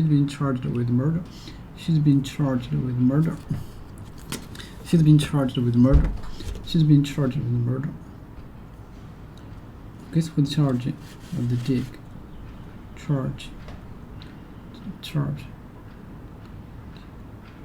Move forward quickly and violent. Spirit toward something. The ball is horn to charge. The violence began when they placed called the demonstrator. Graduate.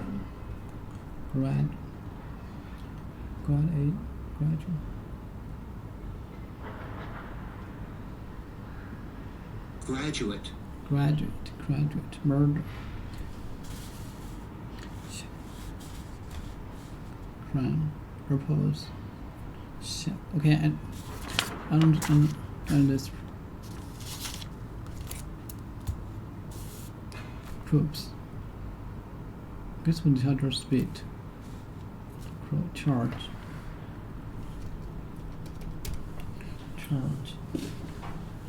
Money. Charge. Money. Actually forward. Move forward. Explosive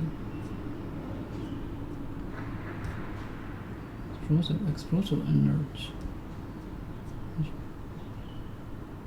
Destruction.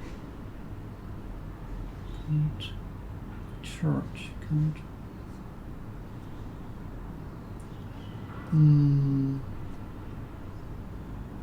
Charge.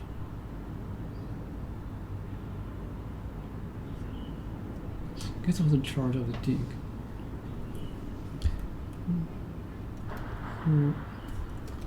Guess who's in charge? Charge.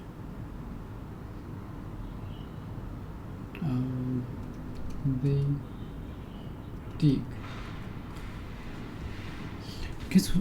And in the China, guess who the charge of the dig? Guess who the charge of the dig? in charge of, take some charge. To make a formal statement saying that someone is inclusive of a crime, she is murder. Charge of the dick. Charge.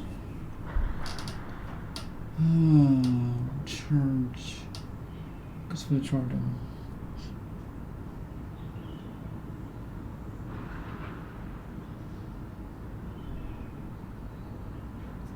What's the charge of the dick? Explosive order. To order in charge of order someone to something. Supply energy. The amount of money that you have to pay for something special for an activity or services. Okay, services. Guess who the charge of the dick? Charge. Accuse. Formal. Move forward. To move forward. Accuse. Formal. She's been charged with murder. She's been charged with murder.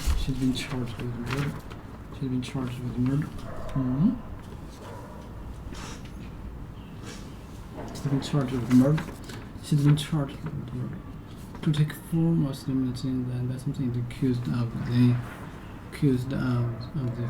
She's been charged with murder. She is charged with murdering her husband. To public accuse someone of doing something bad. They paper charged her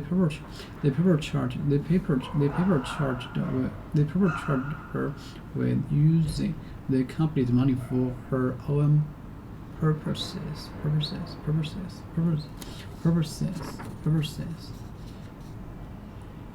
Move forward quickly and violently, especially toward something that has caused difficulty or anger.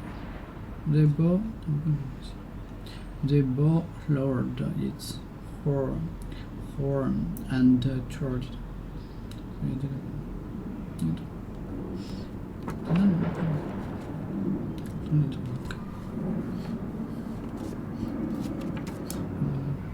Accused formally accused. He charged anywhere from 20 to 1 times.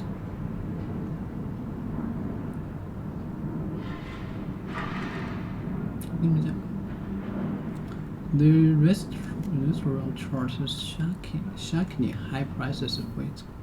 The restaurant charges shockingly high prices. Shockingly high prices for its food. The plumber charged 20 hours on hours. Policy of charging travelers for vegetarian meals proved unpopular. Accused formal to make a formal statement saying that. Okay, charge. Guess who the charge of the dick? Julie, isn't that great?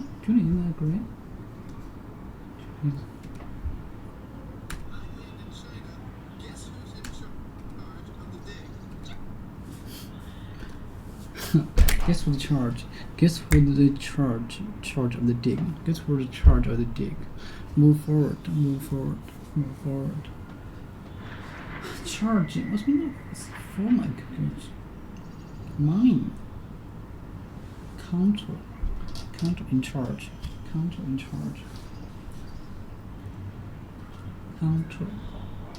Guess who the charge of the dick? Mine. In charge. Guess who's in charge? Being the person who has control of or is responsible for someone or something in charge of. Oh, yeah.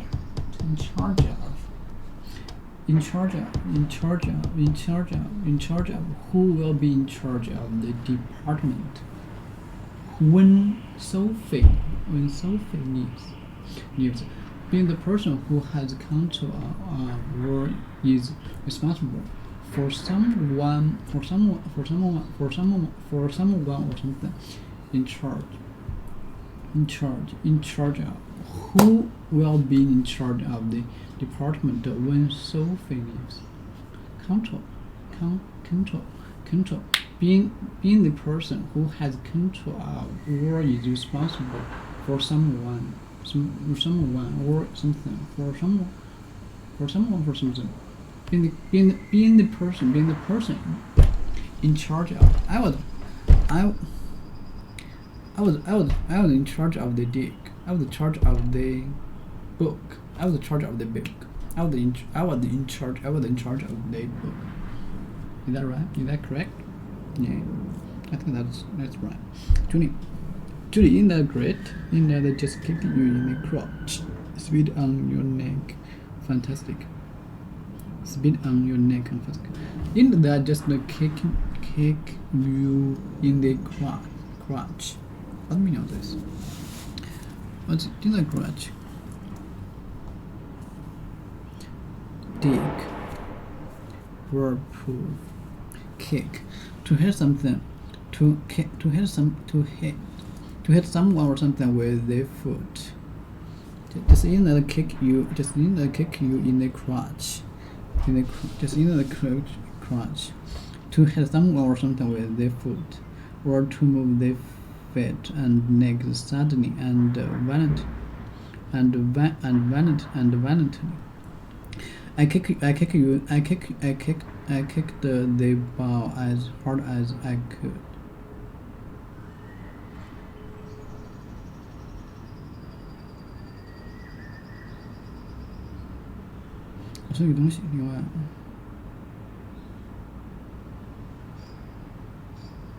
I kicked the ball as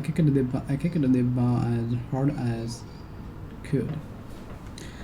He was accused of kicking a man in the face. She felt the baby kicking inside her. They hack people, okay? To hit someone or something with their foot. Is that just kicking you in the crotch? Crotch.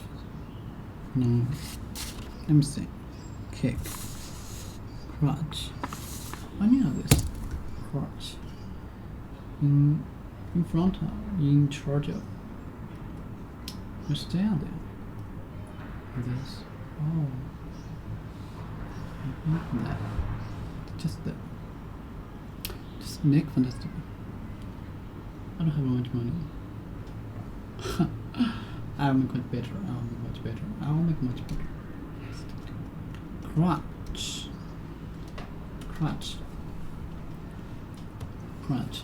The part of the body when you legs to the top, or the part of pants or undershirt, the covered their crotch.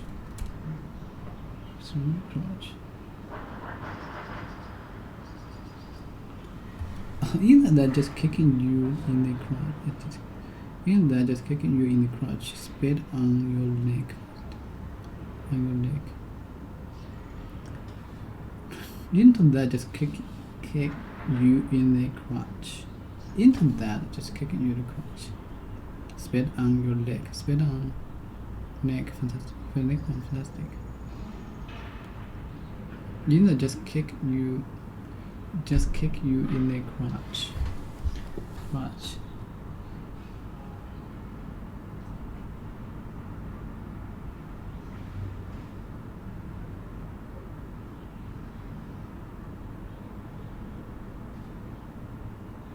What windows? Crotch.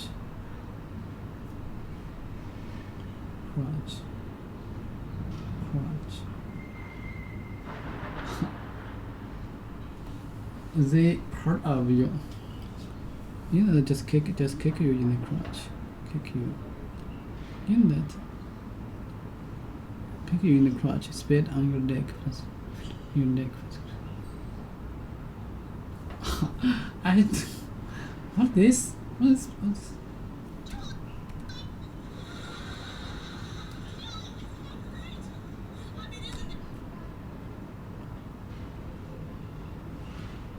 in that?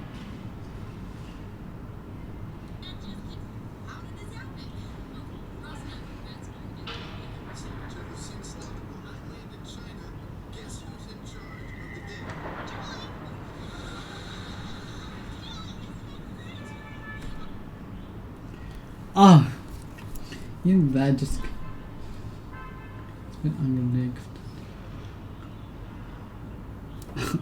In that just kicking you in the crotch. In that just kicking you in the crotch. Spit on your leg. Spit on your leg first. Spit on your leg first. Spit on your neck.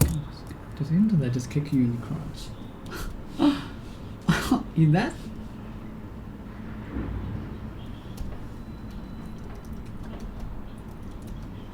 In that, spit on your leg, spit on your leg, spit on your leg, spit on your leg. Fantastic, fantastic.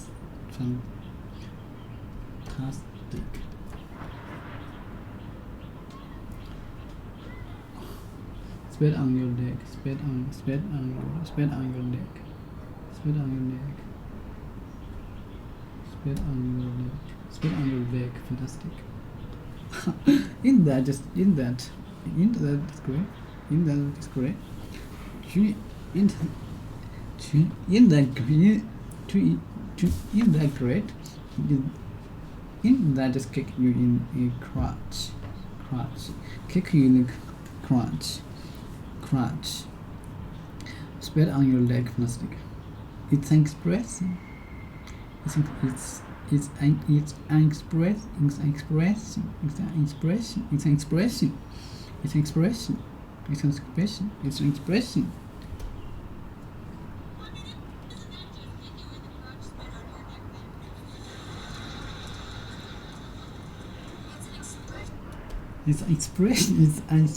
Oh, okay. In that just kicking you in the crotch. In that just kicking in the crotch, spit on your neck. It's an expression. We just want to say quick hi. And then we are gonna go to the baby. And then we're gonna go. And we're gonna go. Okay. We just want to say want to say a quick hi, then we are gonna go see the baby, and then we are gonna get some sleep. Yeah, and around 6. Yeah, it's around 6 o'clock tomorrow night our time.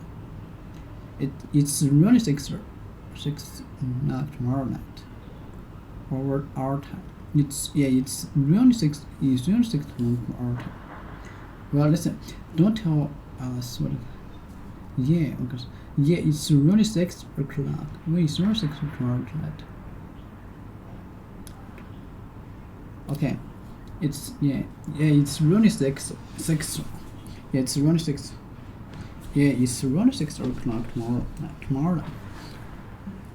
Sorry, our time. Yeah, it's around 6 o'clock tomorrow night our time. It's around 6 o'clock. Yeah, it's around 6 o'clock.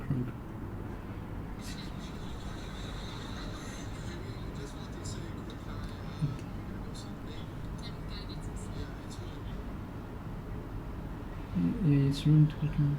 It's around 6 o'clock.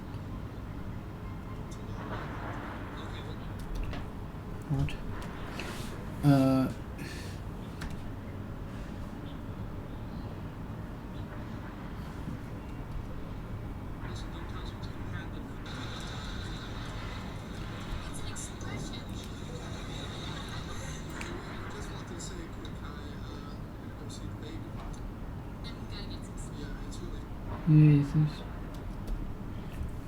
Yeah, it's really 6 o'clock tomorrow.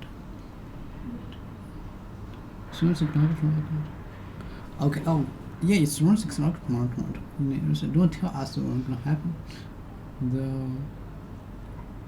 Yeah, listen, don't tell us what's gonna happen. Because the church. Crunch.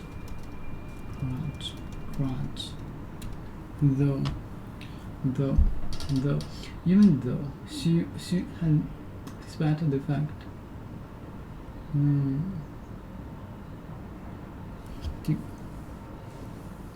You listen to because yeah, well, listen, don't tell us what's gonna happen because I like to be surprised. Bye bye. Well, listen, don't tell us what's gonna happen. Though because we want to be surprised. We're surprised. Christ. 6 o'clock tomorrow night. Okay, well listen.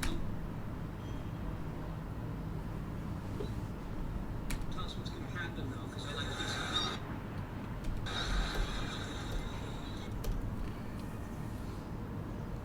Because I was surprised. 6 o'clock tomorrow night. Okay, well listen, don't tell us Well, listen, don't tell us. what's gonna happen now, because I I like to be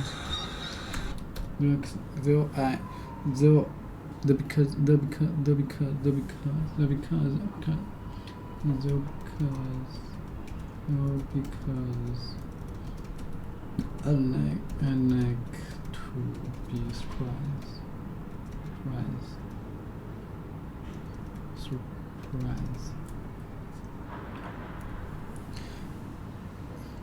Okay.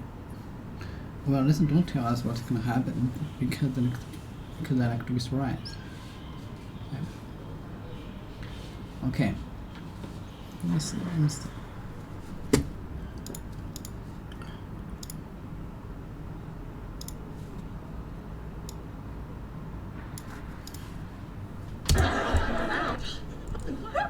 Yes? Wait. Okay.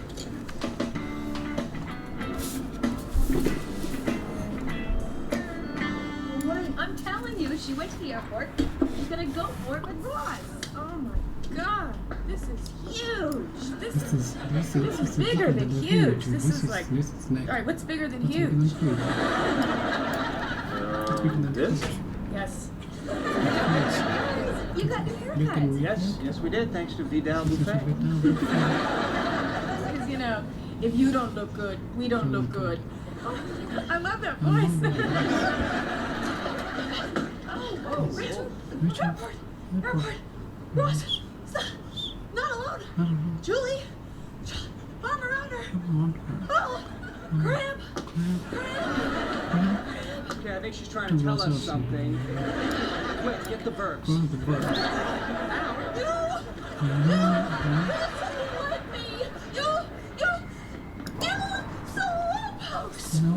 That's all right, Rich. We got the bag. Hi, hello. Julie, this is my sister, Monica. This is Chandler. Hey, baby. Hi. Mwah. Joy, what up? Okay. Everyone, this is Julie.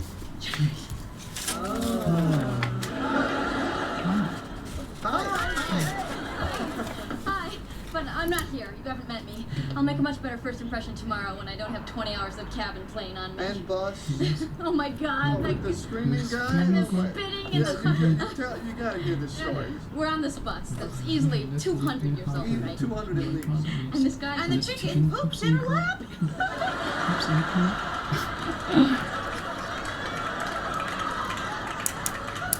Oh, I'm so sorry.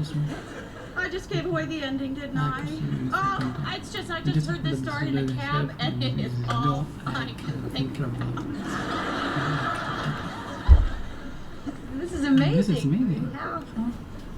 How did this happen? How did this happen? Well, Ross and I were in grad school Yeah, together. but we haven't seen each other since then. Well, I land in China. Guess who's in... Well, Ross and I were in grad school together.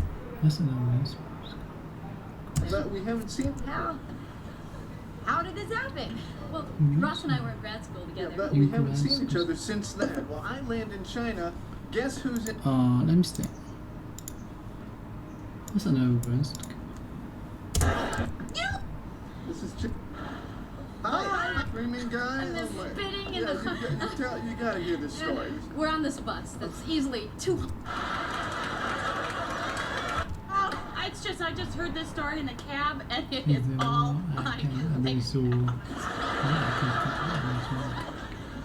This is amazing. I mean, how did this happen? Well, Ross and I were in grad school together. But we haven't seen. How did this happen? Ross and I were in Well, Ross and I were in grad school Yeah, together. but we haven't seen each. How did this happen? Well, Ross and I were in grad school Yeah, together. but we haven't seen each other since then. Well, I land in China. Guess who's in charge of the day? Julie! Julie, isn't that great?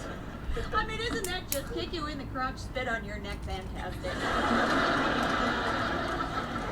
It's an express. I mean, isn't that just kick you in the crotch, spit on your neck, fantastic? I mean, isn't that just kick you in the crotch, spit on your neck, fantastic? It's an expression. We just wanted to say a quick hi. Then we're gonna go see the baby. And then we've got to get some sleep. Yeah, it's really 6 o'clock tomorrow night, our time. Okay, well, listen, don't tell us what's going to happen, though, because I like to be surprised. Okay, well, listen, don't tell us what's going to happen, though, because I like to be surprised. Okay, surprise. Okay. Well, listen, don't tell us what's gonna happen though, because I like to be surprised. Okay, Julie didn't agree. That just kicking you in the crotch, spit on your leg. Fantastic. It's an expression. It's an expression. We just wanted to quick.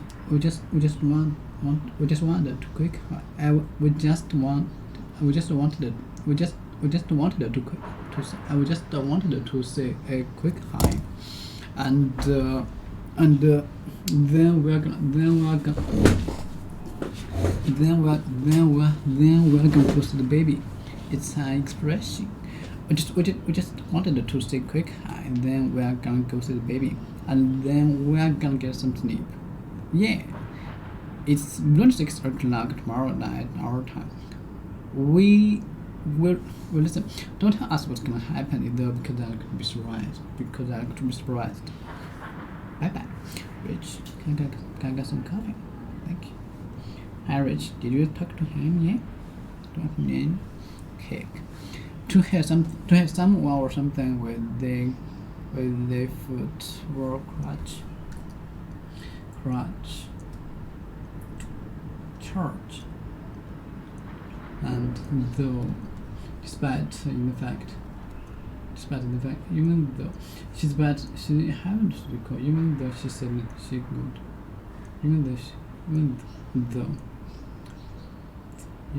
despite the fact that, despite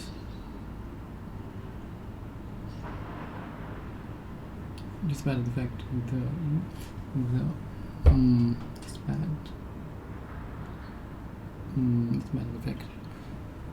alright. Crotch.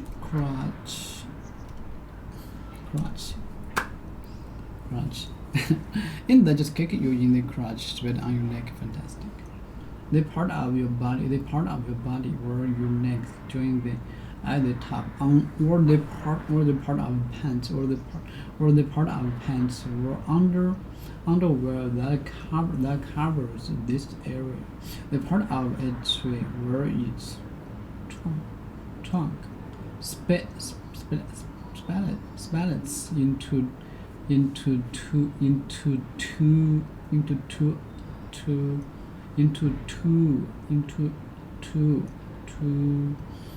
form a Y shape.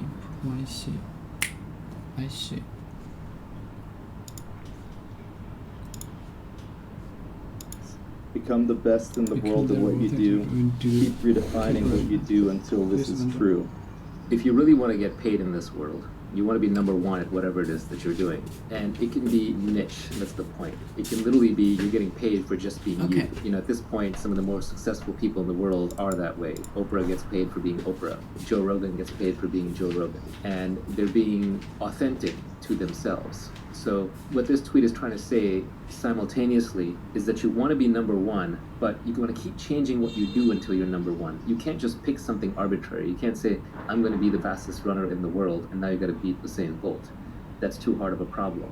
But what you can do is you can keep changing what your objective is until it arrives to your specific knowledge, your skill sets, your position, your capabilities, your location, your interests, and then converges to making you number one. So when you're searching for what to do, you actually have two different foci that you have to keep in mind at all points. And one of those is, I want to be the best at what I do.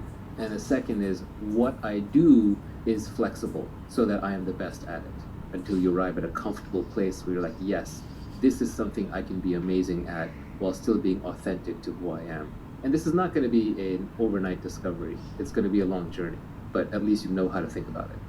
The most important thing for companies to find product market fit, I would say the most important thing for an entrepreneur is to find founder product market fit, where you are naturally inclined to build the right product which has a market. And that's a three-focus problem, which is you got to make all three of those work at once. If you want to be successful in life, you just have to get comfortable managing multivariate problems, multiple objective functions at once. And this is one of those cases where you have to map at least two or three at once. This reminds me of your tweet about escaping competition through authenticity. It sounds like part of this is a search for who you are. It's both a search and a recognition, because sometimes when we search our egos, we want to be something that we aren't, and our friends and family are better at telling us actually who we are, or looking back at what we've done is a better indicator of who we are. Peter Thiel talks a lot about how competition is besides the point. It's counterproductive. We're highly mimetic creatures. We copy what everybody else is doing around us. We copy our desires from them. Everyone around me is a great artist. I want to be an artist. If everyone around me is a great business person, I want to be a business person. Everybody around me is a social activist. I want to be a social activist. That's where my self-esteem will come from. You have to be a little careful when you get caught up in these status games that you end up competing over things that aren't worth competing over.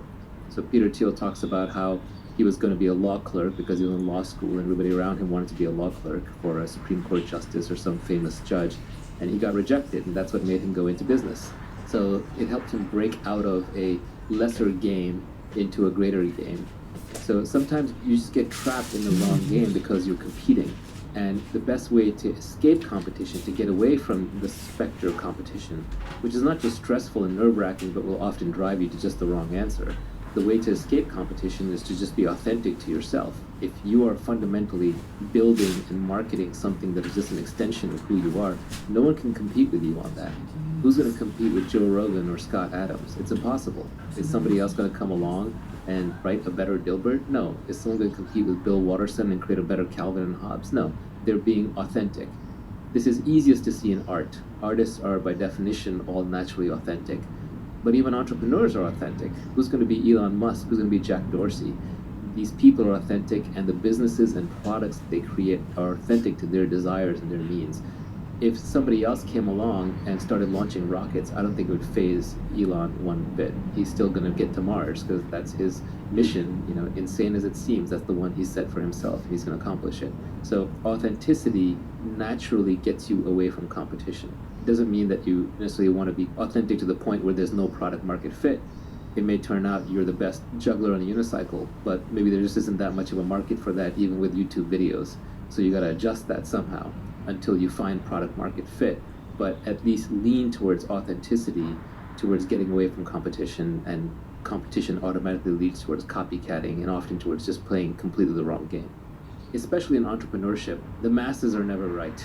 If you see a lot of people tweeting about what a great market to enter is, or you see journalists talking about a company is terrible, they don't know anything. If the masses knew how to build great things and create great wealth, we'd all already be done. We'd all already be rich by now. So in a sense, when you see a lot of competition, sometimes that indicates to you that the masses are already here, so it's already competed over too much and there's nothing here.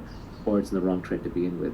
On the other hand, if it's completely empty, if the whole market is empty and no one's there, that can also be a warning indicator that you've gone too authentic and not enough on the product market fit part of founder product market fit. So there's a balance. You have to find it. But generally, most people will make the mistake of paying too much attention to the competition and being too much like the competition and not being authentic enough. And the great founders tend to be authentic iconoclasts. I hate to bring up the Scott Adams skill stack one more time, but I'll still bring it up. Do you think one way of getting to authenticity is not necessarily adding some random skills that you think might be important, but just really finding 5 or 6 various skills that you already authentically do and just stacking them on top of each other, and not even in any purposeful way? If you are expressing who you are, you're going to be expressing all these little 5 or 6 different skills anyway. That's really where life is going to lead you anyway. Long term, if you are good and successful at what you do, you will find that whatever your hobbies were, you're almost doing them for a living. As Robert Frost said, combine your vocation and your avocation, what you love to do and what you do. So I think you'll find yourself there anyway. And you're right about the skill stack, and that everyone's got multiple skills. We aren't all one-dimensional creatures, even though that's how we have to portray ourselves in our online profiles to get employed. You meet somebody and they say, I'm a banker, or I'm a bartender, or I'm a barber, or what have you, all the B's. But people are multivariate. They have a lot of skills. One banker might be good at finance, another one might be good at sales, a third one might be just good at macroeconomic trends and have a feel for the markets. Another one might be really good at picking individual stocks. Another one might just be good at maintaining relationships rather than selling new relationships. So everyone's going to have their various niches, and you're going to have multiple niches. It's not going to be just one. So over time, you will find, as you go through your career, both you will gravitate towards the things that you're good at, which by definition are almost the things you enjoy doing, otherwise you wouldn't be good at them, you wouldn't have put in the time. And other people will push you towards the things that you're good at, because your smart bosses and your smart coworkers and your smart investors will realize, okay, you're really world-class in this thing, and you recruit somebody else with that other thing. So ideally, you want to end up specializing in being you. I think when you're being authentic, you don't really mind competition that much. Yeah, it pisses you off and it inspires some fear and jealousy and all the other emotions that come along with it, but also you don't really mind because you're more oriented towards the goal and the mission, and worst case, you get some ideas from them, and there's often ways to work with the competition in a positive way, and it ends up increasing the size of the market for you. Yeah, sometimes it depends on the nature of the business. Silicon Valley tech industry businesses tend to be winner take all, at least the good ones. And so when you see competition, it can make you fly into a rage because it really does endanger everything you've built. Whereas if I was opening a restaurant and a more interesting version of the same restaurant opens up in a different town, that's fantastic. I'm just going to lift from them what's working and drop what I can see that they have already figured out is not working. So it does depend to some extent on the nature of the business. That said, even the businesses that seem like that they are often in direct competition really aren't. They can end up adjacent or slightly different. You're one step away from a completely different business, and sometimes you need to take that one step, and you're not going to be able to take it if you're busy fighting over a booby prize. You're playing a stupid game and you're going to win a stupid prize. It's not obvious right now because you're blinded by competition, but 3 years from now it'll be obvious. To give a simple example, when I was first starting companies, one of my first ones was called Epinions, which was an online product review site for all the products out there that was independent of Amazon. And that space eventually turned into TripAdvisor and Yelp, which is where we should have gone. We should have done more local reviews because there's more value to having a review of a scarce item like in the local restaurant than it is of an item like a camera, which is going to have 1,000 reviews on Amazon. But before we could get there, we got caught up in the whole comparison shopping game. And so we ended up merging with Deal Time, and we competed with MySimon and BizRate, which became Shopzilla, and Price Grabber and Nextag, and a whole bunch of these price comparison engines. And we're all caught in fierce competition with each other, and that whole space went to zero because it turns out Amazon won e-tail completely. So there was no need for price comparison. Everyone just went to Amazon. But we got the booby prize because we were caught in a competition with a bunch of our peers, when really we should have been looking at what the consumer really wanted and being authentic to ourselves, which was reviews and not price comparison, and gone more and more into more and more esoteric items that needed to be reviewed where customers had less and less data and wanted reviews more badly. So if we'd stayed authentic to ourselves, we would have done better. We're still talking about working for the long term. The next tweet on that topic is apply specific knowledge with leverage, and eventually you will get what you deserve. I would also add to that, apply judgment, apply accountability, and apply the skill of reading. This one is just a glib way of saying that it takes time. Even once you have all of these pieces in place, there is an indeterminate amount of time that you're going to have to put in. And if you're counting, you will run out of patience before it actually arrives. So you just have to make sure that you give these things a proper time. Life is long. Charlie Munger had some line on this. Somebody asked him about making money, and he reinterpreted that. He said what the questioner is actually asking is, how do I get rich like you but faster before I end up as a really old guy? And everybody wants it immediately, but the world is an efficient place. Immediate doesn't work. You do have to put in the time. You do have to put in the hours. And so I think you just have to put yourself in the position with the specific knowledge, with the accountability, with the leverage, with the authentic skill set that you have to be the best in the world at what you do. And then you have to enjoy it and just keep doing it and keep doing it and keep doing it, and don't keep track and don't keep count. Because if you do, you will run out of time. I can look back at my career and the people 2 decades ago that I had identified as brilliant and hardworking but hadn't thought much more about it, they're all successful now, almost without exception. On a long enough time scale, you do get paid, but it can easily be 10 or 20 years. Sometimes it's 5, and if it's 5 or 3 and a friend of yours got there, it can drive you insane. But those are exceptions, and for every winner, there's multiple failures. One thing that's important in entrepreneurship is you just have to be right once. You get many, many shots on goal. You can take a shot on goal every 3 to 5 years, maybe every 10 at the slowest, or once every year at the fastest, depending on how you're iterating with startups. But you really only have to be right once. My little equation is that your eventual outcome will be equal to something like the distinctiveness of your specific knowledge times how much leverage you can apply to that knowledge times how often your judgment is correct times how singularly accountable you are for the outcome times how much society values what you're doing, and then you compound all of that with how long you can keep doing it and how long you can keep improving it through reading and learning. That's actually a really good way to summarize it. It's probably worth even trying to sketch that equation out. That said, people try to then apply mathematics to what is really philosophy. So I've seen this happen in the past where I say one thing and then I say another thing that seemed contradictory if you treat it as a math equation, but it's obviously in a different context. And then people will say, well, you say that desire is suffering, it's the Buddhist saying, and then you say that all greatness comes from suffering, so does that mean all greatness comes from desire? It's like, well, this isn't math, people. You can't just start carrying variables around and forming absolute logical outputs. You have to know when to apply things. So I think that is very useful to understand, but at the same time, one can't get too analytical about it. It's what a physicist would call false precision. When you take 2 made-up estimates and you multiply them together and then you get 4 degrees of precision, those decimal points don't actually count. You don't have that data, you don't have that knowledge. In a model, the more estimated variables you have, the greater the error in the model. So just adding more and more complexity to your decision-making process actually gets you a worse answer. You're better off just picking the single biggest thing or 2. For example, what am I really good at according to observation and according to people that I trust, that the market values? Like that alone, those 2 variables alone are probably good enough. Because if you're good at it, you'll keep it up. And if you're good at it, you'll develop the judgment. And if you're good at it and you like to do it, eventually people will give you the resources and you won't be afraid to take on accountability. So all the other pieces will fall in place. Product market fit is inevitable if you're doing something you love to do and the market wants it. Regarding the guy that gets rich in 5 years, one of the tweets that you had on the cutting room floor was avoid people who got rich quickly. They're just giving you their winning lottery ticket numbers. This is generally true of advice anyway, which is, it's back to Scott Adams, systems, not goals.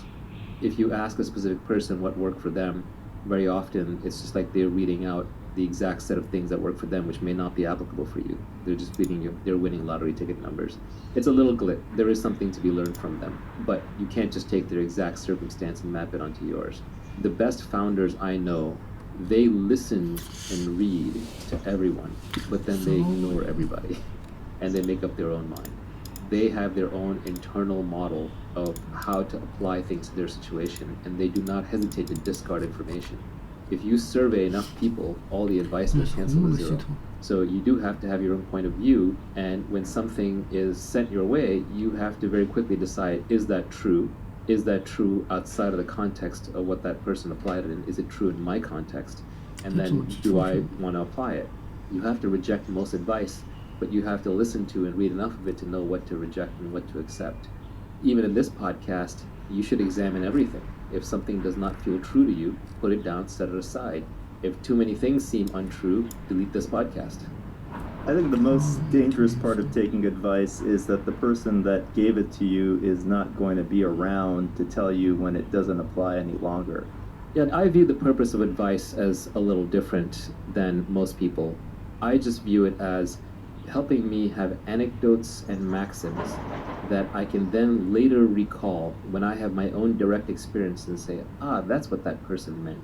90% of my tweets are actually just maxims that I carve for myself that are then little mental hooks to remind me when I'm in that situation again, like, I'm the one who tweeted, if you can't see yourself working with someone for life, then don't work with them for a day. So as soon as I know that this person is not going to be someone that I'm going to be working with 10 years from now, then I have to start extricating myself from that relationship, or just not investing that much more effort into it. So I use my tweets and other people's tweets as maxims that help compress my own learnings and be able to recall them. You know, the brain space is finite. You have finite neurons. So you can almost think of these as pointers, addresses, mnemonics to help you remember deep-seated principles where you have the underlying experience to back it up. If you don't have the underlying experience, then it just reads like a collection of quotes. It's like, it's cool, it's inspirational for a moment, maybe you make a nice poster out of it, but then you forget it and move on. So all of these are really just compact ways for you to recall your own knowledge. The last tweet on the topic of working for the long term is that when you're finally wealthy, you'll realize that it wasn't what you were seeking in the first place. But that's for another day. That's a multi-hour topic in and of itself. First of all, I just thought it was a really clever way to end the whole thing, because it disarms a whole set of people who'd say, well, what's the point of getting rich? Because there are a lot of people who just like the status signal, virtue signal against the idea of wealth creation or making money. So it was just a good way to disarm all of them. But it's also true in that the things that you really want in life, yes, money will solve all your money problems, but it doesn't get you everywhere. The first thing you'll realize when you've made a bunch of money is that you're still the same person. If you're happy, you're happy. If you're unhappy, you're unhappy. If you're calm and fulfilled and peaceful, you're still that same person.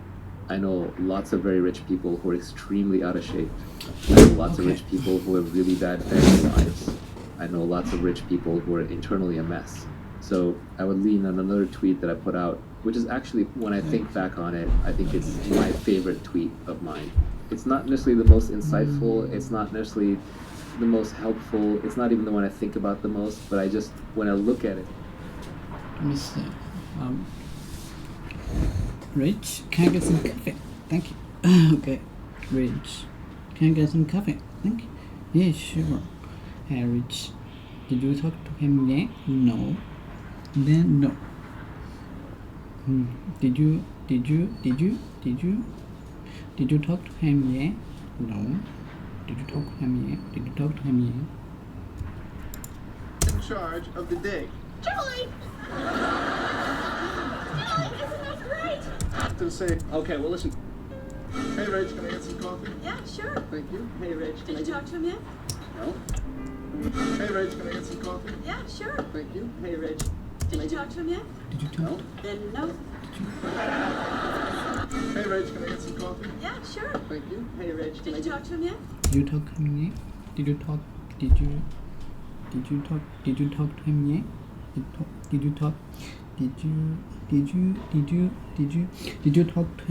Did you talk to him yet? No, then no. So what the hell happened to your channel? What the hell happened to your channel? What the hell happened to your channel, coach? What the hell happened to each? What the hell happened, count?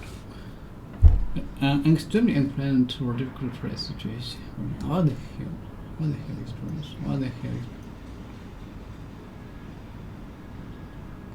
What the hell? What the here recently. She had to suffer the hell of giving birth to her dead baby. Her dead baby. 就这样了吗？看吧，就看你。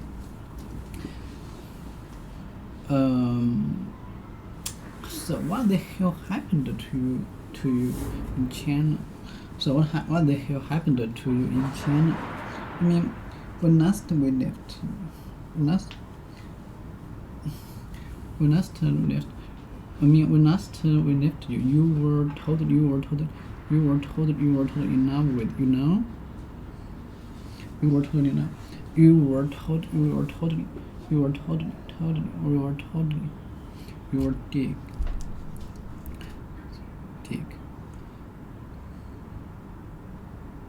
Guess who's the charge of the dick? Guess who's the charge of the dick? Guess who's the charge of the dick? Guess who's the charge of the dick? Who's charge of the dick? Who's charge of dick?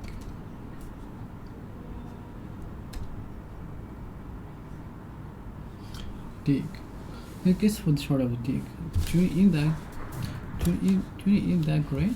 Okay, no. I mean, when last we left you, you were totally enough with, you know. I know. I was, but there was always this voice inside and kept saying, it's never gonna happen. Move on. Okay. Cake used now as interesting, fantastic. Kick, hit, strong, non.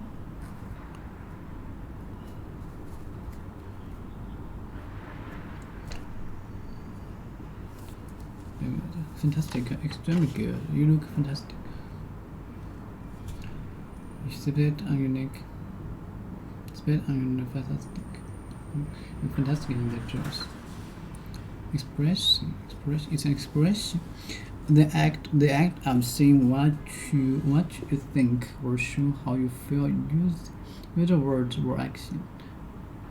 He wrote her a poem. He wrote her a poem as an expression of his love. Adjective, not real. Fantastic. Strange and imaginary and not reasonable. She drew fantastic animals. She drew fantastic animals with two heads and large wings.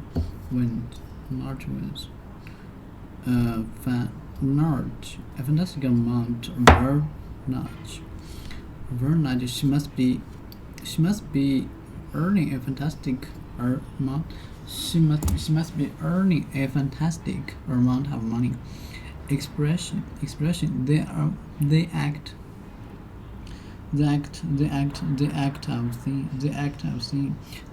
of saying what you think or showing how you feel. Use the words or actions. He wrote her a poem as an expression of his love. He wrote her a poem as an expression of his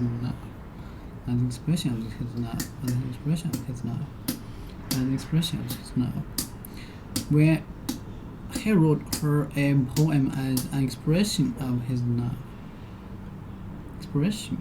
The act of saying what you think or showing how you feel. Use the words or actions. It's an expression. For examples. Look face.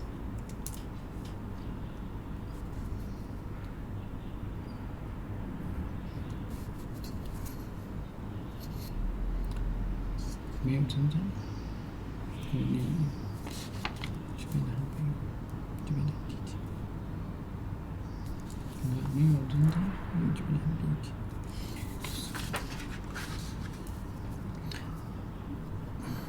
Words, non-words. She looked at him with a surprised expression on her face. Mother seems six. Motherless seeks to find new form of expression and reject the traditional or accepted ideas. In this role, Durant is able to give. Is able to give.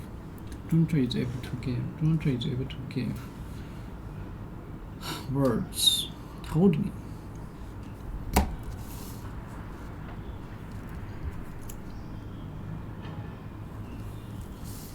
Told me. These words. Completed. His second husband, totally different. Totally. You were totally in love with. Totally, completely. I totally agree with you.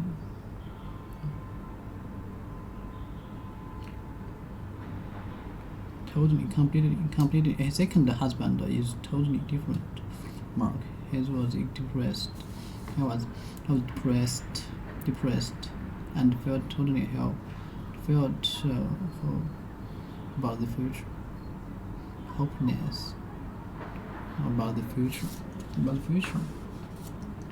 Told the amount you get with several smaller amounts added together. The amount you get with several amounts together. You were totally in love with. You were totally in love with, you know? Adjective amounts were great. Totally in love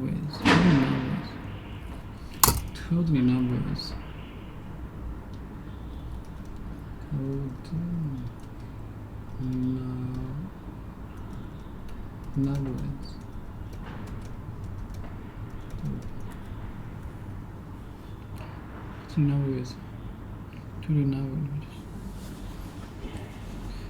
I mean, when you left, and you were totally.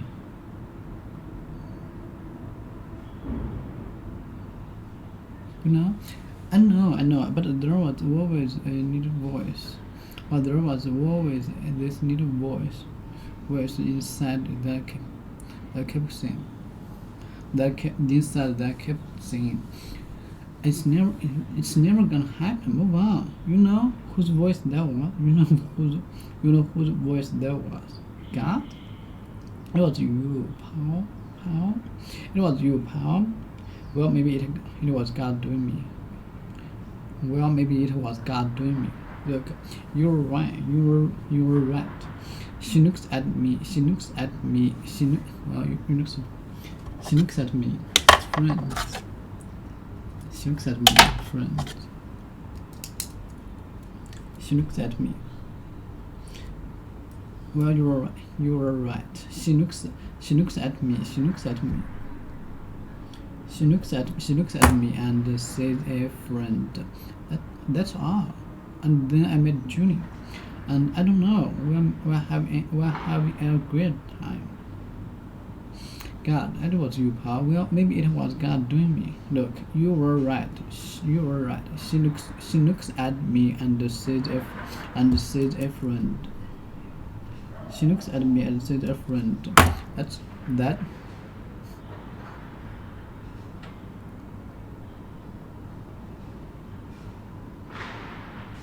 She looks at me. She looks at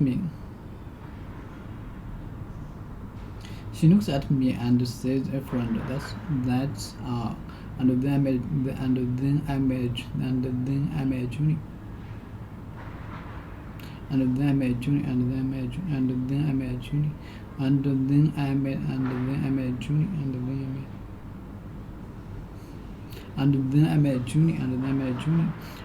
met Junie. And I don't know. We're having a great time. Look, you're right. She looks at me and says a friend. That's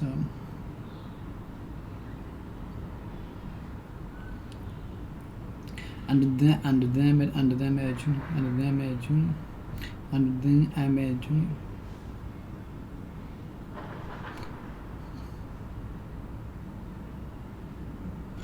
I don't know. We are having a great time, and I have to say I never would have gone for it with her if it hadn't been for you. Look, you're right. She looks at me and says a friend. That's and then imagine and I don't know. We're having a great time. Look, you're right. She looks at me and says a friend. She looks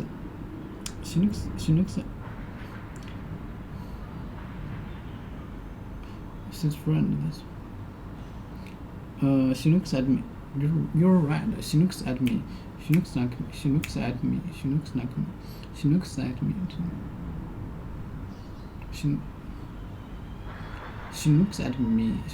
me. And says a friend. That's her. And then I met Julie. And I don't know. We're having a great time. We're having a great time. And I have to say, I never would have gone for it with her if it hadn't been for you. And I have to say, I never would have gone for it with her. And I have to say, I never would have gone. And I have to say, I never would have gone. I never would have gone for it with her if it hadn't been for you. If it hadn't been for you. Okay. You're right. She looks at me and says, she looks at me. She looks at me and says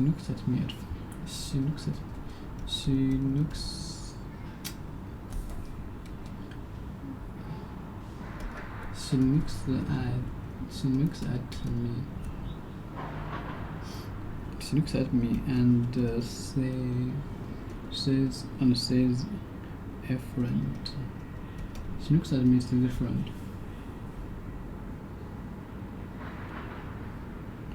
You're right. She looks at me and says a friend. She looks at me and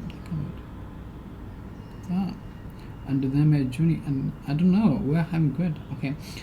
Look, you're right. She looks at me and says a friend. That's all. And then I met Junie, and I don't know. We are having a great time. And I have to say, I never would have gone for it with her.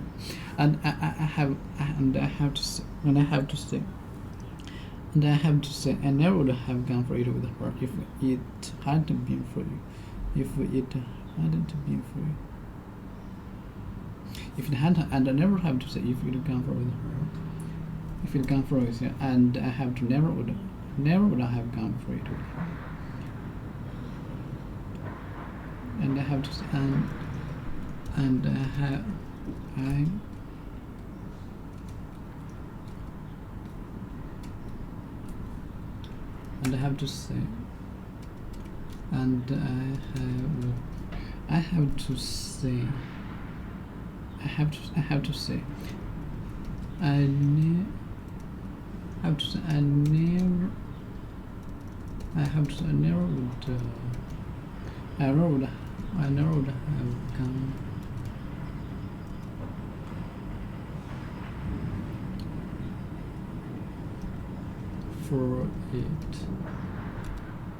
never would have gone for it. Go for it with her.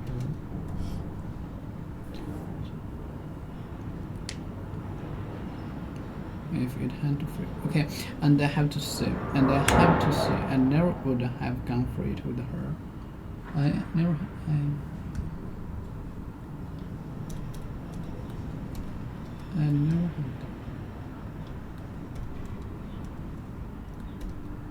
I have to say, I never would have gone for it with her.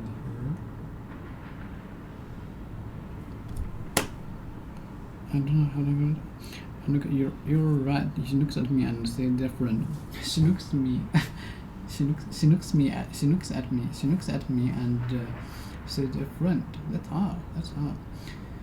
You're right. She looks at me and says different. That's all. And then I met Julie. I don't know. We'll have a good time. And I have to say, I never would have gone for it with her. If it hadn't been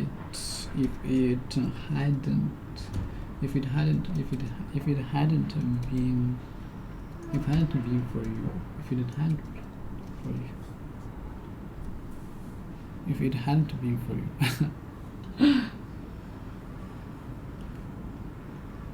And I have to say, I never would have gone for it if it hadn't been for you. Okay, I have to say, I never would have gone for it with her.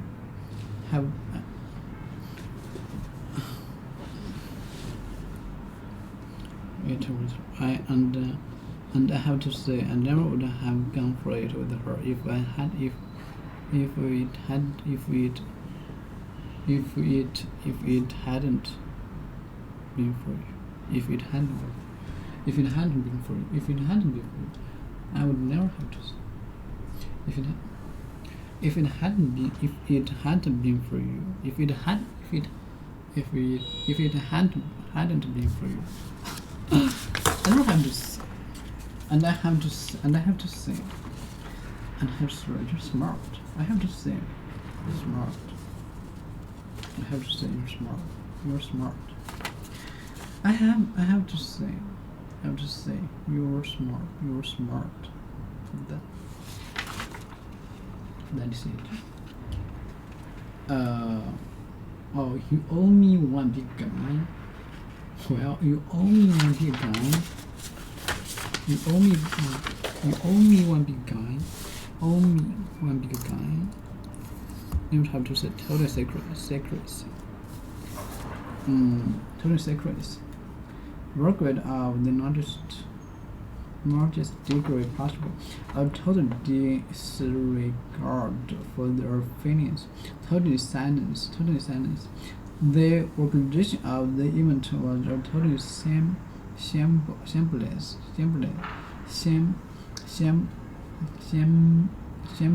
shambles were bad. They collapsed. When it came was told. They collapsed. When it came was told. Regret. Yet. You have to yet.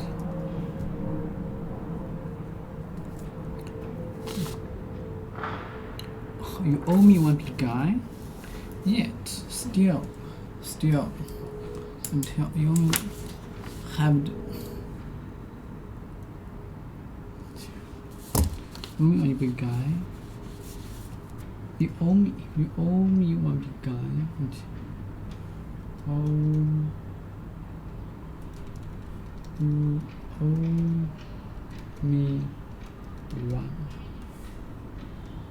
You owe me one. You owe me one big guy. Here's your name. I didn't order lemonade. Lemonade.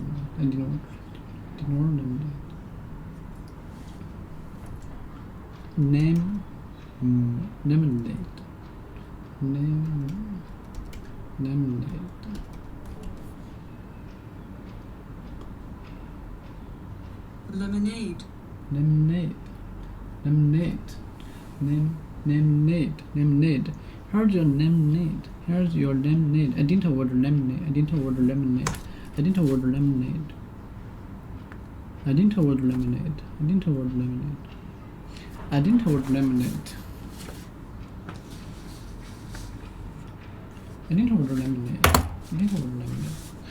Here's you owe me one big guy.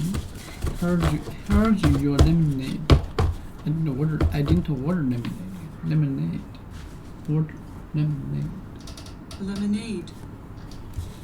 Okay. Let me see. No. Then no. And no.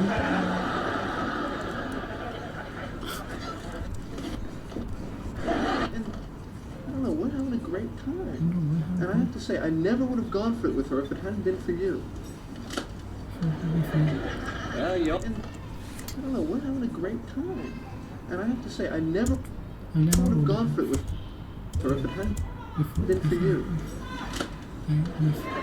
Well, you owe me one, big guy. Here's your lemonade. Here's your lemonade. Here's your lemonade. Lemonade. Lemonade. Here's your lemonade. Here's your lemonade. I didn't order lemonade. I do not Oh. lemonade. Well, then you better go take that back because they're going to charge you for that. Here's your lemonade. Here's your lemonade. I didn't order lemonade. Oh, oh no. Can I have order? Can you have order? Oh well, then you better. Then you better go take that back. They're gonna charge for you. They're gonna charge for you. They're gonna charge you for that. They're gonna charge for that. They're gonna charge you for that. They're gonna charge you for that. They're gonna charge you for that. They're gonna charge you for that. Charge money. They're gonna charge for it. They're gonna charge for it. They are gonna charge for it.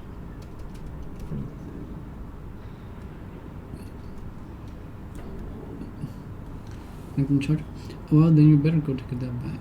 Well, then you better go take that back. They're gonna charge for it. They're gonna charge for it.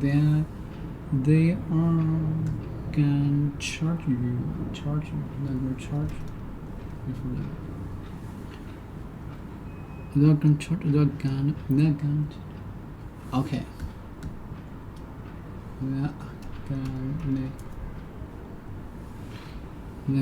Well, then you get better. Well, then you better go and click it. Oh well.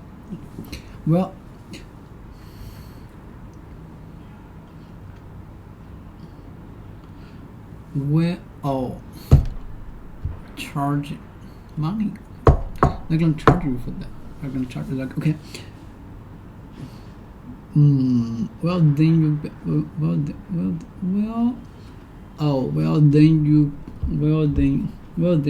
better go.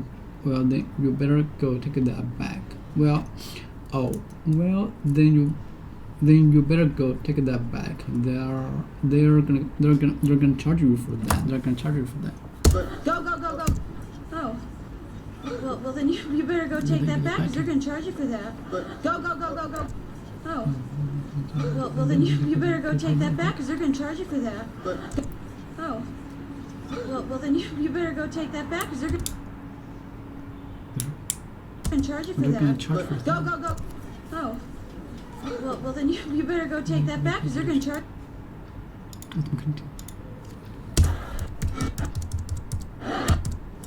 I didn't order lemonade. Oh. Well, then you better go take that back because they're going to charge you for that. Go. Oh. Well, then you better go take that.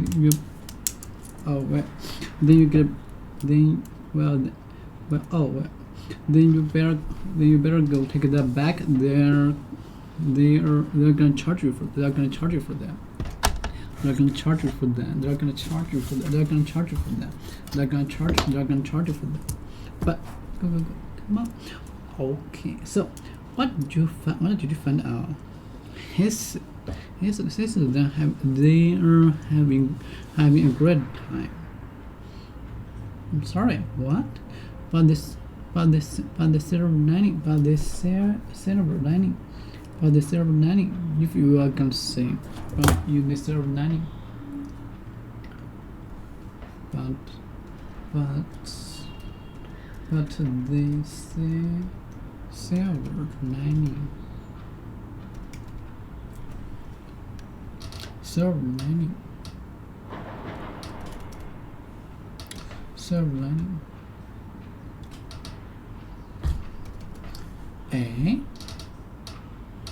Lining. Silver lining. What do you mean by this?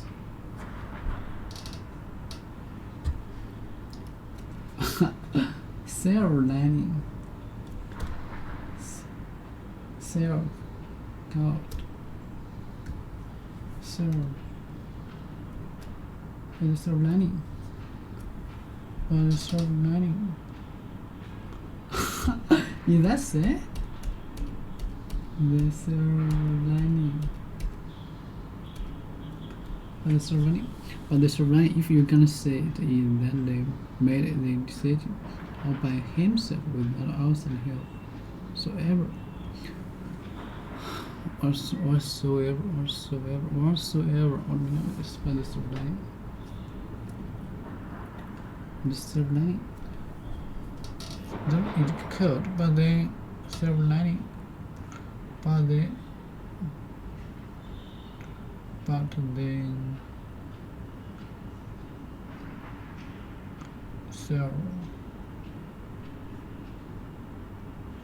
self-learning. But the self-learning.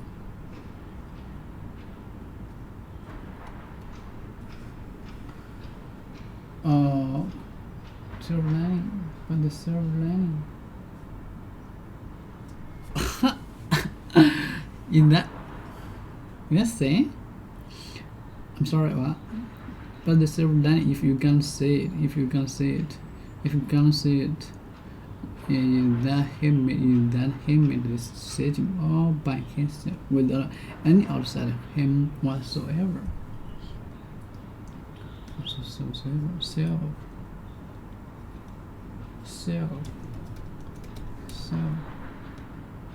A very small unit piece of something, usually broken or something large. It set or self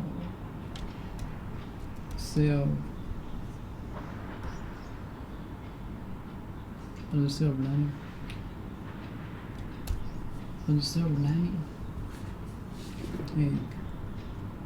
Made of the colors.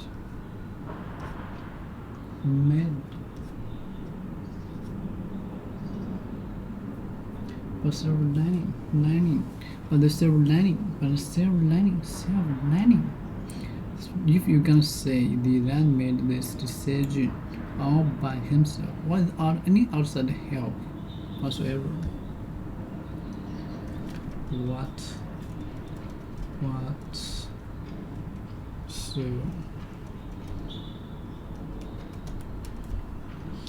Whatsoever.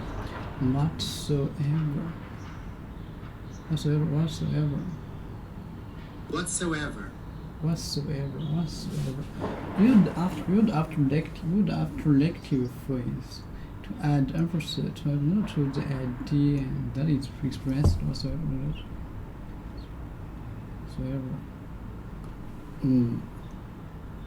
Without any outside whatsoever. Without any outside whatsoever. Build after adjective. He is no respect for after whatsoever.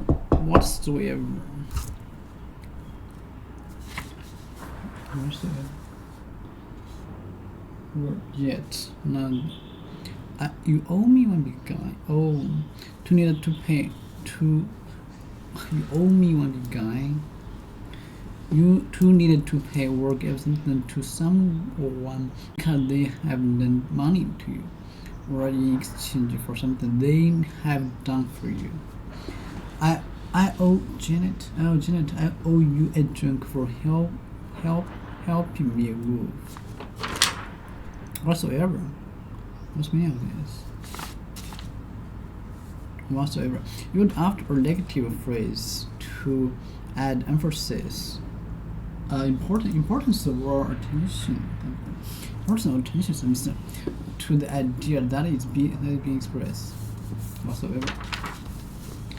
But this self-learning, if you can say it, is that he made this decision all by himself without any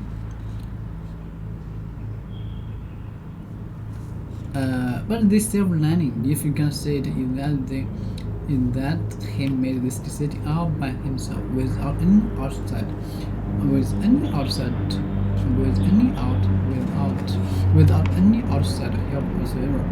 How is that a silver lining? You have to really want to say it.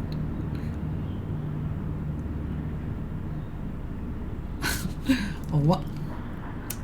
How is that a silver lining? Nah.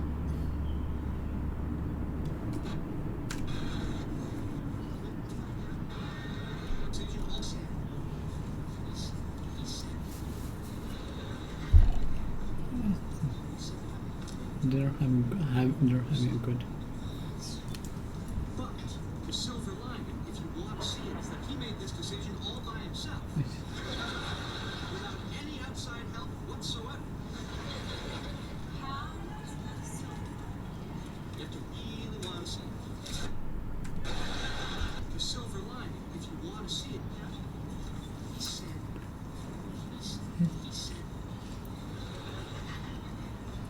Silver.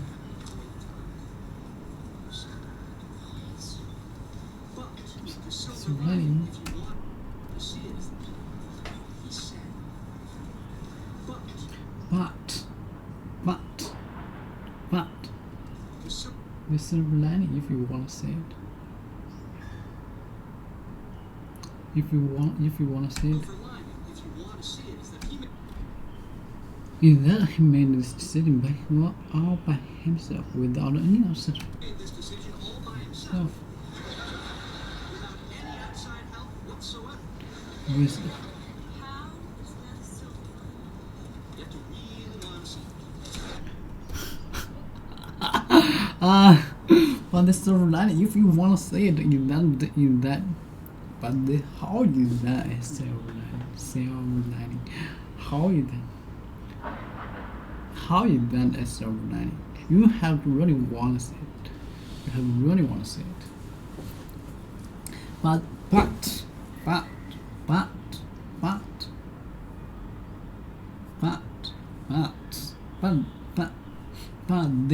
the silver lining, if you want to say it, is that he made this decision all by himself without any outside help whatsoever. How is that a silver lining? You have to really want to say it. I was joking. I'm joking. So funny. Okay. So, what did you find out? He said they're having a good time. I'm sorry. But this silver lining, if you want to say it, is that he made this decision all by himself, with any outside help whatsoever, without any whatsoever. You'd after adjective phrase, without any outside. You'd after a negative phrase to add emphasis to the idea that it's being expressed. He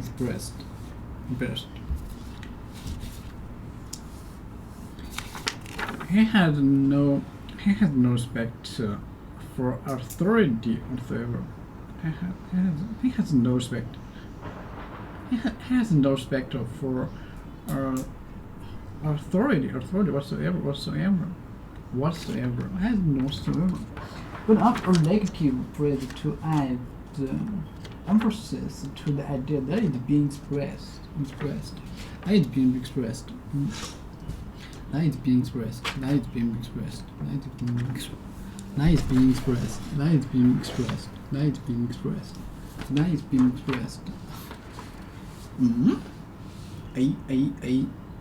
Shit.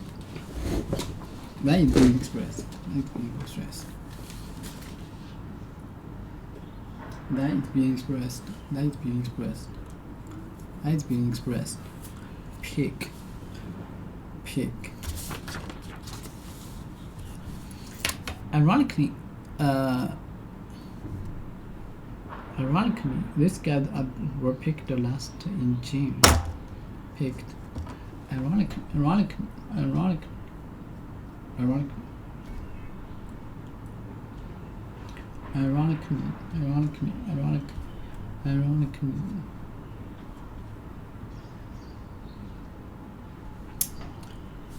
Ironic, ironic, ironic, ironic.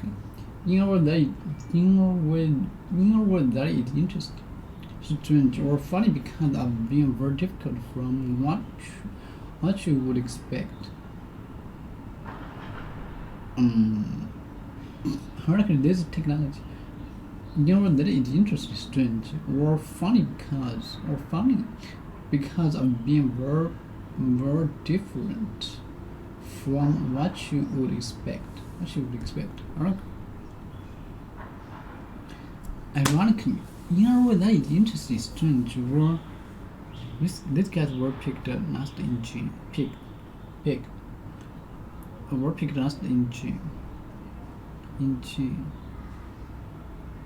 Were picked to take something and leave others. Pick a card from bag. Pick a part. The guys were picked last in June. These guys were picked not in June. I picked were picked. It's a bit picked. Okay, these guys were picked last in June. These guys were picked last in June. Were picked. Choose last in June.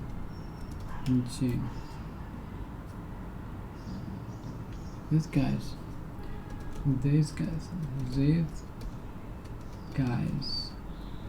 were picked last in June.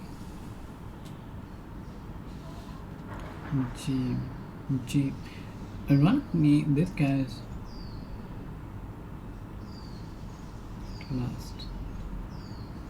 were picked.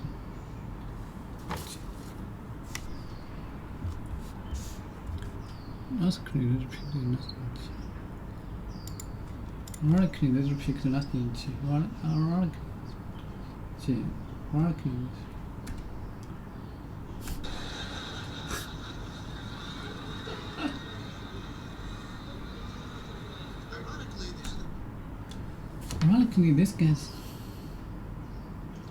these guys.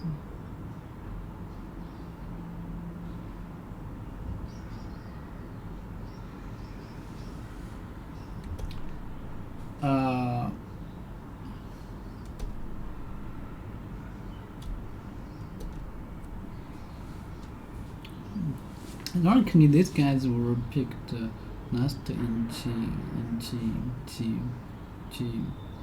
These guys were picked last in June. Were picked. Ironically.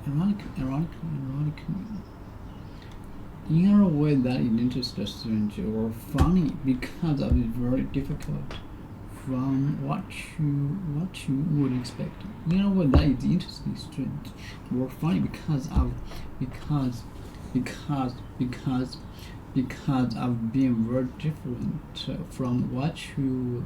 In a way that is interesting, strange, or funny. That's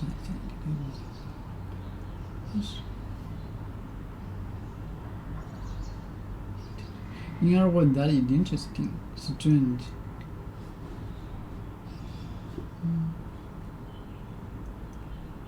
In a way that is interesting, strange, or funny because of being very different from what you.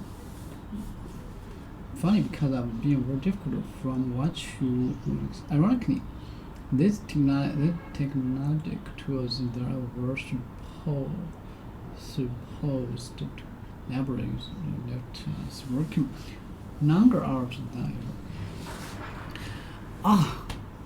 ever. Ironically, these guys were picked not in June. Hi, Phipps. You know what I'm thinking? Oh, okay. How? It's been so long since you've had sex. You had sex. I have to say. Whoa. Okay.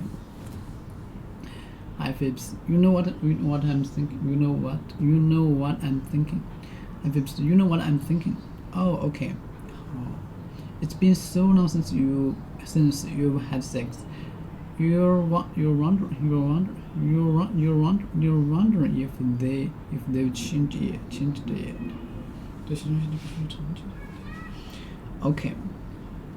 It's been so long since you had sex. You're wondering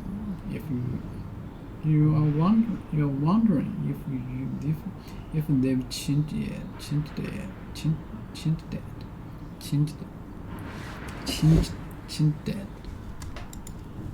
For that. But Go. the silver. Oh, okay. Okay.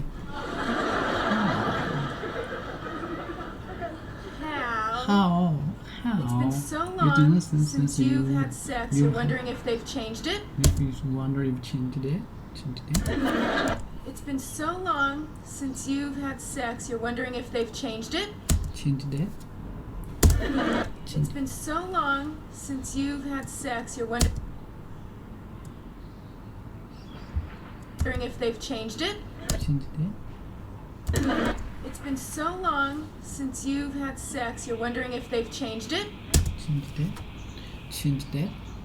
Changed it? Changed it? Changed it? Changed it? It's been so long since you've had sex. You're wondering if they've changed it? Changed it? Okay. It's been so long since you had sex. You're wondering.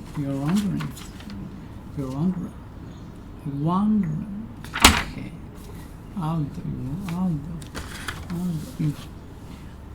You're wondering if they changed it? All that.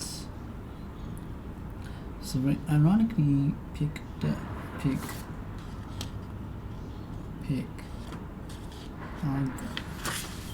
Despite to this, she walked home by herself, although she knew that it was dangerous. Ironically,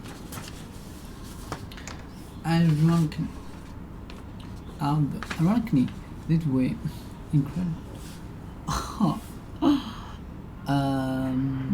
If they've changed, I'm wondering. Ironically, whatsoever, no.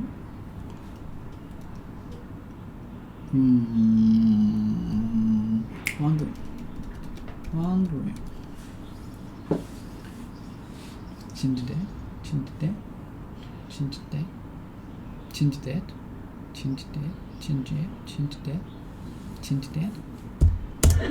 It's been so long since you've had sex. You're wondering if they've changed it? Changed it.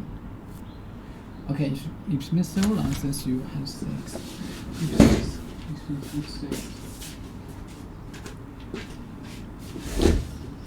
And let's see.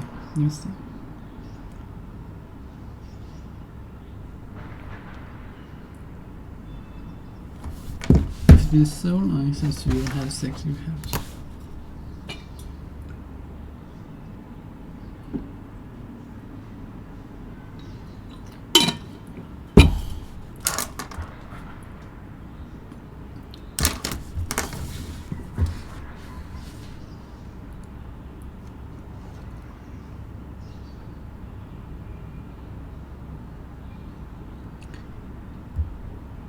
I'm practicing my language.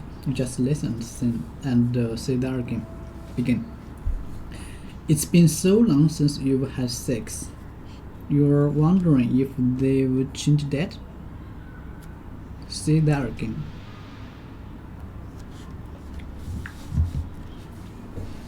It sounds like you're practicing speaking. Feel free to continue, and I'll listen and provide feedback if you'd like.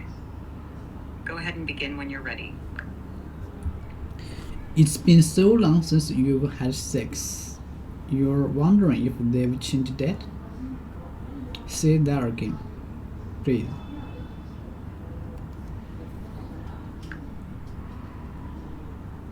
Sure, I'll repeat that for you. It's been so long since you've had sex. You're wondering if they've changed that?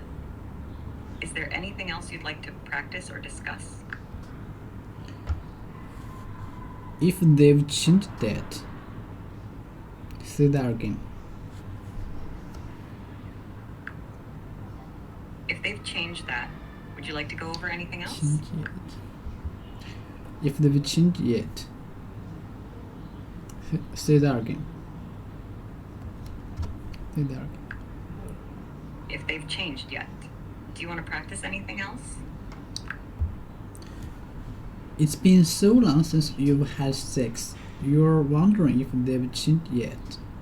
Say that again, please.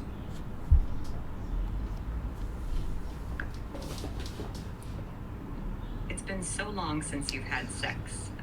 You're wondering if they've changed yet. Is there anything else you want to repeat or discuss? Repeat that again. Could you clarify what you mean by the arcing? I want to make sure I understand what you're asking for. Repeat that again for my words. Of course, you said repeat the arcing. What would you like to discuss or practice next?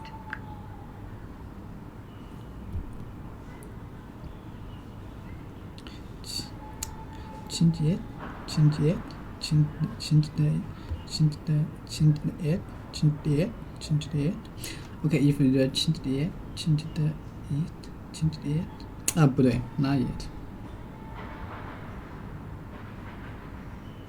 Change the it, change the it, change the it. Oh, could you press? Change the it, change the it. Oh, change the it. It's been so long since you've had sex. You're wondering if there's.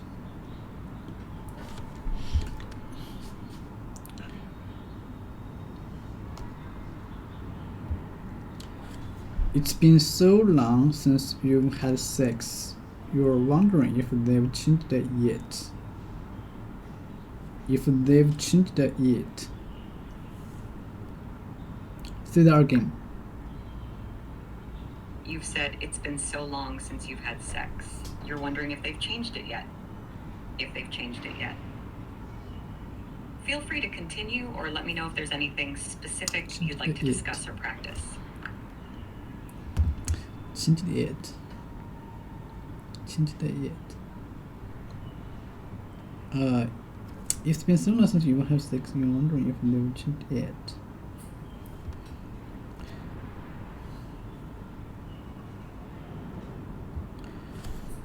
You're wondering if they've changed it. You're wondering if they've changed it. Say that again, please.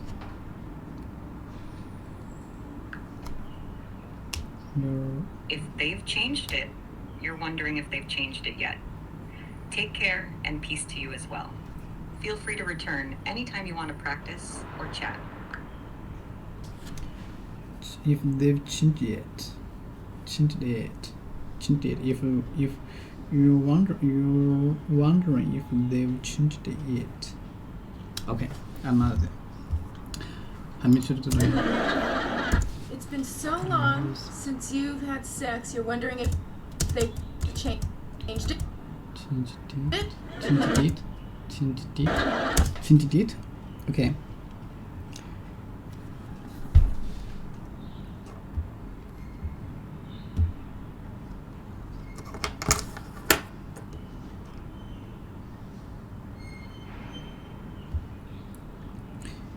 You're wondering if they've changed that? You're wondering if they've changed it? Say that again.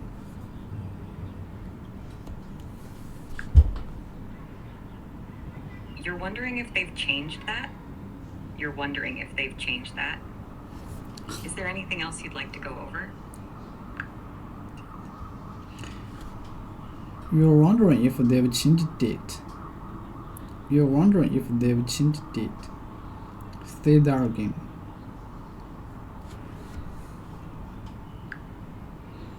You are wondering if Davidson did. You are wondering if Davidson did.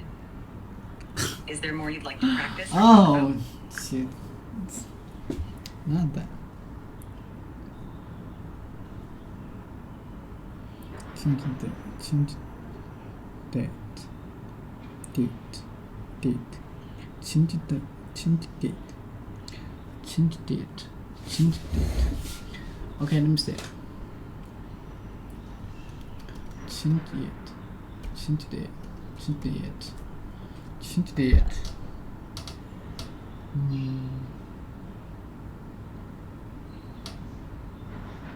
Changed it. Changed it. Change that. Change that.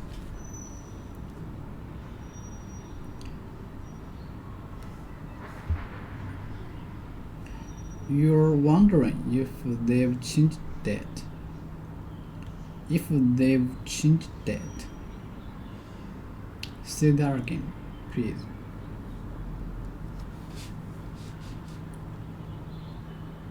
You're wondering if they've changed that. If they've changed that.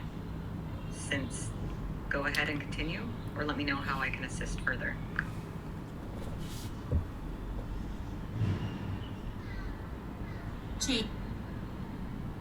Changed it. Changed it. Say that again.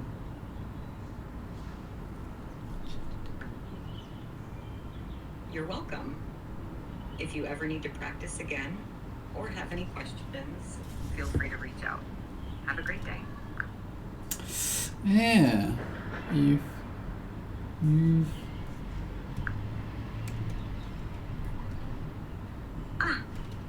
Is there something else on your mind or another way I can assist you?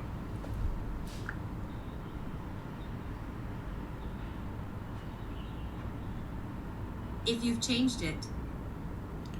If you've changed that. Say that again.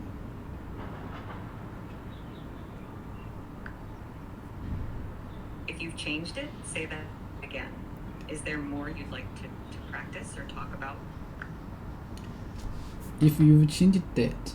If they've changed that. Say that again. Repeat that again. For 2 times.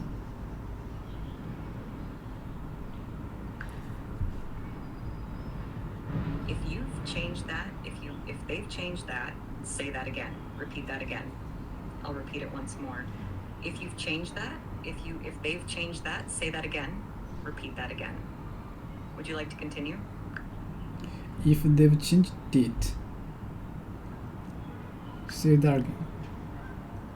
Say that again. Sorry, I'm having issues right now. Could not understand what you said. If they've changed it. Say that again.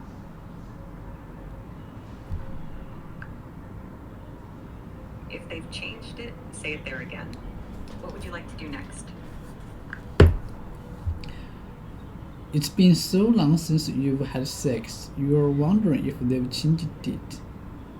Say that again. Repeat.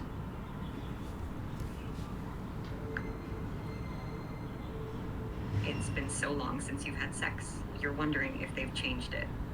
Would you like to go over anything else or continue practicing? Okay. Change that. Change that. If you've changed it. Did. If you've changed it. That. If they've changed that.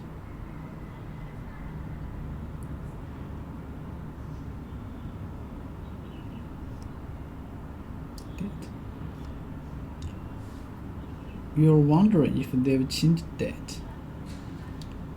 You're wondering if they've changed that. Say that again. You're wondering if they've changed that. You're wondering if they've changed that. Stay darking. Is there anything else you'd like to go over or discuss? If you've changed it. If you've changed it. Repeat that again. If you've changed it, repeat or darken. Is there more you'd like to practice or any other assistance you need? Change that.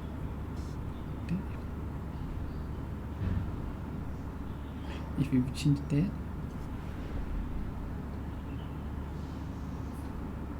If you've changed it. That.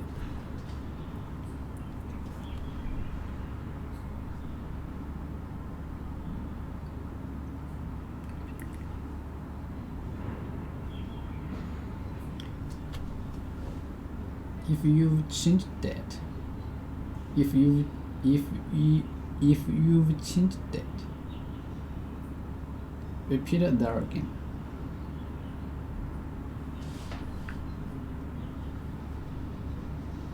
If you've changed that, repeat the dialogue.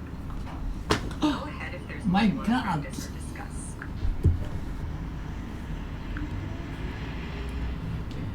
If you've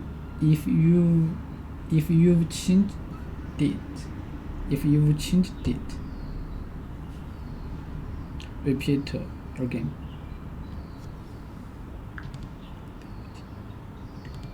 If you change the date, repeat again. Is there anything else you'd like to practice or any other way I can assist? If you've changed that. Okay. If you've changed it. That. If you've changed it. That. If you've changed it. That. If you've changed it. That. If they've changed that. Oh, jeez. If they've changed it. If they've changed it. Changed that. If they've changed If that. they've changed it.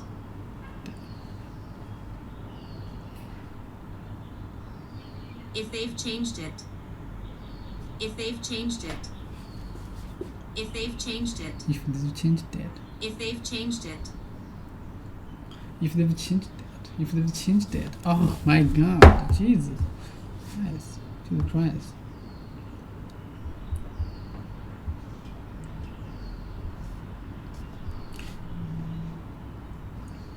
If they've changed that. If they've changed it. If they've changed that. If they've changed that. If they've changed that. If they've changed that. If they've changed it. If they've changed that. If they've changed that. Yeah. If they've changed it. If they've changed it. If they've changed that. If they've changed that. Let me say. If they've changed that. If they've changed that. If they've changed that. If they've changed that. If they've changed that. If they've changed that. That. If they've changed it. If they've changed that. That. If they've changed that.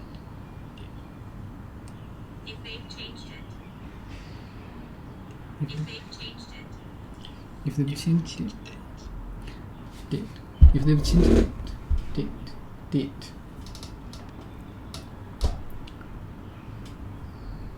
If they've changed it. Date. If they've changed it. Date. If they've changed it. Change it. Change that. Practice. So.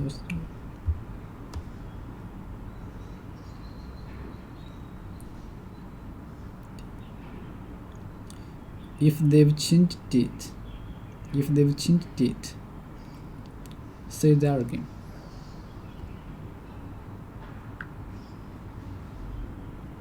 If they've changed it, say that again. Would you like to continue, or is there something else you'd like to discuss? Did.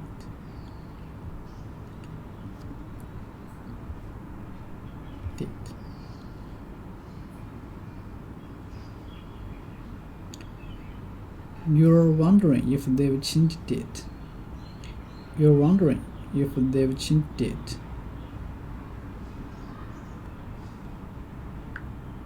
Say that again. You're wondering if they've changed it. Is there anything else you'd like to repeat, or any other topic you want to discuss?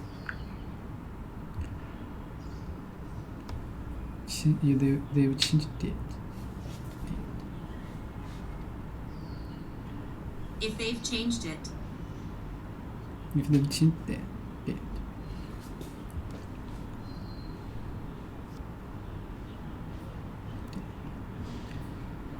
How? It's been so long since you've had sex. You're wondering if they've changed it. You're wondering if they've changed it. Say that again, please.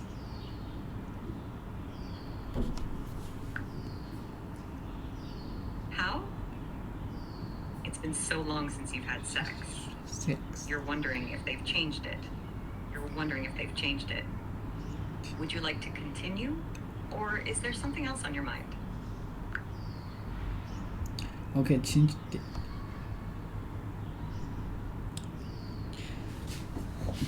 Okay, if they've changed it, if they've changed it, if you're wondering if they've changed it. Okay, I love this. I love this meme.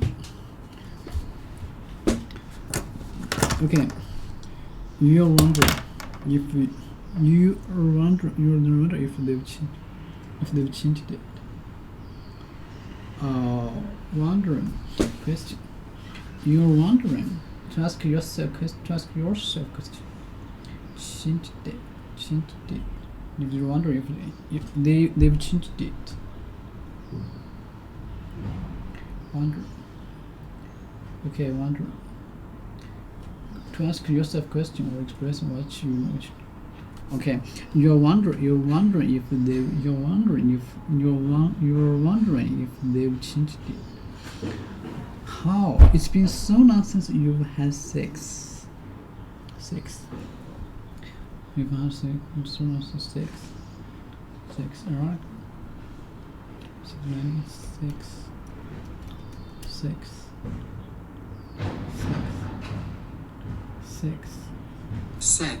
Sex. Okay. How? It's been so long since you had sex. You're wondering if they've changed it.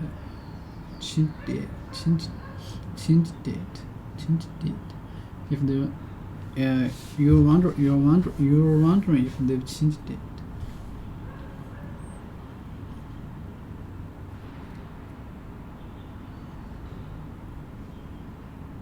Okay. It's been so long since you have. You guys were picked last, didn't you? You know what I'm thinking? Oh, okay.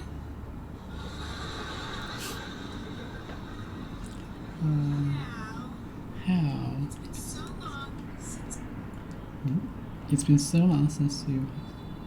You've had sex. You wonder. It's been so long since you've had sex. You're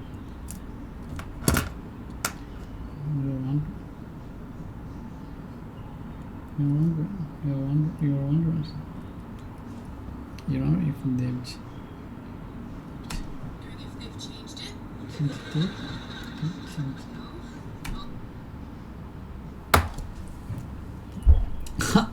It's been so long since you had sex.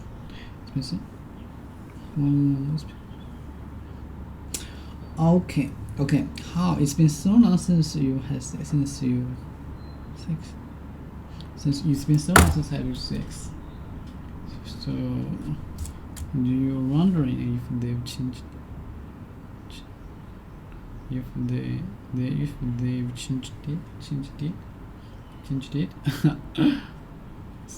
Is that so? It's been so long since you had sex. Since you had sex.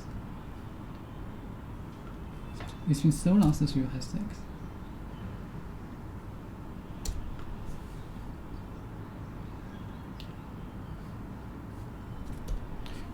It's been so long since you had sex. It's been so long since you're wondering.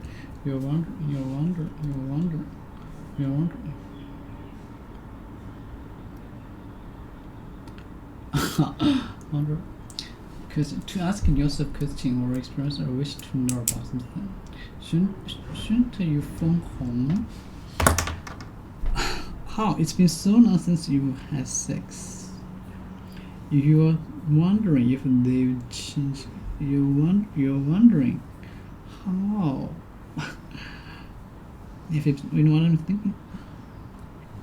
You're wondering if they've changed it. No, no, that's what. No. No, that's what I'm thinking. Alright, what were you thinking? What were you thinking?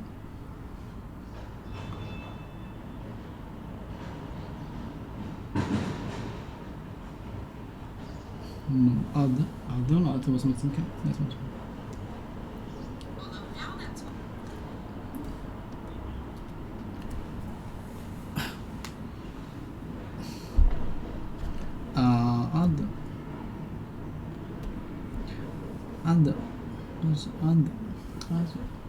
Correctly. Wonder to ask yourself questions. Okay. Also, despite the fact that he walked over by horse,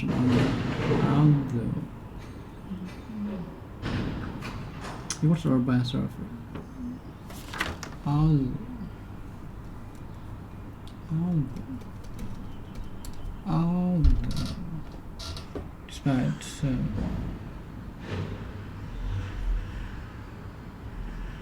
Despite no.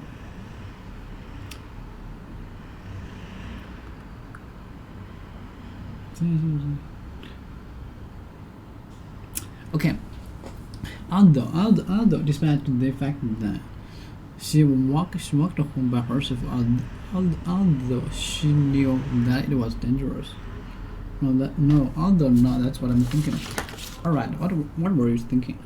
Well, I was thinking that you gave the guy such great haircut. I thought you'd maybe like to do mine.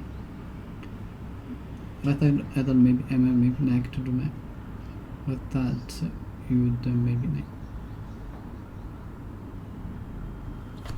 I thought maybe you'd like to do mine.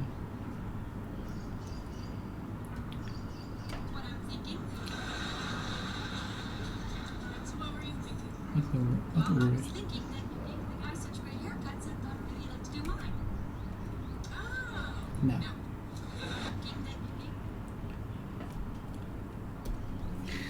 Okay. I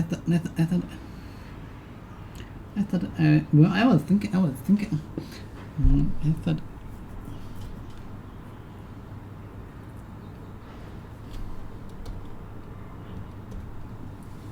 Maybe like to do mine. Well, I was thinking that you gave the guys such great haircuts. I thought you'd maybe like to do mine. Oh no, why not? Because I'm incredibly anal. And unbelievable. Freak. Okay, because I'm incredibly anal. incredibly, incredibly, in a way that is interesting, strange, or funny, because of being very different from what you would expect. In a way that is interesting, strange, or funny because of being very different from what you would. Incredibly, incredibly.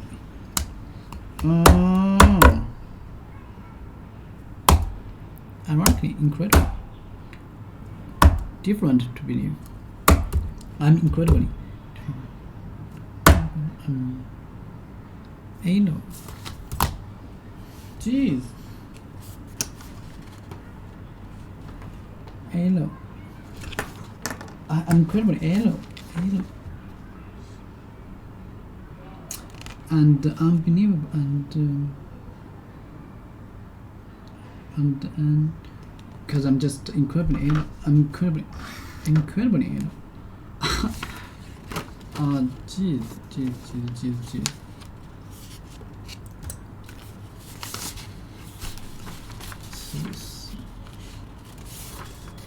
Incredibly anal.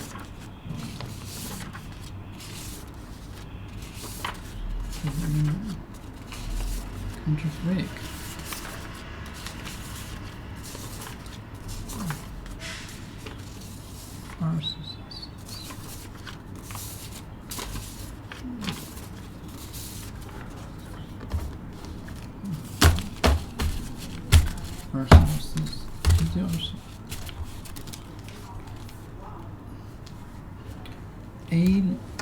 Alo, relating to the alias.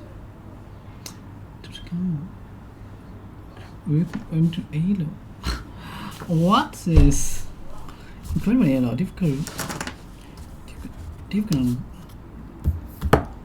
You need to see whether it's more difficult to believe. Alo and unbelievable and unbelievable counterfeit. And incredibly Alo and counterfeit. Unbelievable. What?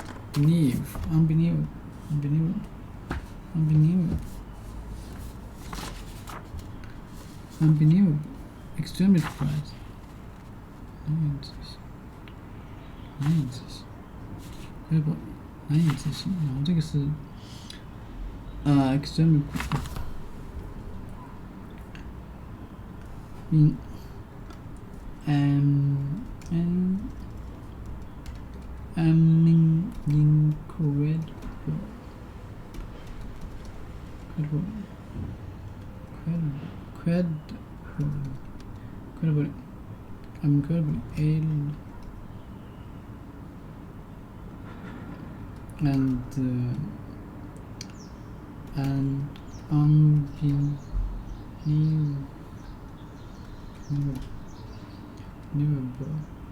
and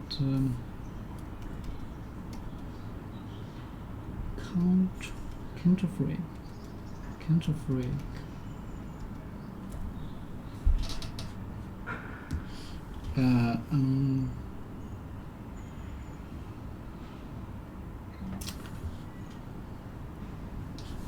Incredible.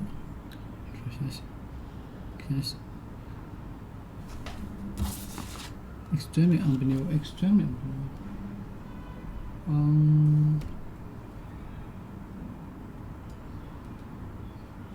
Believable and unbelievable counterfeit.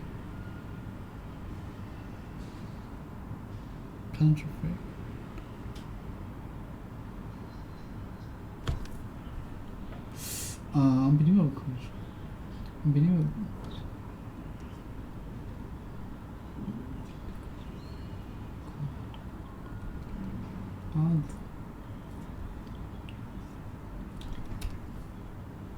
Unbelievable, extremely surprising. Unbelievable, it's incredibly, extremely.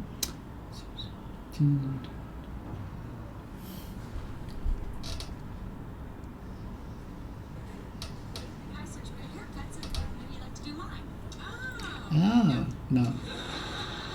Why not? Because I'm just. No. I'm incredibly anal and an unbelievable control freak. No, you're not. Well, I was thinking that you gave the guy such great haircuts, I thought maybe you'd like to do mine. Oh, no. Why not? Because I'm just. I'm incredibly anal.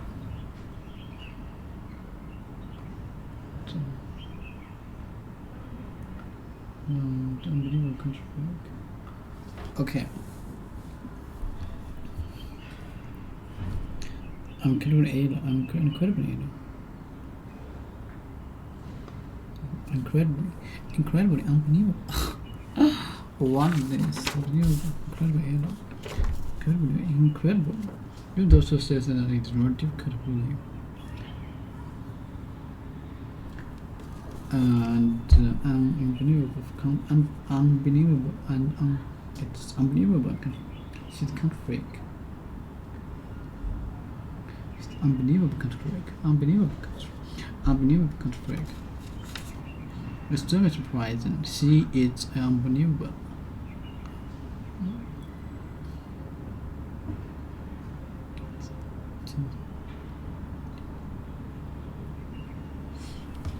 She's unbelievable.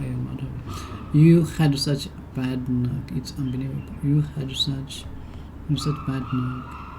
You had such bad luck. Jeez.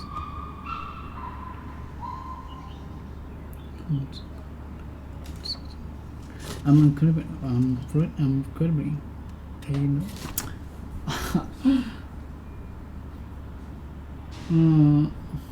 I'm incredibly anal. I'm really a freak. I'm incredible. That's incredibly anal.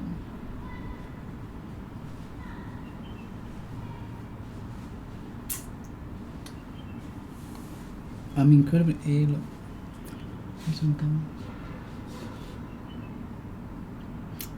Because I'm incredibly anal. And I'm unbelievable control freak. Tell me something. How I explain that? I'm incredibly anal and okay. Friends. Phoebe said. Because I'm just.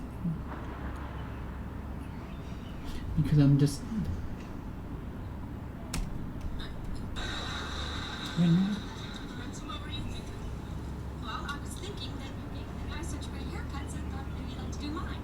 Oh, no. Why not? Because I'm just. I thought maybe you'd like to do mine. Oh, no. Why not? Because I'm just. Because I'm incredibly anal. I'm incredibly anal.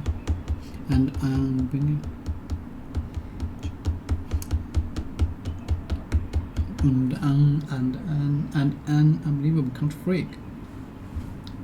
No, although now that's what I'm thinking. Alright, so what were you thinking? Well, I was thinking that you gave the guy such great haircuts, I thought maybe you'd like to do mine. Oh, no. Why not? Because I'm incredibly anal and an unbelievable control freak. No, you're not. I know I'm not, but you are. I'm not, but you are. I know. I'm not, but you are. I was trying to spare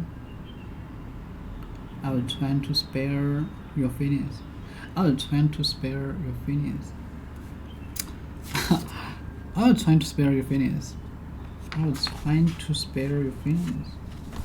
Oh, what the news? Incredibly. You just say that it's ridiculous. Incredibly anal. And new, extremely surprised. And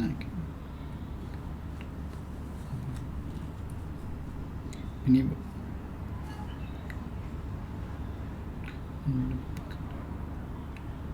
Unbelievable. I thought the most character. character in play. Totally unbelievable. I thought most of the character in totally unbelievable.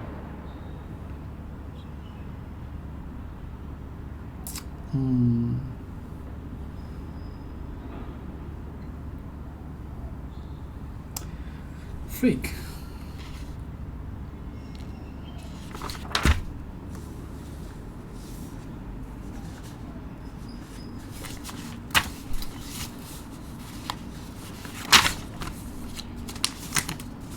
I'm just incredibly alien and unbelievable. Can't freak. I'm a spare.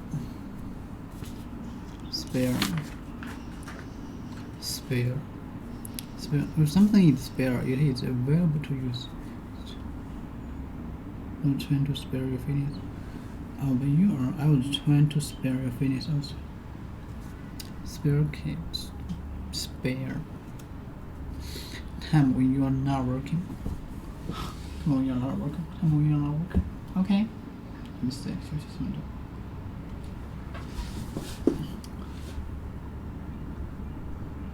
There's just such a certain truth in there that it just resonates. And that is that a calm mind, a fit body, and a house full of love.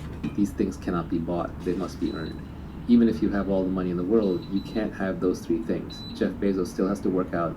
He still has to work in his marriage or whatever his next relationship is. And his internal mental state is still going to be very much not controlled by external events. It's going to be based on how calm and peaceful he is inside. So I think those three things, your health, your mental health, and your close relationships, are things that you have to cultivate and can probably bring you a lot more peace and happiness than any amount of money ever will. So that's what I meant. Now, how to get there is actually a tweet storm that I still need to put out. I've been working on it. I have probably 100 tweets on it. It's just very hard to say anything on the topic without getting attacked from 50 different directions, especially these days on Twitter. So I've been hesitant to do it because I want to target it for a very specific kind of person. There's a bunch of people who don't believe that working on your internal state is useful. They're too focused on the external. And that's fine. There's nothing wrong with that. They should do that, and that's who How to Get Rich Tweetstorm is for. There's a bunch of people who believe that the only thing worth working on is complete liberation, like you become the Buddha, and they'll attack anything in the middle as being useless. That's fine too, but most people aren't there. So what I want to do is to create a tweetstorm that is just very practical advice for everyday people who want to have a calmer internal state. Just a set of understandings, realizations, half-truths and truths that if you were to imbibe them properly, and again, these are just pointers to ideas that you already have and experiences that you already have, that if you keep these top of mind, slowly but steadily, it will help you with certain realizations that will lead you to a calmer internal state. That's what I want to work on. Fitness is another big one. I'm just not the expert there. There are plenty of good people on Twitter who are better at fitness than me. And I think loving household and relationships actually automatically falls out of the other things. If you have a calm mind, and if you've already made money, you should have good relationship. There's no reason why you shouldn't. A lot of divorces actually happen over money. Unfortunately, that's just the reality of it. So having money removes that part of it. A lot of external battles happen because your internal state is not good. When you're naturally internally peaceful, you're going to pick less fights. You're going to be more loving without expecting anything in return, and that will take care of things on the external relationship front. So money solves your money problems. Money buys you freedom in the material world. I think that was a tweet from your cutting room floor. And money lets you not do the things that you don't want to do. Yeah, to me, the ultimate purpose of money is so that you do not have to be in a specific place at a specific time doing anything you don't want to do. We skipped one tweet because I wanted to cover all of the tweets on the topic of the long term. And the tweet that we skipped was, "There are no get-rich-quick schemes. That's just someone else getting rich off you." This goes back to the world being an efficient place. If there's an easy way to get rich, it's already been exploited. And there are a lot of people who will sell you ideas and schemes on how to make money, but they're just always selling you some $79.95 course or some audiobook or some seminar, which is fine. Everyone needs to eat. People need to make a living. They might actually have really good tips. But if they're giving you actionable, high-quality advice that acknowledges that it's a difficult journey and will take a lot of time, then I think that's realistic. But if they're selling you some get-rich-quick scheme, whether it's crypto or whether it's an online business or seminar, they're just making money off you. That's their get-rich-quick scheme. It's not going to necessarily work for you. One of the things about this whole TweetStorm and podcast is that we don't have ads on here. We don't charge for anything. We don't sell anything. Not because I don't want to make more money. It's always nice to make more money. We're doing work here. But because it would completely destroy the credibility of the enterprise. If I'm saying, hey, I know how to get rich and I'm going to sell that to you, it ruins it. When I was young and I was kind of studying up on the topic, one of my favorite books on the topic was actually called How to Get Rich by Felix Dennis, the founder of Maxim magazine, billionaire who passed away. And he had a lot of crazy stuff in there, but he had some really good insights too. But whenever I read something by him or by the GoDaddy founder, Bob Parsons, or say Andrew Carnegie, you read stuff by people who are already very wealthy and they've clearly made their wealth in other fields, not by selling the how to get rich line.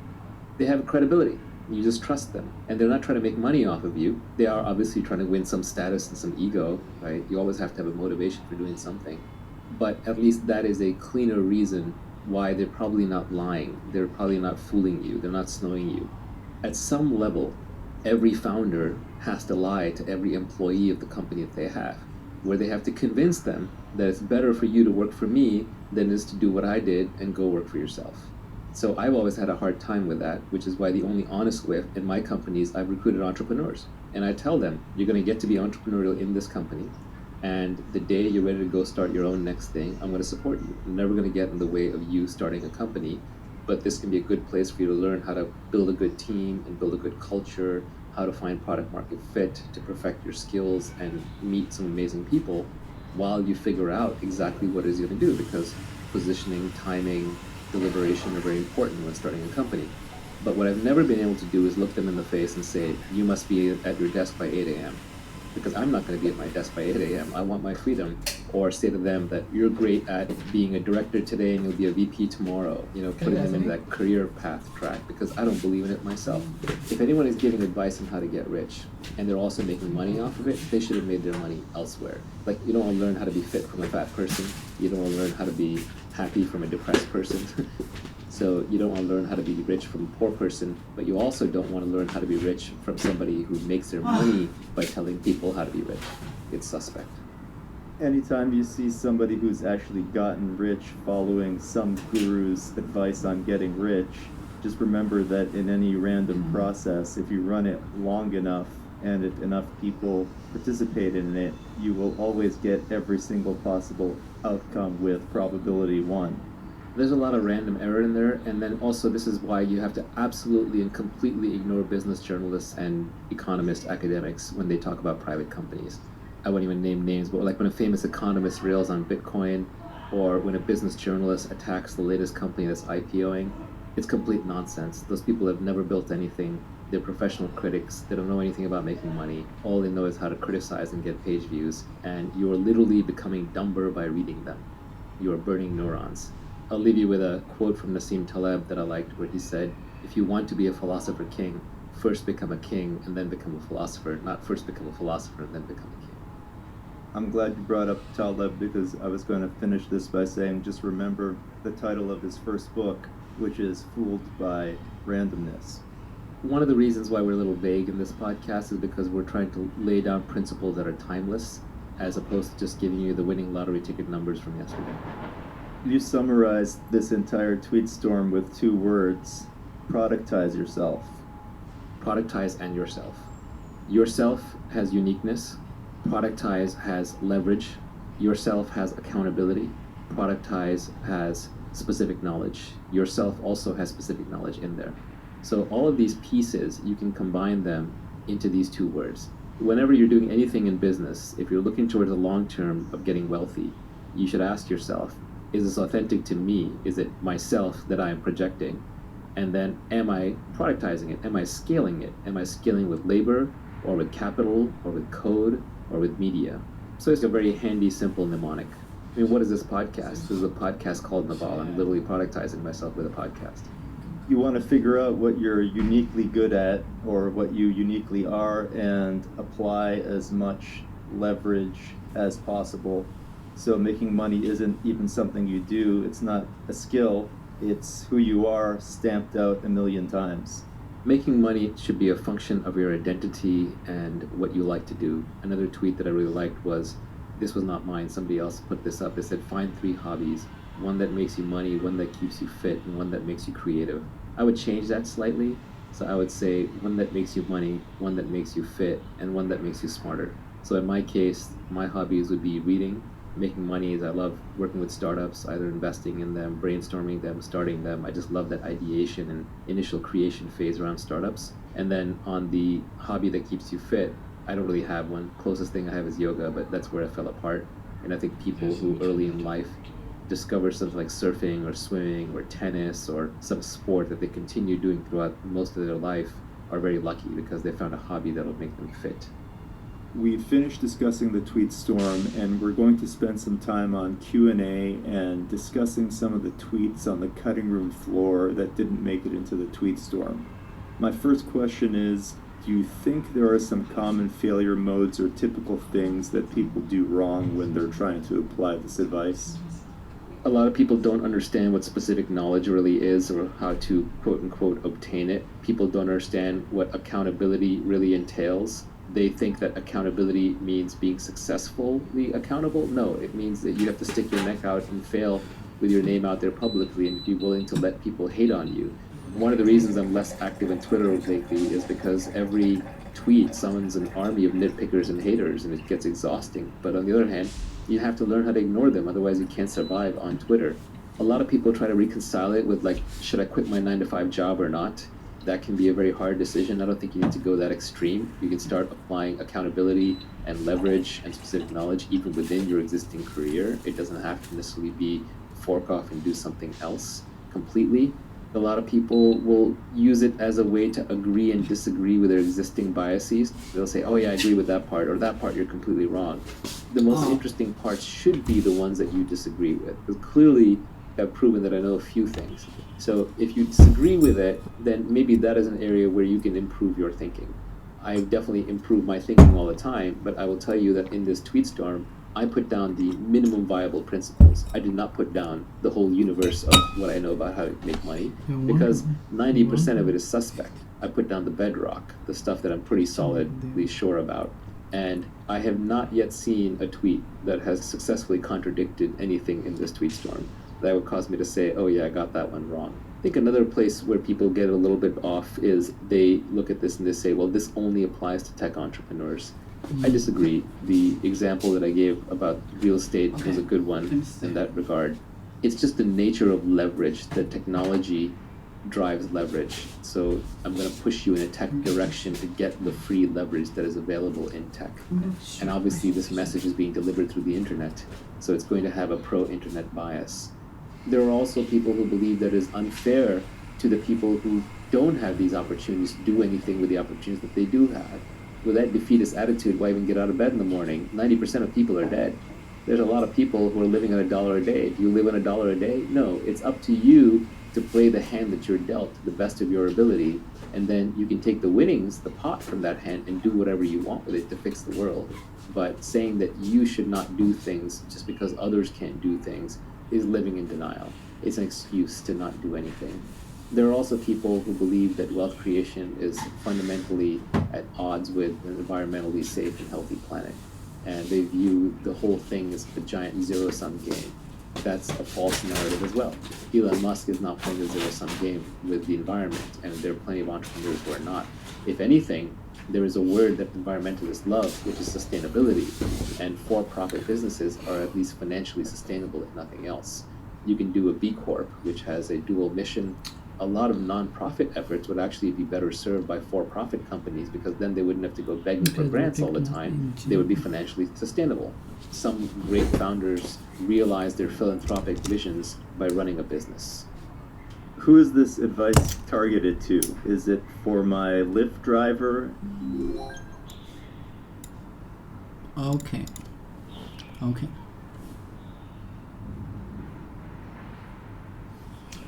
Okay.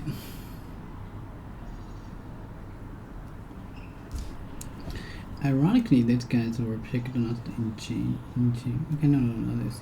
Because I'm just incredible anal, I'm incredible anal, and I'm and an unbelievable control freak. No, you're not. No, I know I'm not, but you are. I'm trying to spare Phineas. I'm trying to spare Phineas. I'm trying to spare. I'm trying to spare. I'm trying to spare your Phineas. I'm trying to spare your Phineas. I'm trying to spare your Phineas. I'm trying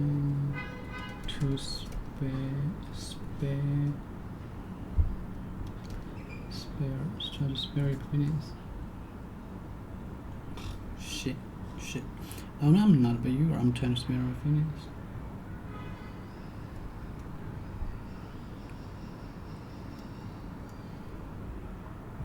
Trying to spare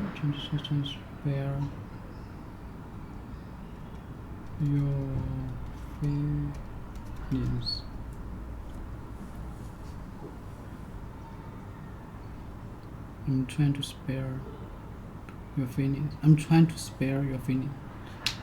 I'm trying to spare your Phineas. I was trying to spare your Phineas. I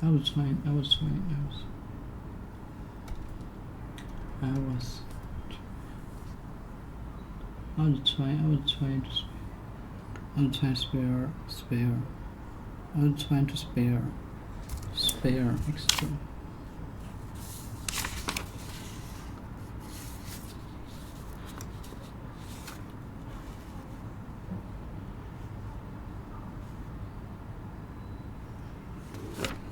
I'm trying to spare Phineas. Spare the decorate. Spare. I was trying to spare Phineas. I was trying to spare Phineas. I was trying to spare Phineas.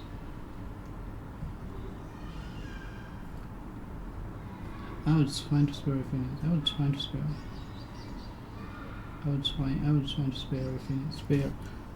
spare Phineas. Spare. Spare is his verb because he's. Well, I was trying. Okay, spare to get upset or angry. I should get upset if this is much. Or no angry. I'm trying to.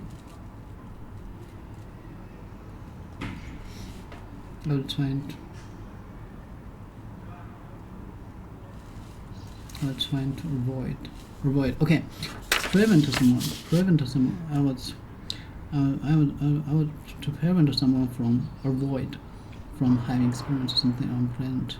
Likely, prevent someone from having experienced unpleasant. I was spared. I was avoid. To prevent someone from having, as I was trying to spare your Phineas. Hello. Oh, hi. Yeah. Hold on a second. Hold on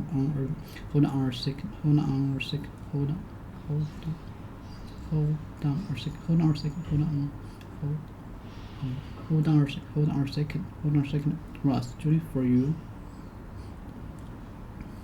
Hello. Hi. Hi. Anybody know a good tailor?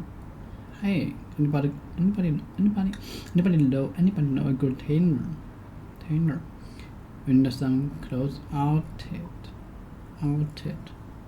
discussed. Tailor. Specs, outed. Tailor. Container.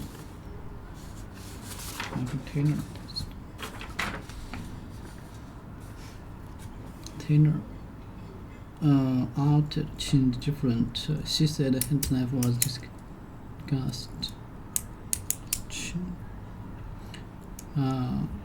Changed different. She says she's not drastically altered. I've give sadly. Change big. I've give sadly. Change different. Changing.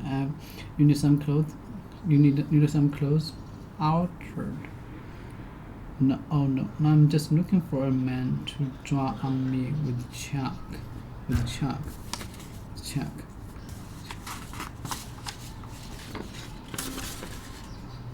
I was just looking for a man to draw on me with chalk. I was looking. What do you?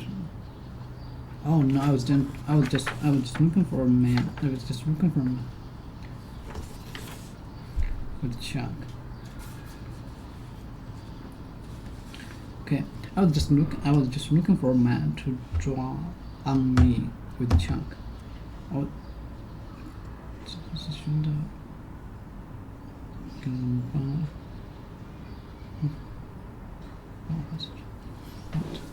to draw on me with chalk. I was just trying to. Did you go see Frank? Hello? Hi. Hey, anybody know a good tailor? Needs clothes altered? No, I'm just Outer. looking for a man. Yeah, hold on a second. Ross. You're not. Mm-hmm. I know I'm not, but you are. I was trying to spare your feelings.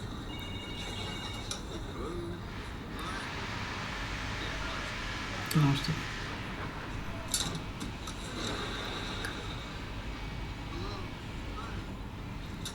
Hey, anybody know a good tailor? A good tailor? Needs clothes altered?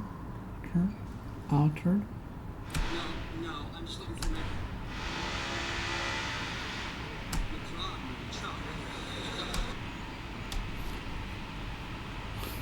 Okay, I was just for a man to draw on me with chalk.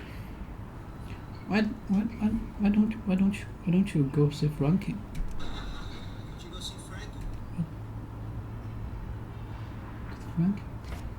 Our family's been going to him forever. Hello? Hi. Hey, anybody know a good tailor? Need some clothes altered?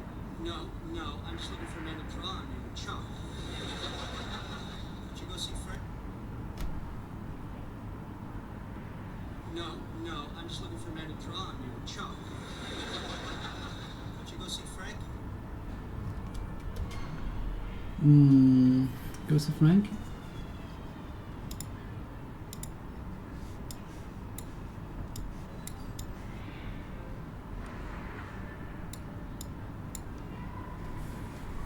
Back, because they're going to charge you for. No, you're not. Alright. You need some clothes altered? No, I'm just looking for a man to draw on me with chalk. Why don't you go see Frankie? My family's been going. Go see Frankie. Go see Frankie. Go see Frankie. Go see Frankie. Why don't you go see Frankie? Why don't you go see Frankie? Why don't you go see Frankie? My family's been going.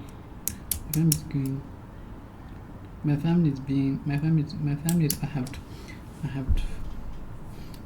Let's go see Frankie. I have to go see my brother.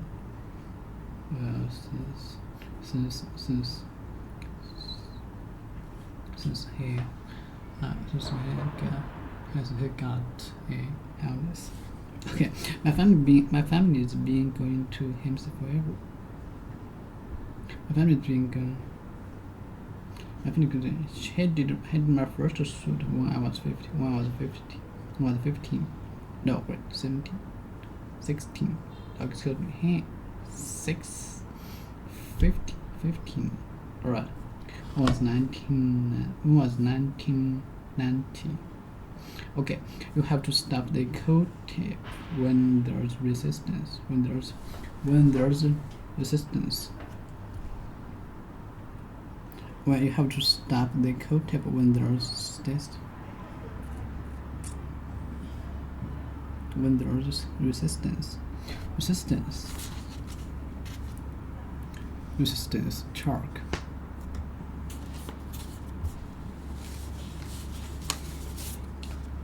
torque. Resistance. You have to stop the coat tape when there's resistance. Okay.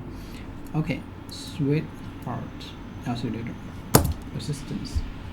Okay, you have to stop the coat tape. Stop the coat tape when there's resistance. When there's resistance. Coat tape when there's In my first suit when I was 15. No way. 60. No. Excuse me. 50.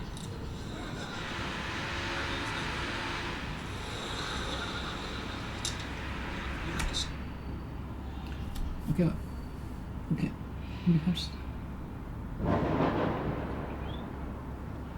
You have to stop the coat tape when there's no resistance.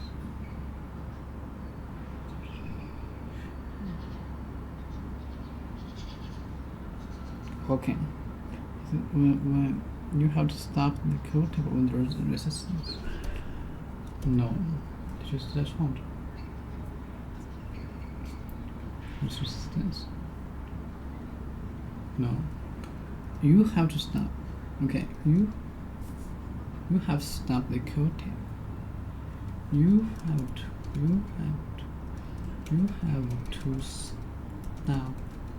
stop the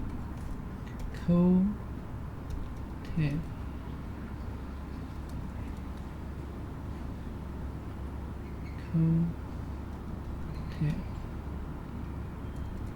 Coat tape. When there's resistance.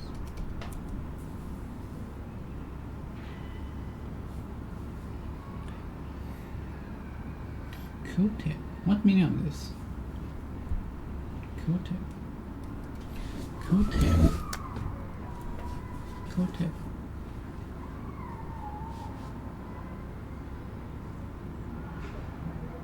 Coat tape. 好吗？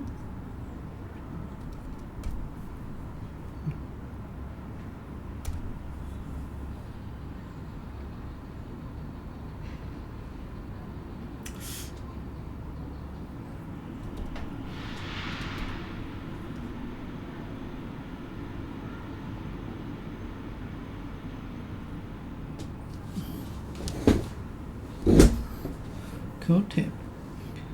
When there's resistance, then you have to stop. When there's resistance, you have to stop the coat tape when there's resistance. Okay, sweetheart, I'll see you later. No, that is so sweet. Okay, you have to stop the coat tape when there's resistance. When there's resistance. Understand? When there's resistance. When there's resistance. You have to.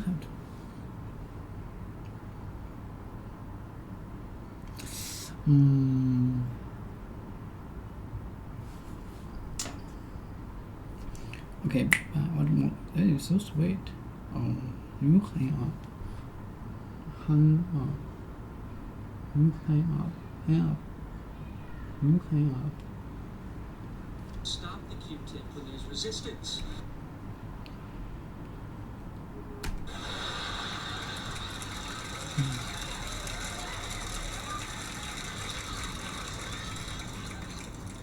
Okay, sweetheart, I'll see you later. Okay. Oh, that is so sweet. No, okay. No, you hang up. No, okay. Okay. You hang up. 1, 2, 3. Well, you didn't hang up either.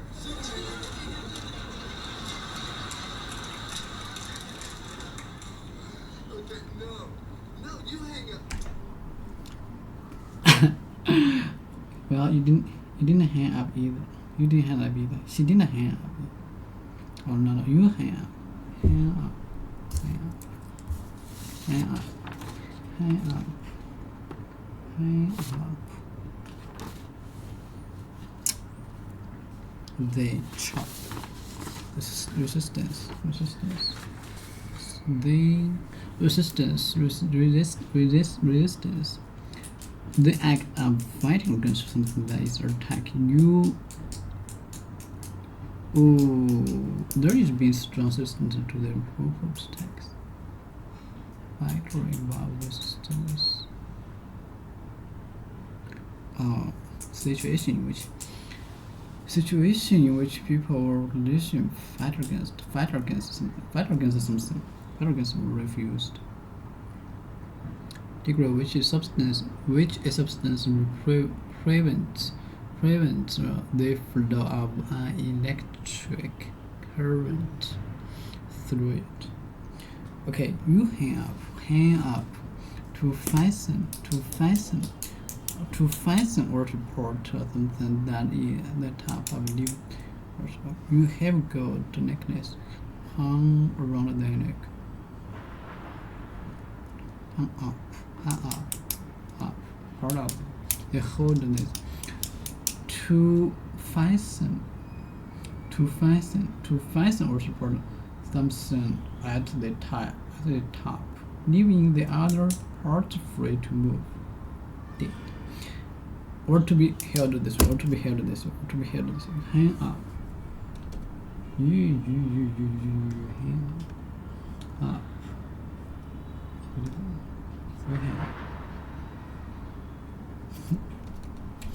Hang up. You hang up.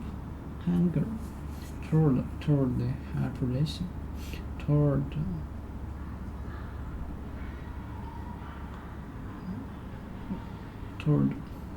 Hang up. You hang up. No, you. Sorry, I thought you were talking to me. Okay. You have to stop the cold tip when there's a resistance. Okay. Sweetheart. Oh, cylinder. Okay, fine. What? Oh, that's so sweet. That is so sweet. No. Okay. No, you hang up. No, you. Okay. 1, 2, 3. Well, you didn't hang up either. Neither. She didn't hang up. Oh, no, you hang up. Sorry, I thought you were talking to me. You were talking to me. I thought you were talking to me. I thought you were talking to me. I thought you were talking to me. Resistance. Hang up. Work. Hours. That you were talking to me.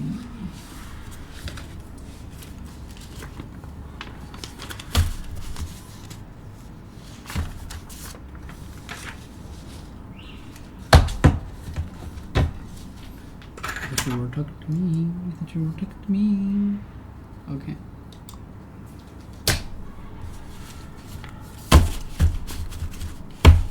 I thought you were talking to me.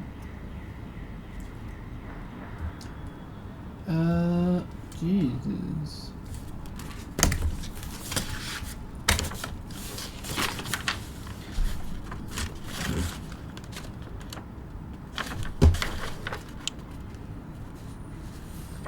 Richard, hey. What?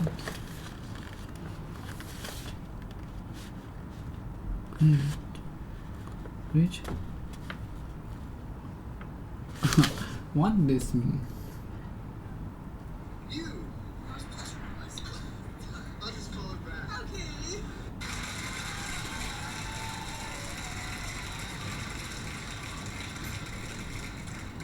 Sorry, I thought you were talking to me. Okay.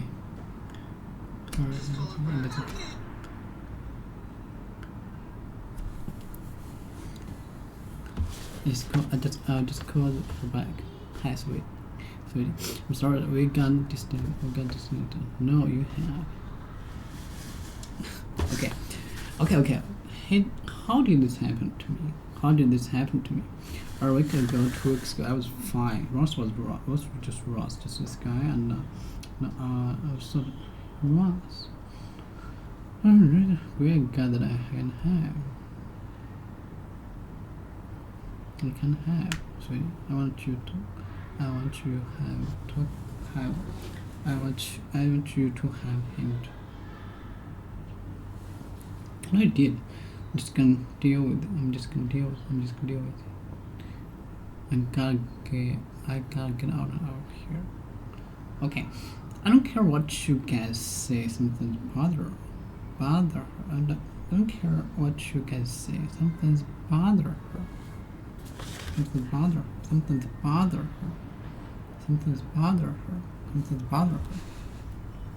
So complex, idiot, crap, depressed, present, definite, amused, worse, feel like, deserve, complex, idiot, you're an idiot, adorable.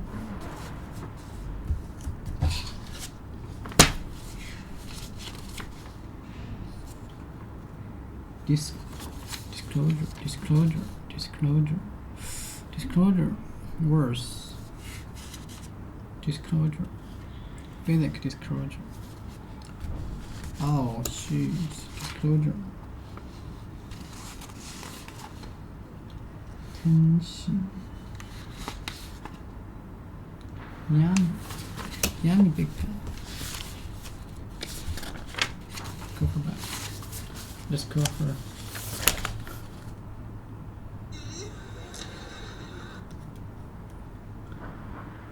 with her bag.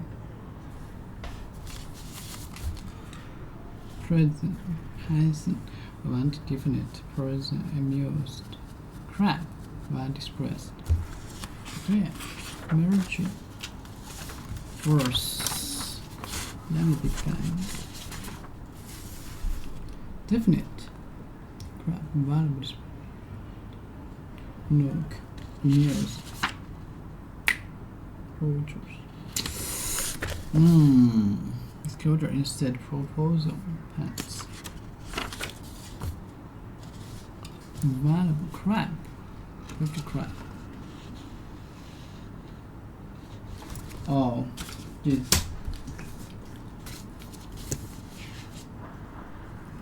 Amused, worse. I mean,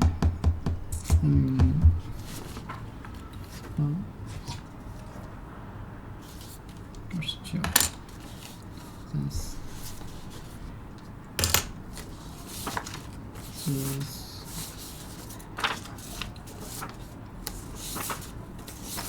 yummy big guy. A young big guy.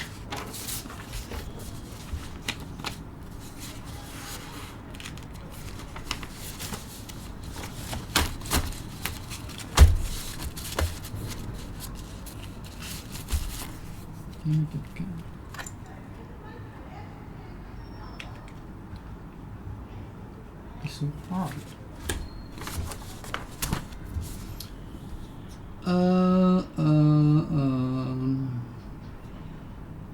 Is it for an internet entrepreneur? Is it for somebody who wants to start a YouTube channel?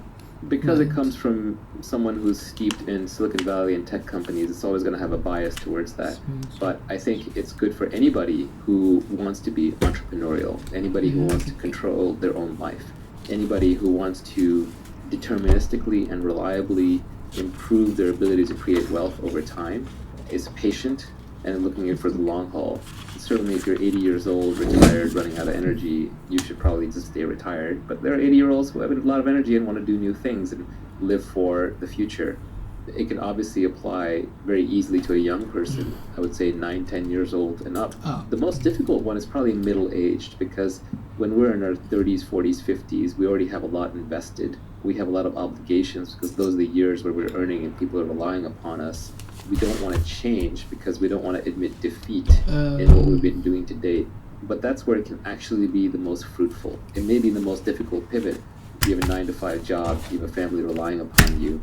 And so it may seem like the things in this podcast are far too idealistic, but maybe it can inform your weekend projects. Maybe it can inform your self-re-education that you do at night on the internet. Maybe it can inform what roles you take on in the company that you're at, because they move you closer and closer to points of leverage, points of judgment, or points where you're naturally good at and you're authentic. It might cause you to take on more accountability. Even applied piecemeals, these principles can directionally guide you regardless of what stage you are at in life short of retirement. And if you're in retirement, just test them to see if they're true and then teach them to your kids or your grandkids. There's many different ways to participate. It should really apply to almost everybody who has a complete body, sound mind, and is looking to work. I think one way to apply the advice is to look at who is getting the leverage off of the work that you're doing. Look up the value chain, look at who's above you and who's above them, and see how they are taking advantage of the time and the work that you're doing and how they're applying leverage to it. People do that naturally in that they want to move up the corporate ladder, but that's mostly about managing other people. And what you really want to be doing is managing more capital, products, media, and community. People think about moving up the ladder in their organization, but they don't think that often about moving to a different organization or creating their own organization to get more leverage. In general, ceteris paribus, fancy Latin words for all other things.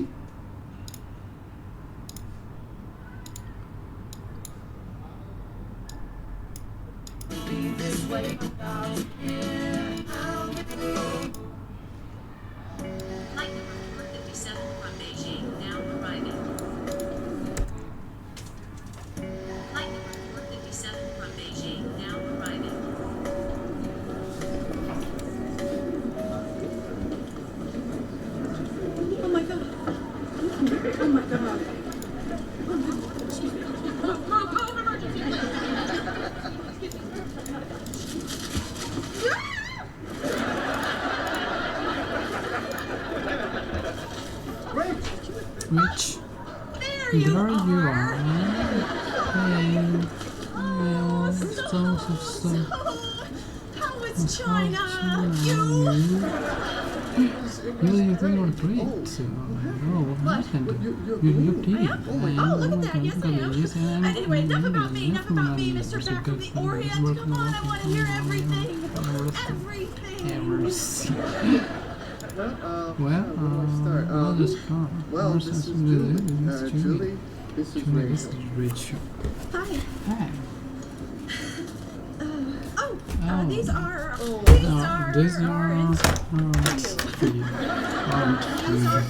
for you. Welcome to our country. Thank you. I'm from New York. Well, not a problem. We'll just use them to stop the bleeding. Okay. Back in frame. Okay.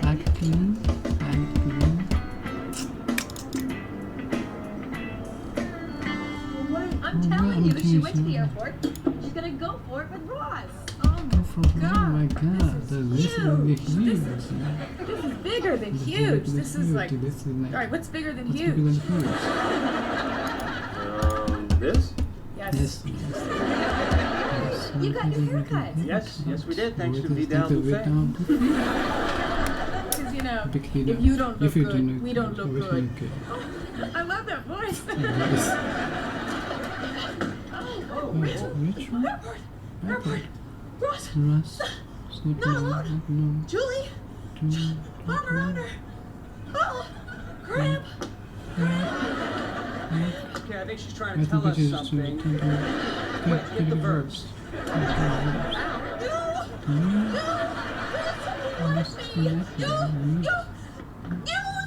No. That's all right, Rachel. You got the bag. Hi, hello. Julie, this is my sister, Monica. This is Chandler. Phoebe, hi. Joey, what up? Everyone, What? this This is Julie. is Hello. Hi, but I'm not here. You haven't met me. I'll make a much better first impression tomorrow when I don't have 20 hours of cabin playing on me. And bus. Oh my God! With the screaming guy. And Oh the my. spitting Yeah, and you gotta hear the story. We're on this bus that's easily 200 years old, right? 200 at least.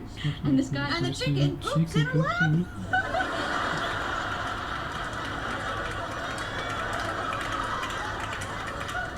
Oh, I'm so sorry. I just gave away the ending, didn't I? Oh, it's just I just heard this story in the cab, and it is all I can think This is amazing. I mean, how did this How did happen? this happen? Well, Ross and I were in grad school Yeah, together. but we haven't seen each other since then. Well, I land in China. Guess who's in charge of the date? Julie! Julie, isn't that great? I mean, isn't that just kick you in the crotch, spit on your neck, fantastic? It's an expression. We just wanted to say a quick hi. Then we're gonna go see the baby. And then we've got to get some sleep. Yeah, it's really 6 o'clock tomorrow night, our time. Okay, well listen, don't tell us what's gonna happen though, because I like to be surprised. Bye. Bye.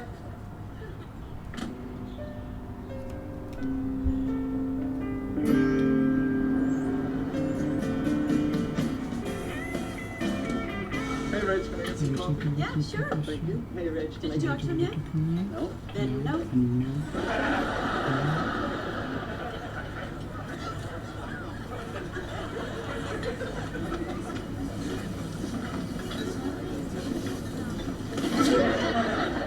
So what the hell happened to you in China?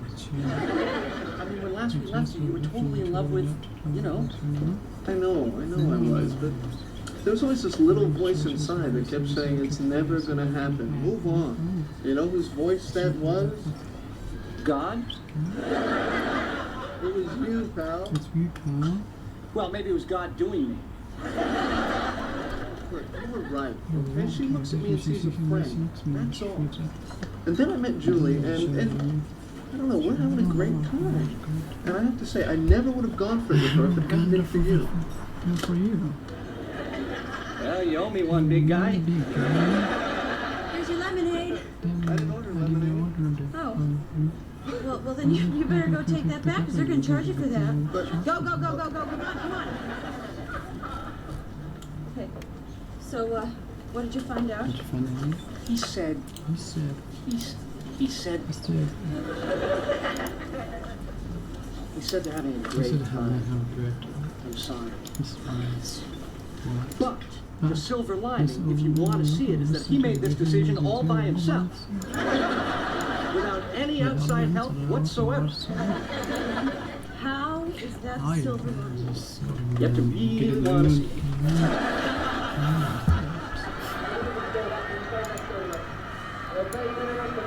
ironically, these are the guys who were picked last in gym.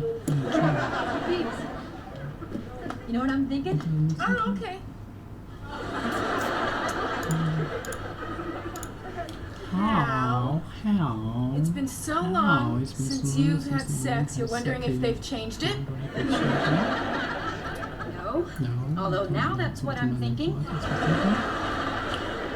Alright, so what were you Oh, thinking? what was thinking? Well, I was thinking that you gave the guy such great haircuts, I thought maybe you'd like to do mine. Oh, no. Why not? Why not? Because I'm just and it just I'm incredibly anal and an unbelievable control freak. You're not? No, you're not. I know I'm not, but you are. I was trying to spare your feelings. Hello? Oh, hi. Hi. Yeah, hold on a second. Hold on a second. Ross. Ross, Julie, Julie here. Hello? Hello. Hi.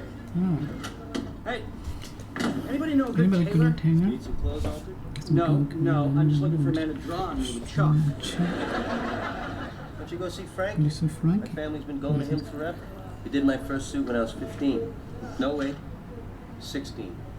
No. 16? Excuse me. Excuse me. 15. All right, when was It was 1990? 1990. Okay, you have to I can stop just the stop the Q-tip when there's Q-tip when there's resistance. resistance.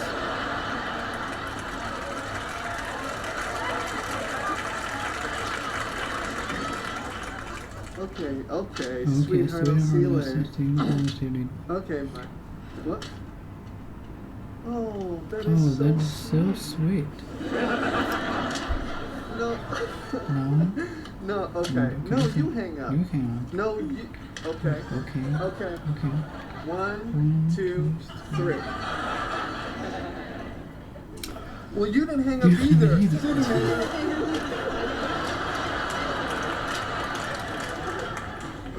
Okay, no. No. No, you hang up. You hang up. You.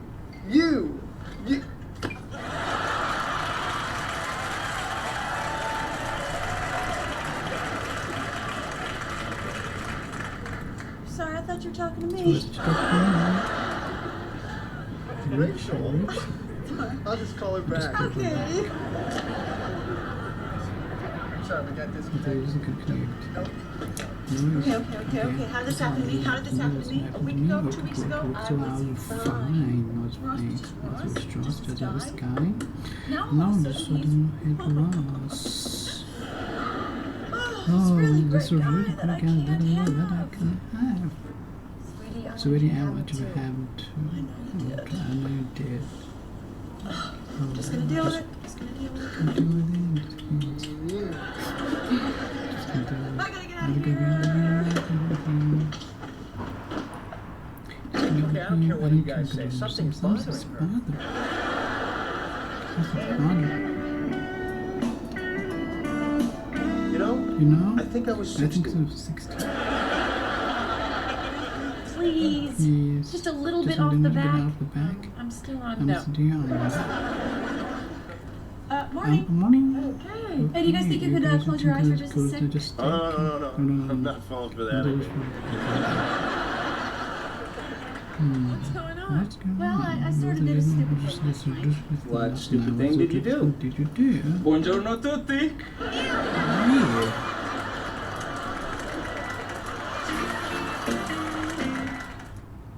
Okay, Paolo, Okay, why don't you just go get dressed dressed. and you be on your way, okay? Bye-bye. Rachel, how did this How did happen? this happen? I don't know, I just kind of ran into him last night. Where? At his apartment? Is this juice? Oh. And the fact that you dumped him because he got Phoebe? Oh, God, I know I'm pathetic.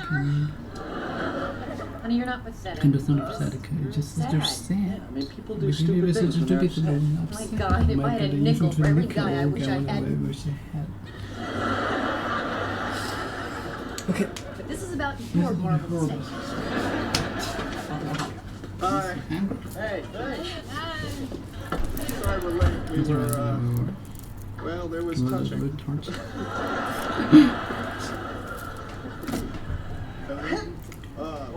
Hey, Paul.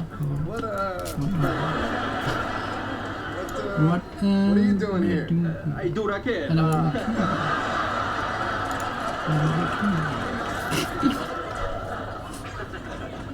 So, he's back. Yeah, he's back. Is that a problem? No, not a problem. Good. Glad it's not a problem. Okay. You're gonna have to not touch my ass. Well, despite the yummy bagels and palpable tension, I've got pants that need to be altered. Oh, hey, Chandler, when you see Frankie, tell him Joey Tribbiani says hello. He'll know what it means. You sure he's going to be able to crack that code? You know, it's funny. Last time Paula was here, my hair was so much shorter and cuter. All right. Okay. But you have to promise that you will not be all like controlling and bossy and all, Monica about it. I promise. All right, let's see. Now, some of you are going to get cut, and some of you aren't. But I promise none of you will feel a thing.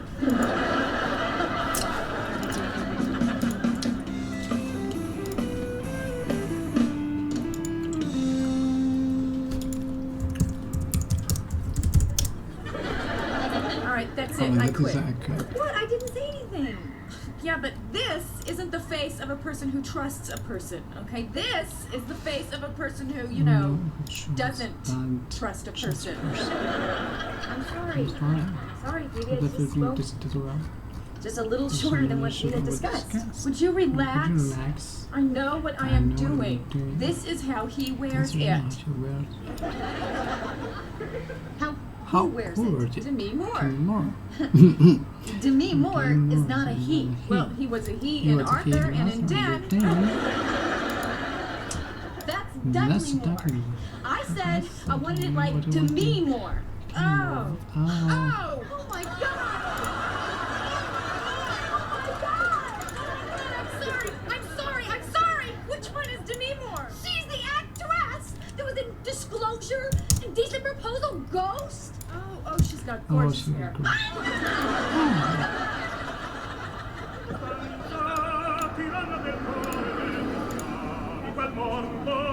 How long do you want the cuffs? At least as long as I have the pants.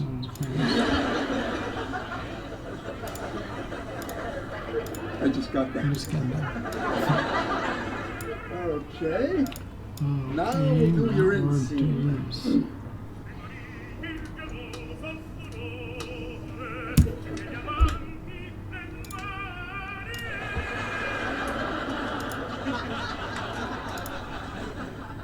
How is she? It's too soon to tell. She's resting, which is a good sign. How's the hair? I'm not gonna lie to you, Ross. It doesn't look good. I put a clip on one side, which seems to have stopped the curling. Well, can we see her? Your hair looks too good. I think it would upset her. Ross, why don't you come on in?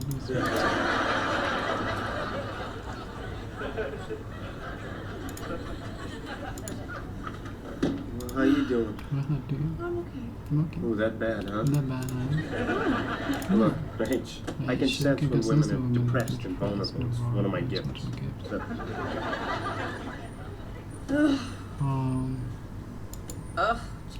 I saw him get off that plane with her. I really thought I just hit rock bottom. But today, it's like there's rock bottom, 50 feet of crap, then me. You gotta tell Ross how you feel. Come on, how can I just tell him? What about Julie? What about her? They've only been going out for 2 weeks. Ross has been in love with you for like 10 years. I don't know. Look, Rach, I've been with my share of women. In fact, I've been with a lot of people's share of women. But the point is, I've never felt about anyone the way Ross felt about you.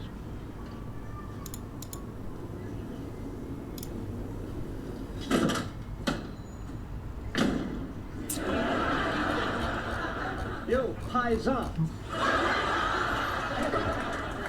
Can I talk to you for a sec? For a second? Your tailor is a very bad man. Frankie, what are you talking about? Hey, what's going on?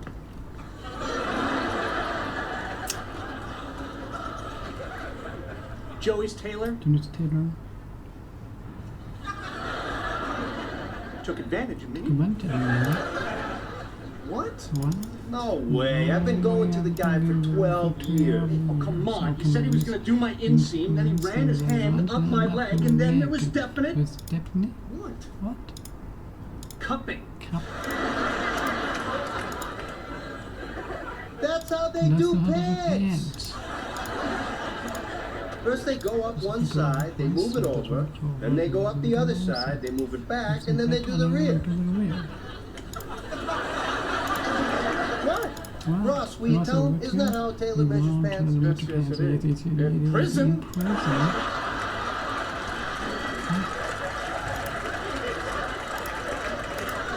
What's the matter with you? What? It's not?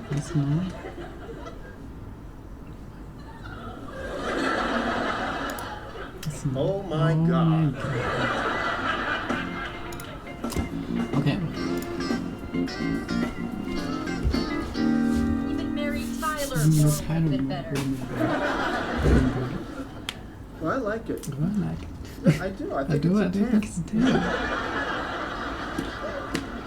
Thank you. Thank you. My hair You is might very have some amused. Monica, things could be worse. I mean, you could get caught between the moon and New York City. I know it's crazy, but it's true. Thank you. Thank you. Well, I gotta go. Bye. I gotta go. Bye, Rach. Bye, Rich. Oh, wait, are you leaving? Yeah, that's kind of what I meant by bye. Bye-bye. Well, can Well, I can talk I to you go for for a a sec? sec? Okay. Okay. Sick. Hey, when the doctor does that hernia test, Is it yours? that's okay. That's okay. What's going on? Yeah. He Well, helps him. okay, first of all, First of all, Paolo and I are oh, no, well, not back together. It was just a stupid It's thing just that I a did, different and idea, if I and could then go you back go in back time to and do it time and do again, it again. well, I wouldn't. Well, I wouldn't. Second of all, Second of all, what? what? Okay. Okay. Before I say Before anything, I just need to know, is this one of those things where you break up with a guy and then I tell you what I think and then the next day you get back together with the guy and I look like a complete idiot? No.